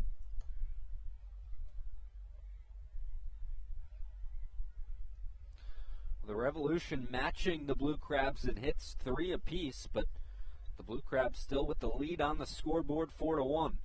Could you make the argument that it's almost a little chilly this evening, or is that just me? Just a little bit, yeah, definitely. The no wind is helpful. That's the key, I think, tonight. Yeah, look at the flag. I mean, it's just straight down. I can't remember if I talked about this with you earlier or who it was, but it was so windy earlier. You saw the flag kind of moving around a lot. And you mentioned it doesn't typically get, too windy around here, especially for a lot of the games that you've seen. And, well, it went away before this game, at least, game number 2. Yeah, it's so bizarre because in previous years it has been absurdly windy here. I mean, you just walk in the parking lot sometimes, you could barely stand, but this year as a whole it's been much less windy. Herrera fouls that one back. So we'll stay at 2-2.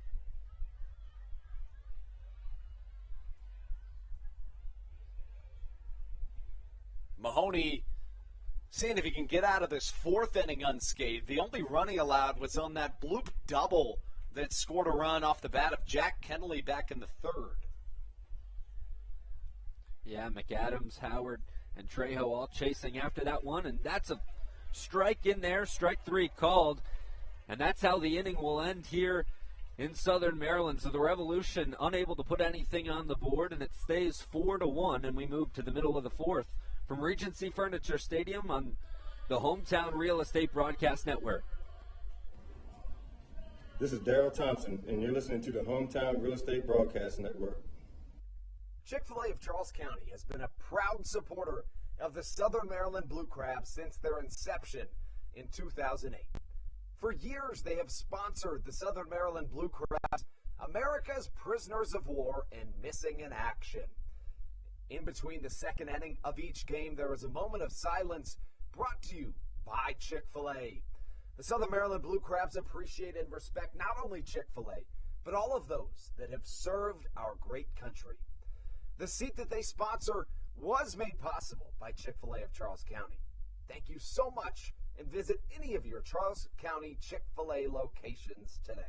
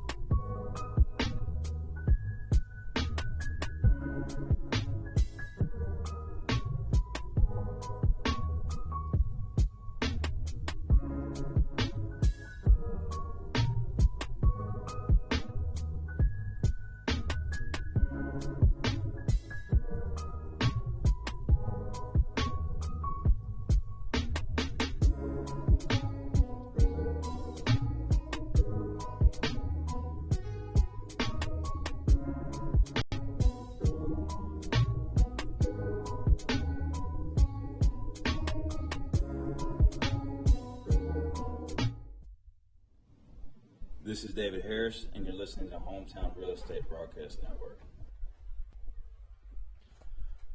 4-1, Blue Crabs leading the Revolution here in the bottom of the fourth. And it'll be Joe Bonrosa to the dish for Southern Maryland. A single back in the first and a walk in the second. And they'll look to get the Blue Crabs going offensively.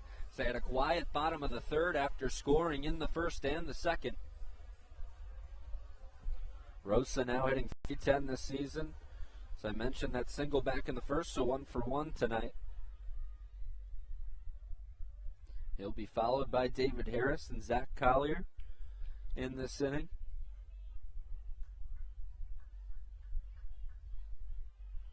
And Jake Welch's first pitch is in there, caught the outside corner for strike 1.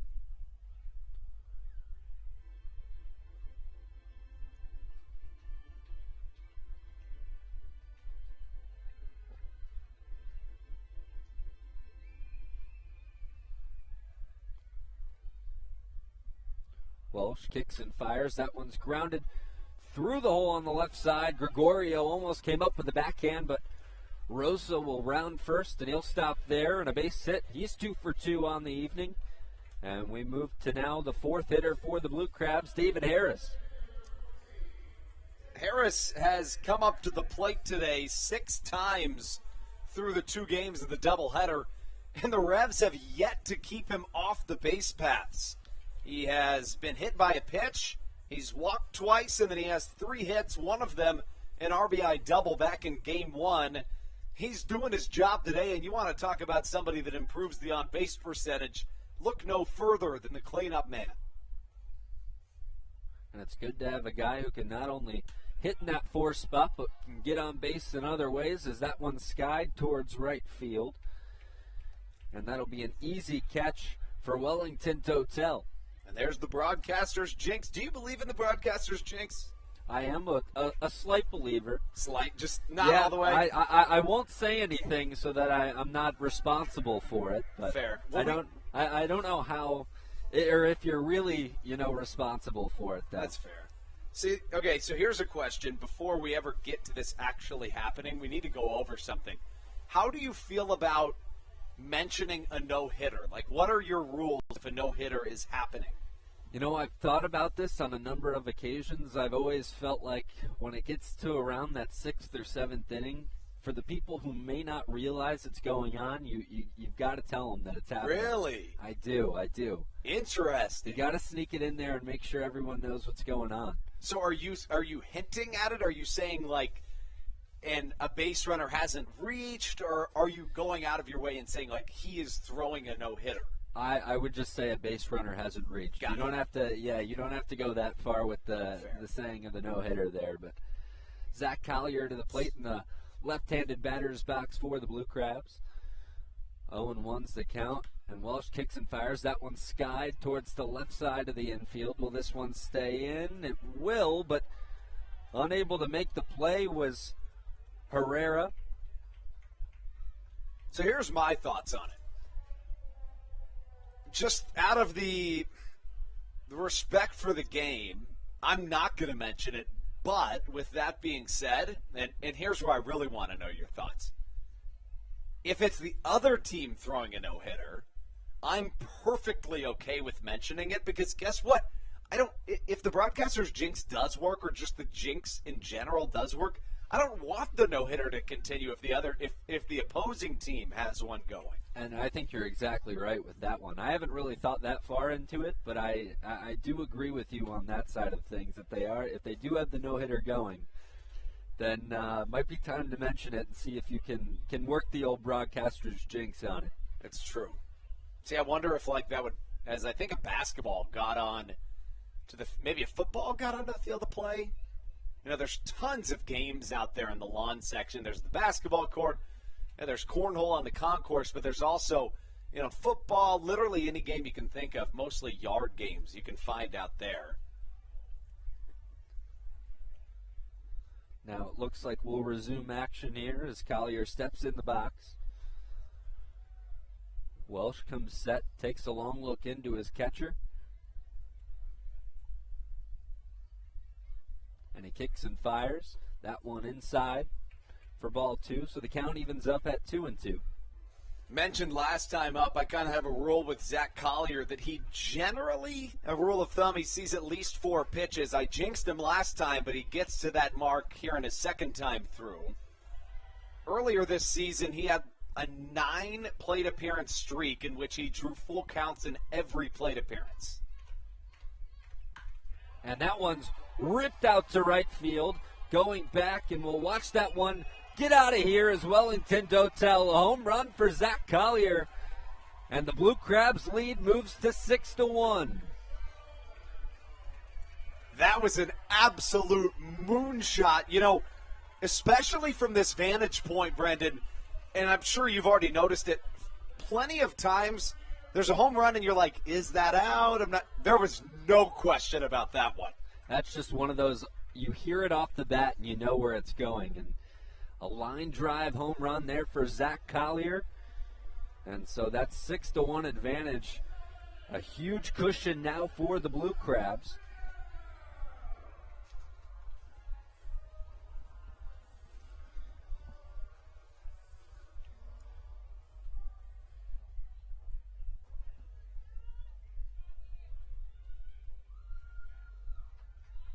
So Josh McAdams looks at a pitch outside for ball 1. Only one down here in the bottom of the 4th inning, so still an opportunity for the Blue Crabs to do some damage here as Welsh's pitch is flied out towards the right side and well out of play.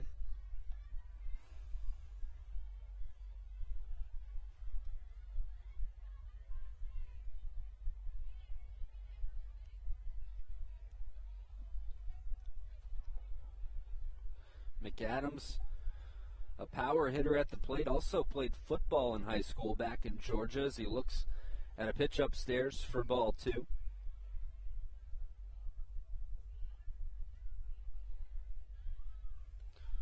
A 1-game hitting streak coming into today that he extended in Game 1 against the Revolution with a 3-run home run to get the Blue Crabs on the board to start things in that game. And so now 3-1 the count to McAdams.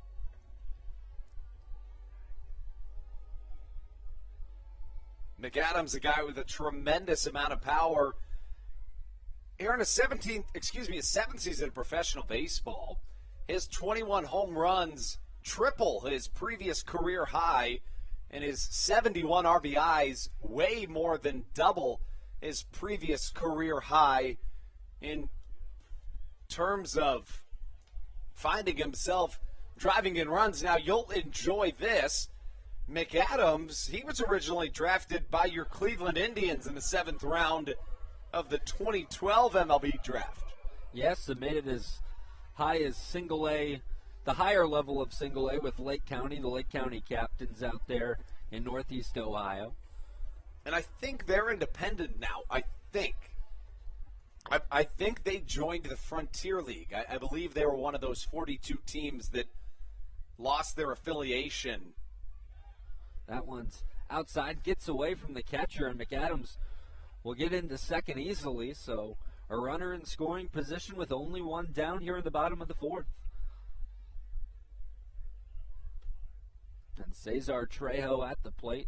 He walked in his first at-bat here this evening in this game number 2, and then was hit by a pitch in the 3rd. Took one square at the back, off the back, right around those numbers. And Welsh comes set, kicks and fires that one outside for ball 2.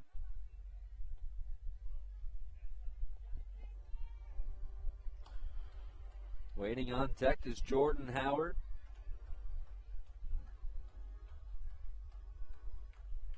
Trejo has already stolen 2 bases in this game alone. Give him 17 on this 2021 season.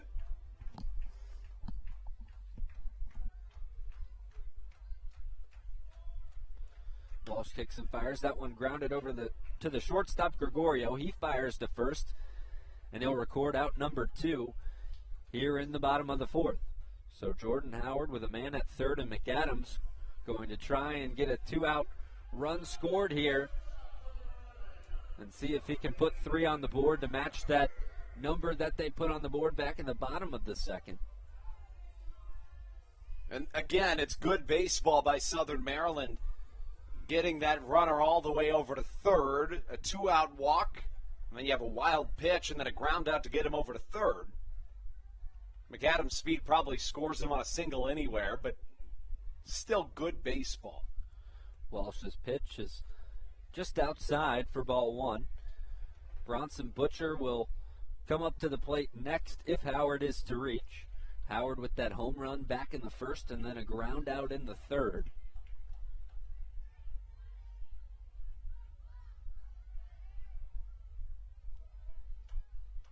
Welsh kicks and fires, and that one skied out to the left side of the infield, but will get into the seats. So 1-1, the count evens up. Now watch this. I think there's going to be at least one kid that tries to climb up that set of stairs. There you go. And there it is, yeah, right on cue. I've seen it enough times to know that there's going to be one kid that's bold enough every time to make that risky climb up there into the Legends Club seats. You got to do what you got to do to get a baseball around here. You do. I mean, you really do. So Welsh with a 1-1 pitch. That one's outside, 2-1 the count. Howard in his first game as a Blue Crab was traded from the Gastonia Honey Hunters earlier today, and he hit a 2-run bomb in his first plate appearance back in the 2nd. Check swing foul into the Blue Crabs dugout. Quite a way to get your Blue Crab career started if you're Jordan Howard. Yeah, that's not a bad way to enter Southern Maryland with an exclamation point. And, you know, anytime you get traded for any reason, you come with a little bit of a chip on your shoulder, right? So putting together a big first at bat can feel awfully good for a guy that just got traded. So Welsh comes set here. The 2-2 pitch. Swung on and missed, strike three, and Welsh finishes things off with a strikeout, but not before the Blue Crabs get two off the bat of a Zach Collier home run out to right field. The lead now 6-1 for the Blue Crabs as we move to the fifth inning here in Waldorf on the Hometown Real Estate Broadcast Network. This is Patrick Baker, and you're listening to the Hometown Real Estate Broadcast Network. American Radiology is the clear choice for all of your medical imaging needs. With locations in Charles and Calvert counties, they offer a full range of imaging services. Some of their latest innovations included 3D mammography and wide-open MRIs for our claustrophobic patients. For your convenience, they even offer extended weekday hours and Saturdays. For more information or to schedule an appointment, visit their website at AmericanRadiology.com. The Charles County Department of Health encourages you to get the COVID-19 vaccination today. You can get it all over Southern Maryland or no matter where you are across the United States. Vaccinations are offered right here at Regency Furniture Stadium with no appointment needed. Charles County Department of Health and the Southern Maryland Blue Crabs urge you to take one for the team and get the vaccine.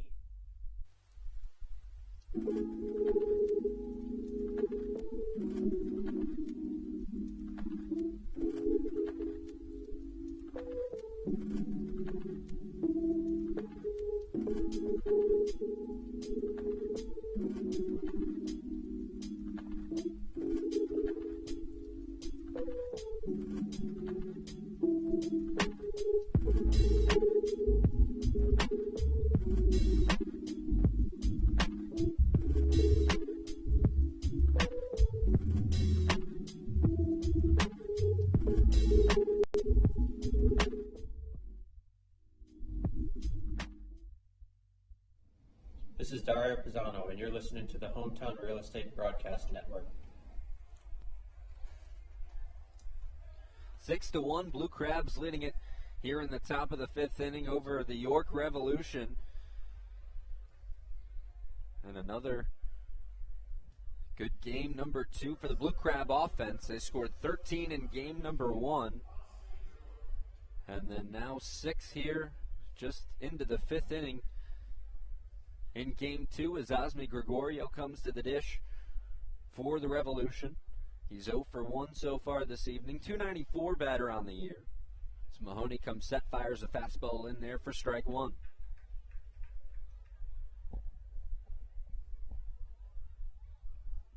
You know, to Jake Welch's credit, he's really settled into a groove. You know, he did allow the 2-run shot in the 4th, but that's just one pitch. Let's talk about his performance as a whole. He allowed a ton of free passes in the first and second innings in particular. Has turned things around quite well as he's advanced into this outing. Yeah, and, you know, coming out early and giving up runs early, not easy to continue to battle and go after it and start putting zeros on the board, but he started doing that as that one's lifted out to right field. Hibbert under it, and he makes the catch. And that'll be the first out of the inning. So now Tyler Hill, the catcher, comes to the dish. Since July 29th, Tyler Hill hitting .349. This being his 3rd pro season. Spent the first 2 years in the Empire League. So Mahoney comes set, kicks and fires, and that one is fouled off. And it'll be 0-1 the count. Yeah, you know, the Empire League to the Atlantic League is a really, really big jump. So to see Tyler Hill struggle at the start of this season isn't necessarily a surprise, but to see him really excel of late shows his true character. Because anytime, you know, try to compare it to when you're in Little League and you move from a 200-foot fence to a 300-foot fence. Nobody, or even when the pitching mound moves back, it's going to take some adjustment period, and that's really the difference in the competition level between the Empire League and the Atlantic League. But the true grit or the true character is shown after about 60 games and your groove has been found. So Hill proving to be a powerful and key bat for the York Revolution. Showing an ability to be just a good professional baseball player to make adjustments as the season goes on. You can get stuck in a rut mid-season and kind of let things follow through the rest of the way, but he made his adjustments, and to his credit, has found some success as he draws a walk there in the lead, and with one out, he'll go to first base, and the lineup card will flip over. So James Harris back to the plate for the Revolution, 0 for 2 tonight, 273 batter. And my general consensus that I've drawn, at least, even though Lenin Rodriguez started game one, I get the impression that Tyler Hill is their number one guy on their catcher depth chart. And at the start of the season, he wasn't supposed to be because they had Carlos Castro, and Carlos Castro was nothing short of unbelievably good. I mean, you think Nelly Rodriguez has had a good year. Carlos Castro was unbelievable before he kind of vanished and went to Mexico. It was kind of a bizarre scene the way he left. But, you know, with York this year, Castro, he hit 363, 13 home runs, 53 RBIs in 59 games. So he was doing some good things for the Revs before he left. And Tyler Hill, you know, he had a lot of responsibility to consume when Castro left. And to his credit, he's done a great job.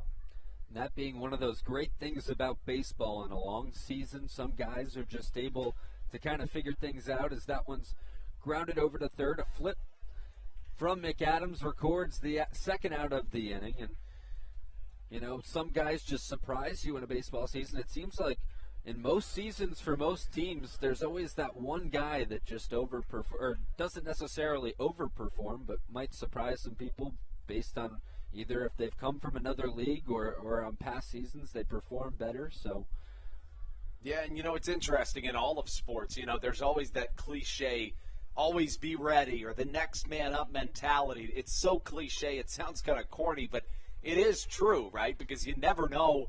I mean, let's look, we were talking about it earlier, let's look at the Ravens, you know. I don't think that Tyson Williams expected to be heading into week one as the number one running back, but he looks like he is. And the 0-1 misses, and it's 1-1 the count. And especially in baseball, that next man up mentality is so important because you play essentially every day, and somebody's going to get hurt, and you're going to have to fill in that role as that pitch is inside, squirts away from the catcher, but you're able to corral that one, and nobody moving on the base path. So 2-1 the count. And even especially in baseball, because, you know, no matter what level you're at, even if you're at the MLB level, and certainly there's a good chunk of major leaguers that probably aren't all that worried about this, but there's also a really big portion that every day know that there's somebody in AAA that's trying to gun for their job. As that one's grounded to short, and an easy play for the Blue Crabs as Jordan Howard touches second. And so no runs for the Revolution in that inning. In the top of the fifth, we'll move to the middle of the fifth. Still 6-1 Blue Crabs over the Revolution here in Waldorf on the Hometown Real Estate Broadcast Network.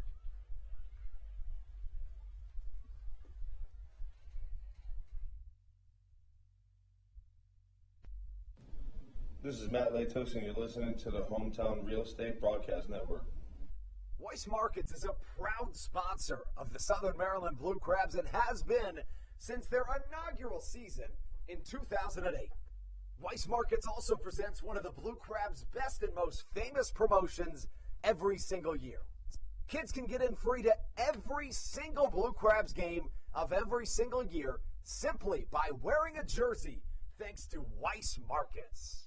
Weiss Markets can help you with all of your game day needs for a great price. Stop in at your local Weiss today.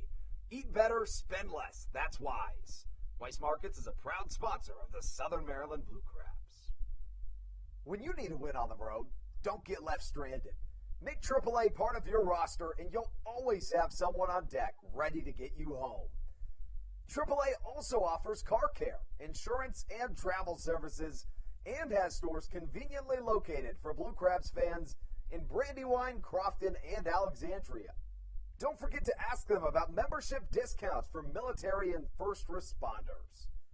Please visit AAA.com to learn more or to find a AAA location near you.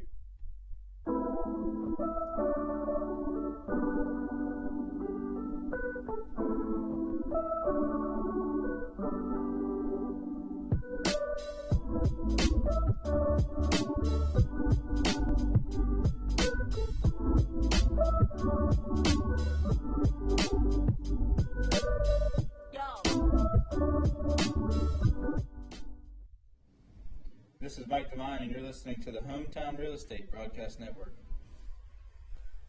6-1 Blue Crabs leading in the bottom of the fifth inning here in Waldorf, and a pitching change in there for the Revolution. Isaac Sanchez takes over the duties for Jake Welsh. Welsh went 4 innings, giving up 6 earned runs. And Sanchez this season 4-0 with a .474 ERA. 9 of his last 10 outings have been scoreless. And he did not allow a hit in the first 5 games on that stretch. It was acquired from High Point for a player to be named later by the Revolution. And we'll look to stymie the Blue Crabs here in his outing as it begins in the bottom of the fifth and try and keep the Revolution in this one. As Bronson Butcher to the dish, and the first pitch from Sanchez is a ball on a fastball. You know, and I got to be perfectly honest with you, Brendan, in game 1, I'm still a little bit confused as to why Mark Mason and the Revolution. That one's lined foul down the left side. As to why they turned to Edward Paredes so fast, or not so fast, I beg your pardon, why they turned to him at all. It kind of seemed like Johendry Herrera, they were just going to let him pitch as deep as he could go, even though he allowed 13 earned in a little over 4 innings. But at that point, it seemed like they're just going to let him do his thing. They're penciling this one in as a loss, and then they're going to go from there. But then, the next thing you know, they're turning to Edward Paredes, who pitched in the MLB as recently as 2018 with the Dodgers, and finds himself this season with the Revs at a .284 ERA and 28 appearances, which is really good for the Atlantic League this year. So that's still a little bit confusing to me, to be perfectly frank. I mean, a 6-1 game isn't the most likely appearance for a guy with those type of numbers, but you certainly don't expect that to happen in a 13-2 ball game. And maybe it's just one of those things where a manager has just seen enough eventually, and that's just what it comes down to. Is we have a trainer out there checking the home plate umpire. Home plate umpire Ruben Ramirez tonight. And the Blue Crabs head athletic trainer Lauren Eck is just making sure that Ramirez is all right. Joe Walsh, the Blue Crabs bench coach, out there with a ear-to-ear grin, as you generally see on his face, chatting with the home plate umpire, who looks to be okay. He gave the head nod, signaling that he was good to go, and will continue things here with a 2-1 count to Bronson Butcher. First inning, reached on a fielding error, and then grounded out in the third. Matt Hibbert waits on deck. And that one's outside. So 3-1 now. Butcher ahead in the count.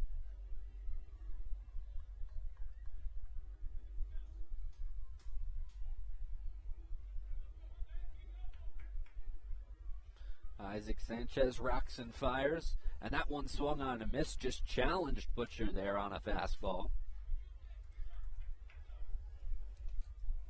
A much quicker moving game 2 than we saw in game 1. There's no question about that.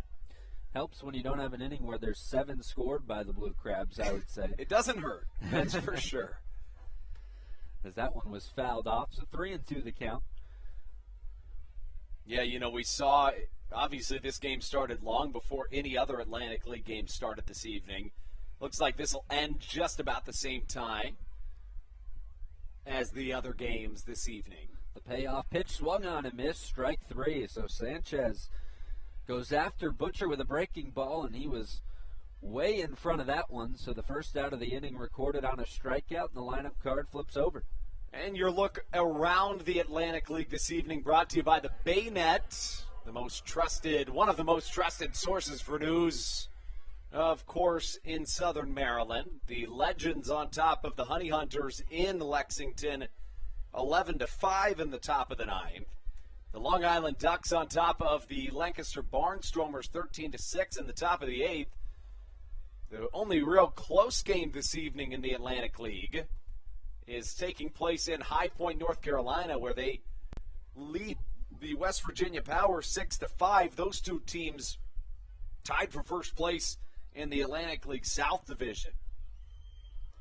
The 0-1 swung on and missed on a breaking ball by Hibbert, so quickly 0-2 to the Blue Crab right fielder, who's 1 for 1 tonight, a pair of walks in the first and the third, and a single in between in the second inning. Average up to 290 for Hibbert as Sanchez fires, and that one swung on and missed, and you just see why he is one of the more valuable pitchers on this York Revolution roster, and just challenging hitters with the fastball and a nasty breaking ball to go with it. Yeah, it's true. He looks really good here in this fifth, and it's been a breath of fresh air for the Revolution, whose bullpen has been really good, not just today, but over the last month or so. Them and the Barnstormers have found really solid options in the bullpen. Sanchez kicks and fires on the first pitch to Ruby Silva. That one missed for ball one. Silva 0 for 3 in game number 2 here with a pair of flyouts and a ground out back in the third inning as Sanchez whips a fastball, and that one's outside. Quickly 2-0 the count. Silva now down to 327, so the 0 for 3 night not hurting the average too much.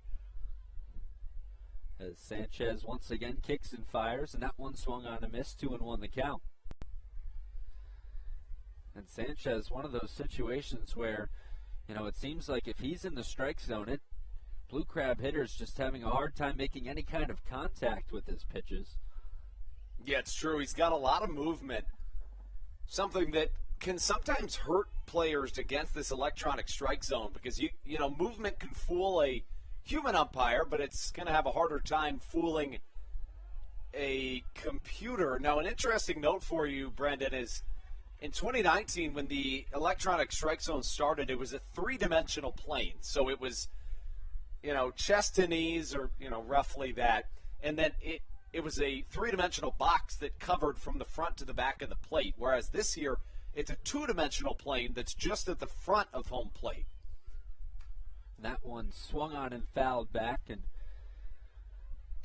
it's really interesting to see how the MLB tries to, change things up in this league and kind of test things out to see if they can bring it over to their own league over there in the majors, and the electronic strike zone obviously being one of them. Yeah, in your first, day in person seeing it in use, have you really noticed it at all? Honestly, not really, as that one swung on a miss for strike number 3, so that's how the inning will end. So Sanchez comes in and slams the door on the Blue Crabs, and we will move to the 6th here in Southern Maryland. Andrew will be back on the play-by-play to wrap things up here in Waldorf. The Blue Crabs leading it 6-1 on the Hometown Real Estate Broadcast Network. This is Andrew Riceno, and you are listening to the Hometown Real Estate Broadcast Network. American Radiology is the clear choice for all of your medical imaging needs. With locations in Charles and Calvert counties, they offer a full range of imaging services. Some of their latest innovations included 3D mammography and wide-open MRIs for our claustrophobic patients. For your convenience, they even offer extended weekday hours and Saturdays. For more information or to schedule an appointment, visit their website at AmericanRadiology.com. 2020 was a year unlike any other for everybody. Quickly, the Southern Maryland Blue Crabs came to the realization that baseball must take a backseat to humanity. Immediately, the Blue Crabs staff and all of Crustacean Nation teamed together to provide COVID-19 tests and eventually vaccinations. Southern Maryland's hometown team also hosted food drives, blood drives, backpack drives, toy drives, and so much more, all to help their community. The Blue Crabs couldn't be more thankful to the healthcare heroes that have gotten us to this point and helped our community so much throughout the COVID-19 pandemic. That's why this season is dedicated to our healthcare heroes. Each Saturday night, we will have a healthcare hero, a local healthcare professional, throw out the first pitch of the game and be honored. That's why in 2021, all season long, healthcare professionals get $5 tickets to every single Blue Crabs game. Thank you so much, healthcare heroes, for all that you have, are, and will continue to do for our community. This is Coach Doug's, and you're listening to the Hometown Real Estate Broadcast Network.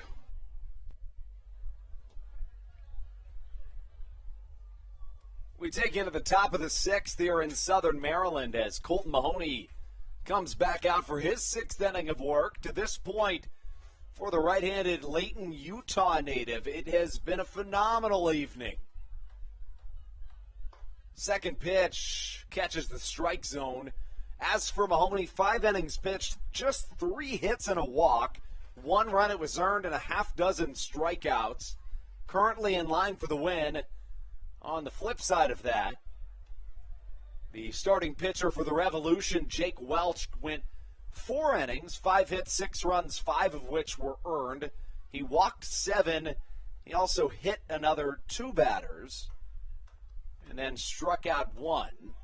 As Mahoney picks out strikeout number 7 of his evening as he just creeps into the 6th inning. You know, the stars aligned for Mahoney pitching on Boy Scout night. We mentioned at the top of the broadcast that he is actually an Eagle Scout. Now, I don't know a ton about Boy Scouts, but from what I hear and from what the brief knowledge that I have, I think that being an Eagle Scout is incredibly, well respected and difficult to achieve. Do you have any more knowledge on that? I have zero knowledge. Yeah. But I imagine that you're like me and that you've heard that it's very. Yeah. I've always assumed the Eagle Scout is higher up than the Boy Scout, but that's about as far as I've ever really looked into it. I think that you have to be you can't be an Eagle Scout until you're like an adult or something like that. That sounds about right. Yep. I believe. And somebody in the comments, please feel free to let us know. Provide some insight on this. We're kind of like the blind leading the blind on this topic out here. This is true. Southern Maryland has 5 hits, which has given them 6 runs. It's all the free passes that have helped to this point.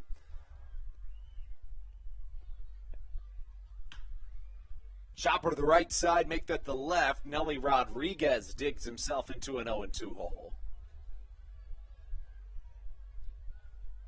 Ron Lord, the tie-dye guy, still up and bumping as there goes a whole bunch of kids yet again for a foul. Well, I don't think it was a foul ball. I think it was a gift from the bullpen, rather.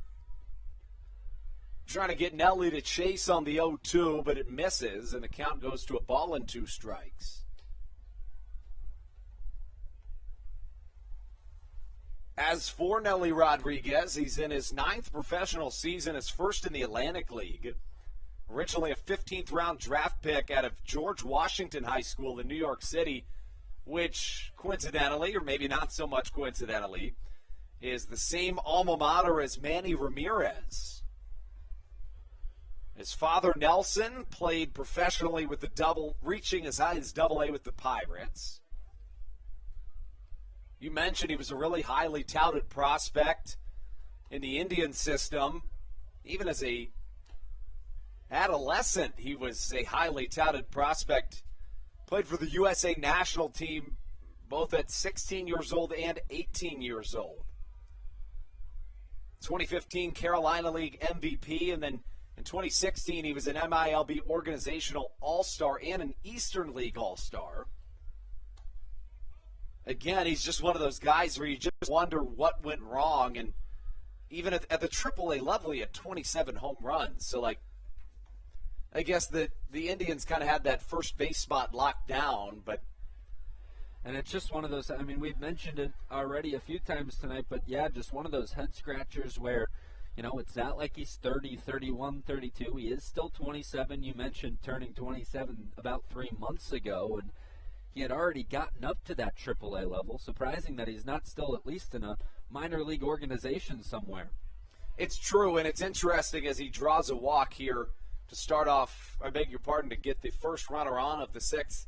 You know, it's interesting for some reason or another, and I think it's just because pitchers come at a premium, you generally see the vast majority of players that are going to get picked up during a season by an affiliated or an MLB organization. They're generally going to be pitchers. And generally, more times than not, it's going to be a starting pitcher. So you'll see guys that have never started in their entire lives come here as a former reliever and start. A great example of that is Dustin Knight. Knight had never really started a ton before, never gone deeper than 5 2/3 in his professional career, but pitched a complete game 17 strikeout outing in 2019 and then made his MLB debut a couple of weeks ago with the Orioles. 0-1 goes the count to J.C. Encarnacion, the pinch hitter here for the Revs in their half of the sixth. That 17 strikeouts was one of the most thrilling games I've ever had to call. It's also an Atlantic League record for the most strikeouts in a single game. And, of course, the Atlantic League's been around for a while. 1998 was the first year of play. This could be two. Chopper to short. Jordan Howard flips to Ruby Silva. It's not going to be in time. Good speed from J.C. Encarnacion makes that go down in the book as just a fielder's choice. And you mentioned those 17 strikeouts just before that play. And to think about it, I mean, 17 strikeouts obviously in any game is fantastic. But in a league that's so offensively oriented like the Atlantic League, to be able to do that too, incredible from a pitcher in this league. It's true, and now to that point, you know, it's interesting. The Atlantic League in 2019 was basically, numbers could easily be compared to the MLB level in terms of just, you know, teams would have similar ERAs in the Atlantic League as they would in the MLB, is what I mean by that. But it's interesting. You know, for some reason here in 2021, the offense is much better. The best team ERA in the Atlantic League right now would have been higher than the worst team ERA in the Atlantic League in 2019. 2019, the worst team ERA was 4.90. And this year, entering play today, the best team ERA is above 5. You just have to wonder where those changes have been made in this league that have really kind of created that offensive outburst in this 2021 season. It's true, and you could argue some of it's the rule changes. I would tend to think maybe that has some impact, but I generally, honestly, I just think that the biggest reason is because there's been over 60 pitchers that have had their contracts purchased by MLB organizations out of the Atlantic League this season alone. So that's obviously, I mean, 60 pitchers is more than every team in the league starting rotation almost twice over. So, you know, you're going to be stripped bare a little bit. But, you know, more so it's you had guys retire after the COVID year. They got a taste of post-baseball life and decided to stick with it, or didn't think they still had it, or what have you, as a fielder's choice records out number 3. Mahoney with another really solid inning. The right-hander, 6 innings pitched, 1 run it was earned, and just 3 hits allowed. 7 strikeouts for Colt Mahoney as we take you into the bottom half of the 6th inning here in Southern Maryland. The score, 6-1, Crabs on top. We'll be right back on the Hometown Real Estate Broadcast Network.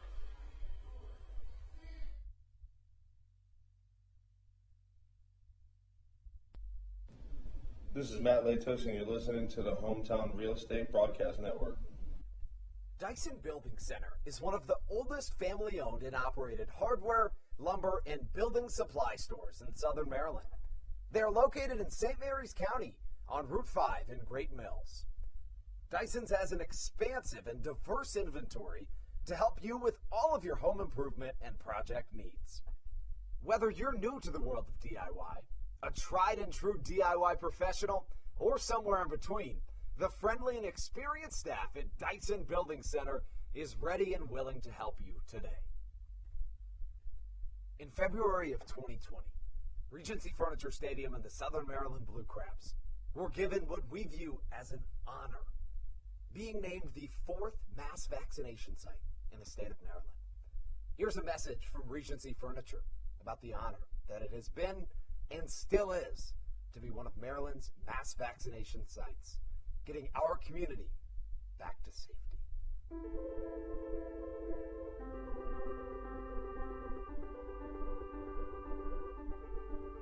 During these times of uncertainty, it helps to know there are things we can control to help ourselves and others.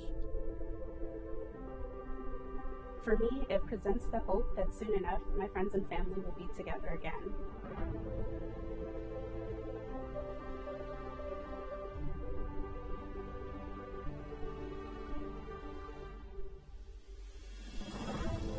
I just want to take this moment to thank the Maryland National Guard for their support in helping to facilitate and manage the vaccinations here at the Regency Furniture. This is Jake Marshall, and you're listening to the Hometown Real Estate Broadcast Network. As we welcome you into the 6th inning, as always, we remind you to follow us on all of our social media platforms. You can find us on Facebook. Just search Southern Maryland Blue Crabs. On Instagram, where we're a couple followers away from 5,000. You can find us at SOMB Blue Crabs. On Twitter, you can find us at Blue Crabs. And then, of course, on TikTok, which has suddenly become one of our biggest social media platforms within the course of like a month. You can find us at Blue Crabs. As Jovan Rosa leads things off as we take you into the bottom half of the 6th inning. Rosa, to this point in the game, 2 for 2 with a pair of singles and a walk. Line drive could have been a little bit too hard, though, and that's one of those strange things that only happens in baseball, Brendan. You're generally not going to find another sport where you do something a little too well and you get penalized for it, right? Yeah, just hitting the ball, barreling it up perfectly, and that's part of the game of baseball is being able to sit there and say, I did everything I could. It's so true. I hit the ball on the screws, and it just wasn't good enough in that situation. And right there for Rosa, that's just one of those tough situations, but it's a part of the game, and you got to get used to it. And you hope, and I think generally all things kind of even themselves out, but you kind of hope that every once in a while a bounce goes your way, or, you know, a rock hits the ball, or, excuse me, the ball hits a rock in the infield, or a pebble and it bounces the other way, and you get a base hit out of that to equal out all the times that, you know, you hit the ball too hard. But as the great Stan Musial always used to say, you got to hit them where they ain't. Absolutely, and you think about it as you go higher and higher in the levels through baseball, and the defense gets better and better, how much more frustrating it is. I can't imagine. You know, when you've got guys out in the center field that can cover so much ground, and you hit a ball hard into the gap and they're able to make diving plays and things like that, it's really speaks to how valuable some of those players, especially at the Major League Baseball level, are. Yeah, that's the thing, is David Harris chops one to the left side, snaring it is Josue Herrera. Long throw across the infield in time for out number 2. But, you know, you hit the nail on the head right there.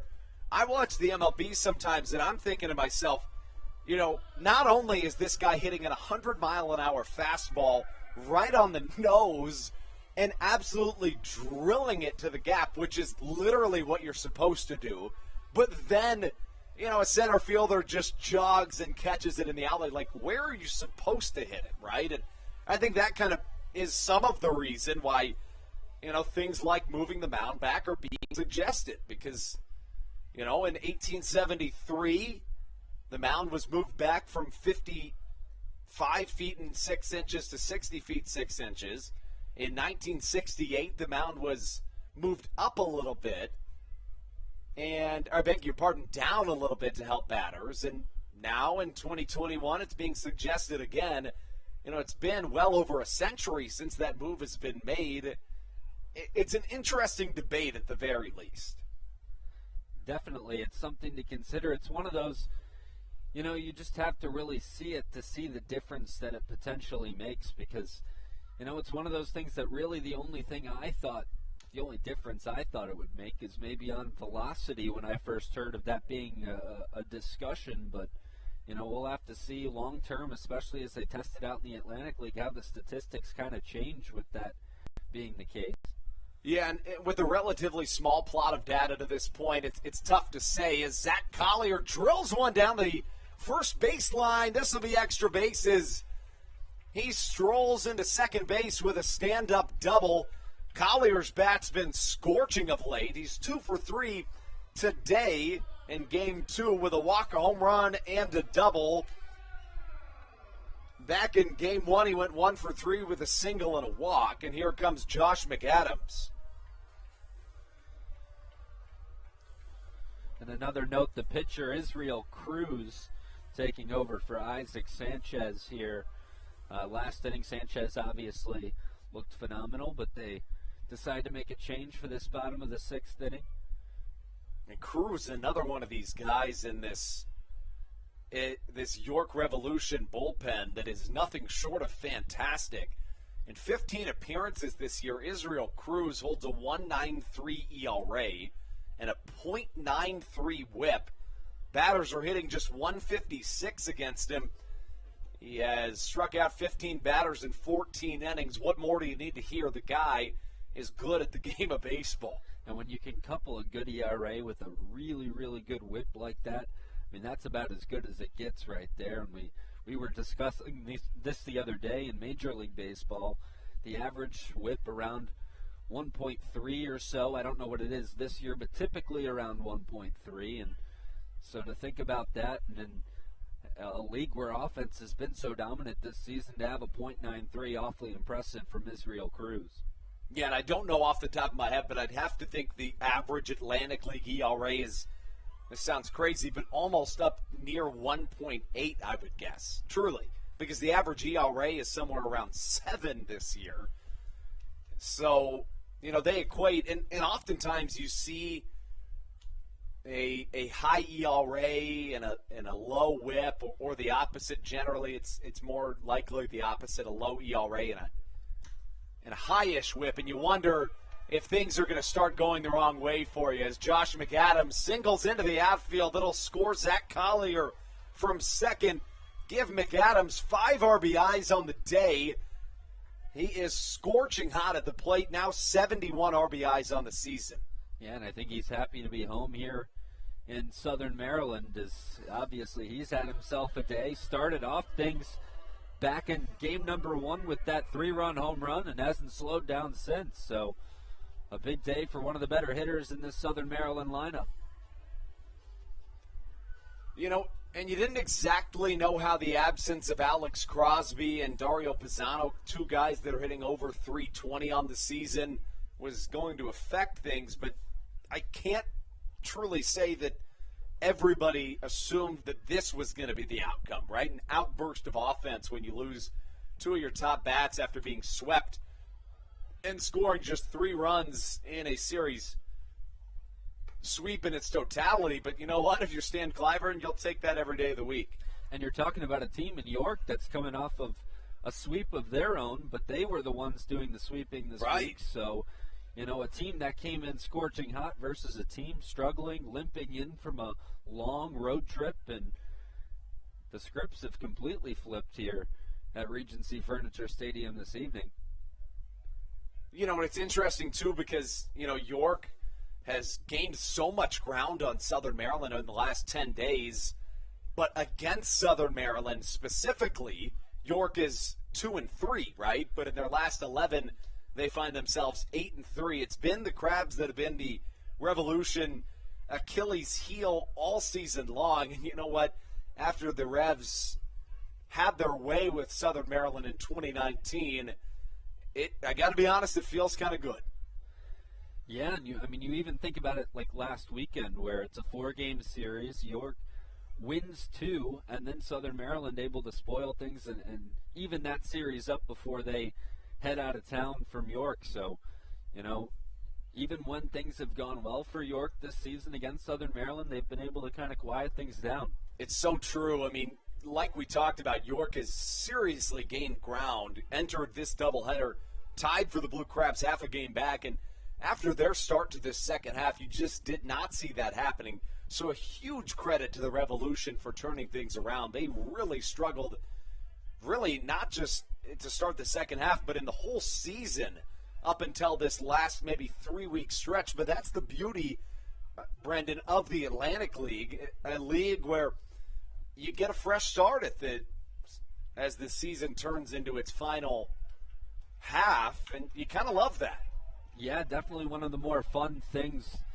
Did you see that scoop from Matt Latos? I missed that one. Good thing he has a glove this time. It's true. Though. I don't think he had a glove the first time for the line drive out there down the left field line. But no, as you mentioned, having that first half, second half, you have a bad first half, and all of a sudden clean slate second half, and we can be in a playoff series to start things off if we play good baseball in the second half. So it's an interesting concept, and obviously keeps those fan bases engaged. Full count to Cesar Trejo. A curveball in there for a called strike, and that's one of those interesting phenomenons where the home plate umpire thinks it's probably strike 3, but he's got to wait to hear it in the AirPod to confirm. Southern Maryland adds another run on an RBI single from Josh McAdams in the 6th inning. Taking into the 7th here on the Hometown Real Estate Broadcast Network. The Crabs up by half a dozen, and Andres Briseño will come in a non-save situation to try to shut the door on the Revolution and to secure a doubleheader sweep. We'll be right back on your home for Blue Crabs baseball, the Hometown Real Estate Broadcast Network.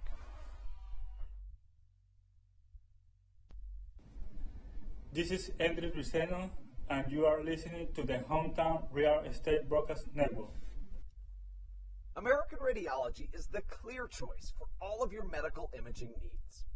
With locations in Charles and Calvert counties, they offer a full range of imaging services.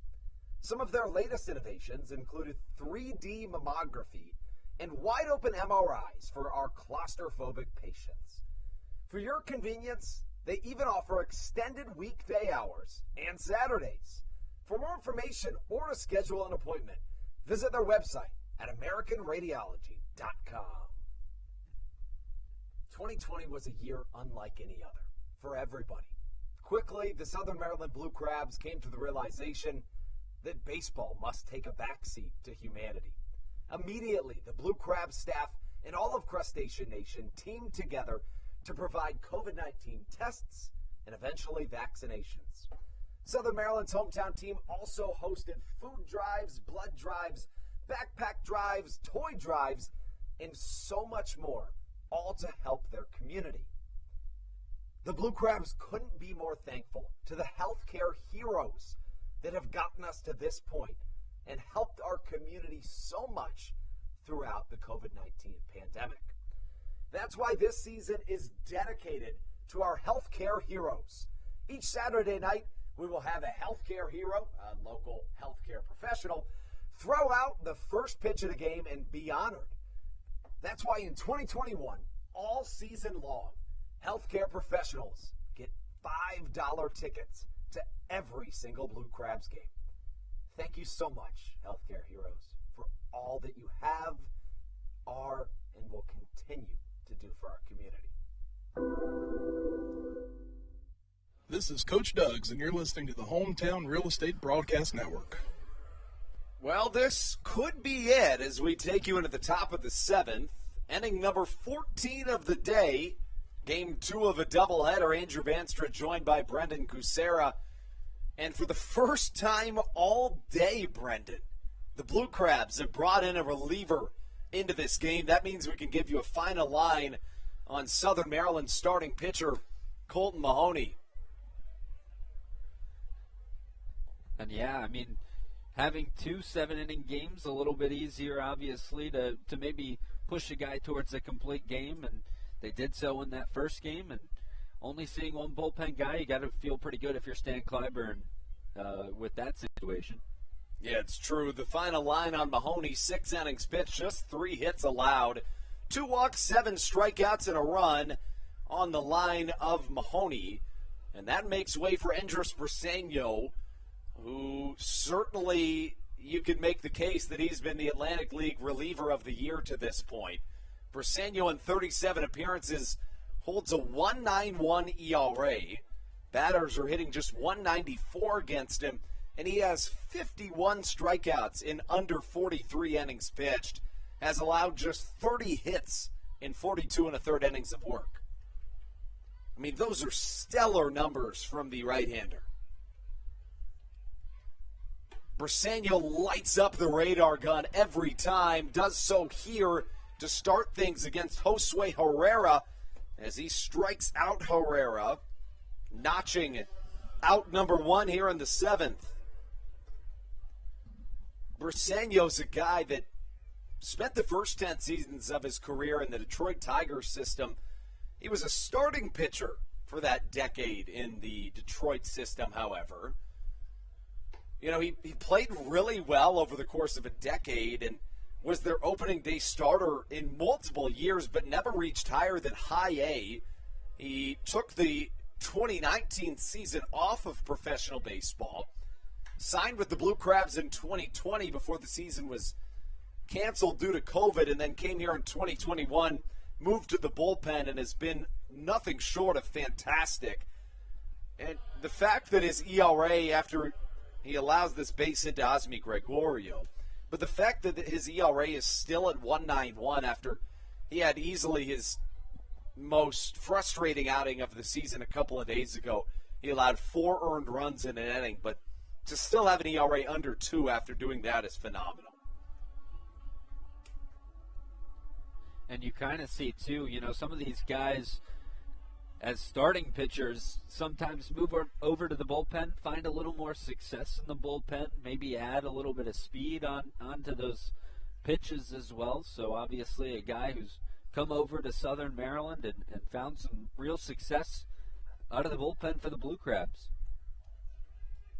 Fastball, a called strike. Facing Tyler Hill is Andres Briseño.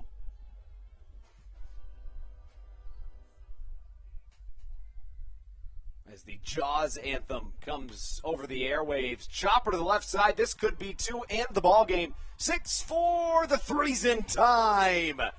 That's a huge W in a doubleheader sweep. Andres Briseño faces the minimum of 3 batters despite allowing a hit. And that is how you respond to a 2-5 road trip. Southern Maryland, for a brief moment, a very, very brief moment, is in sole possession of first place, half a game up on the Long Island Ducks, who are 3 outs away from winning their game. So next thing you know, it's going to be close again. But nonetheless, let's enjoy it while we can, Brendan. A big-time victory in both games today. Yeah, and an offense that came in struggling. We mentioned it a number of times on the broadcast tonight. And an offense that really found themselves this evening here back at home. A huge game combined, 20 runs for the Blue Crabs. And, you know, coming off of a series against Long Island where they could only muster up 3 runs, it's got to feel good. And it'll propel you into a Saturday and Sunday game this weekend. And hopefully, if you're Southern Maryland, you can at least pull off the series win now in these next 2 games, if not a sweep. Yeah, I would completely agree. Southern Maryland in the next few games will have Blake Bivens on the mound and then Misiel Severio on the other side for the Revs. It'll be Duke Von Schaman and Joey Lara. So certainly tomorrow or Saturday night's game, the most highly anticipated pitching duel of this homestand, or I should say of this series, with Bivens facing Von Schaman. And that kind of shows you where the ERAs are in the Atlantic League, because both of those guys have ERAs bordering 6, but certainly the pitching matchup of the series. Yeah, Von Schaman, a guy that the Blue Crabs saw last weekend, so a guy they've seen recently, and we'll see if that makes any bit of a difference for Southern Maryland tomorrow night. But as you mentioned, a good matchup and should be an exciting game on just a tough day, obviously, for the country, but, you know, a good time for Americans to come together at a baseball game. I couldn't agree more. We'll step aside for just a moment, and then we'll roll on with the post-game show on the Hometown Real Estate Broadcast Network.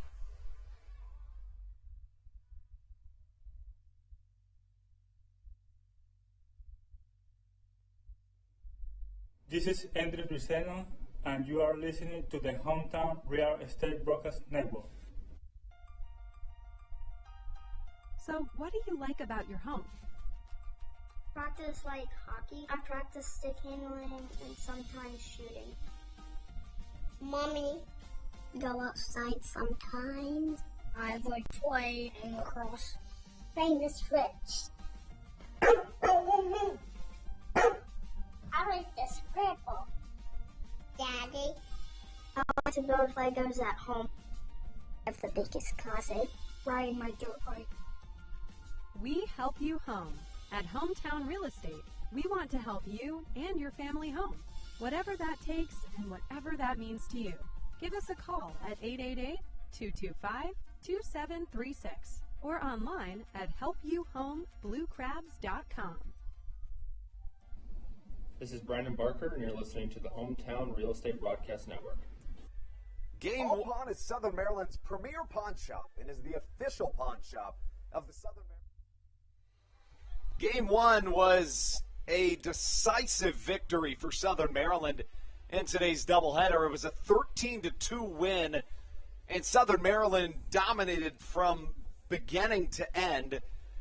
You could, in some ways, you could say the same about Game 2, Brendan. I mean, you talk about a Southern Maryland team that wins Game 2 by a score of 7-1.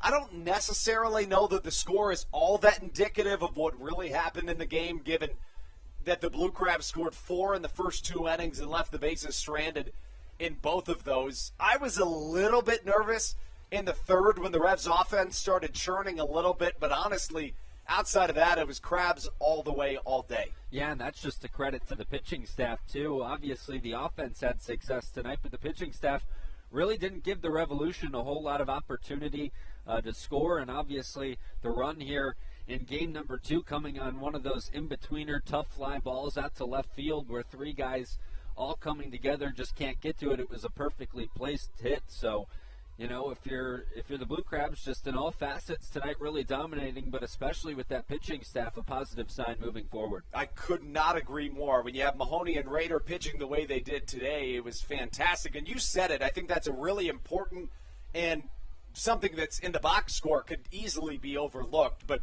something important to mention is that one run, it comes on basically something that is ultimately not Mahoney's fault and not the fielder's fault either. It just dropped somewhere where literally nobody could catch it.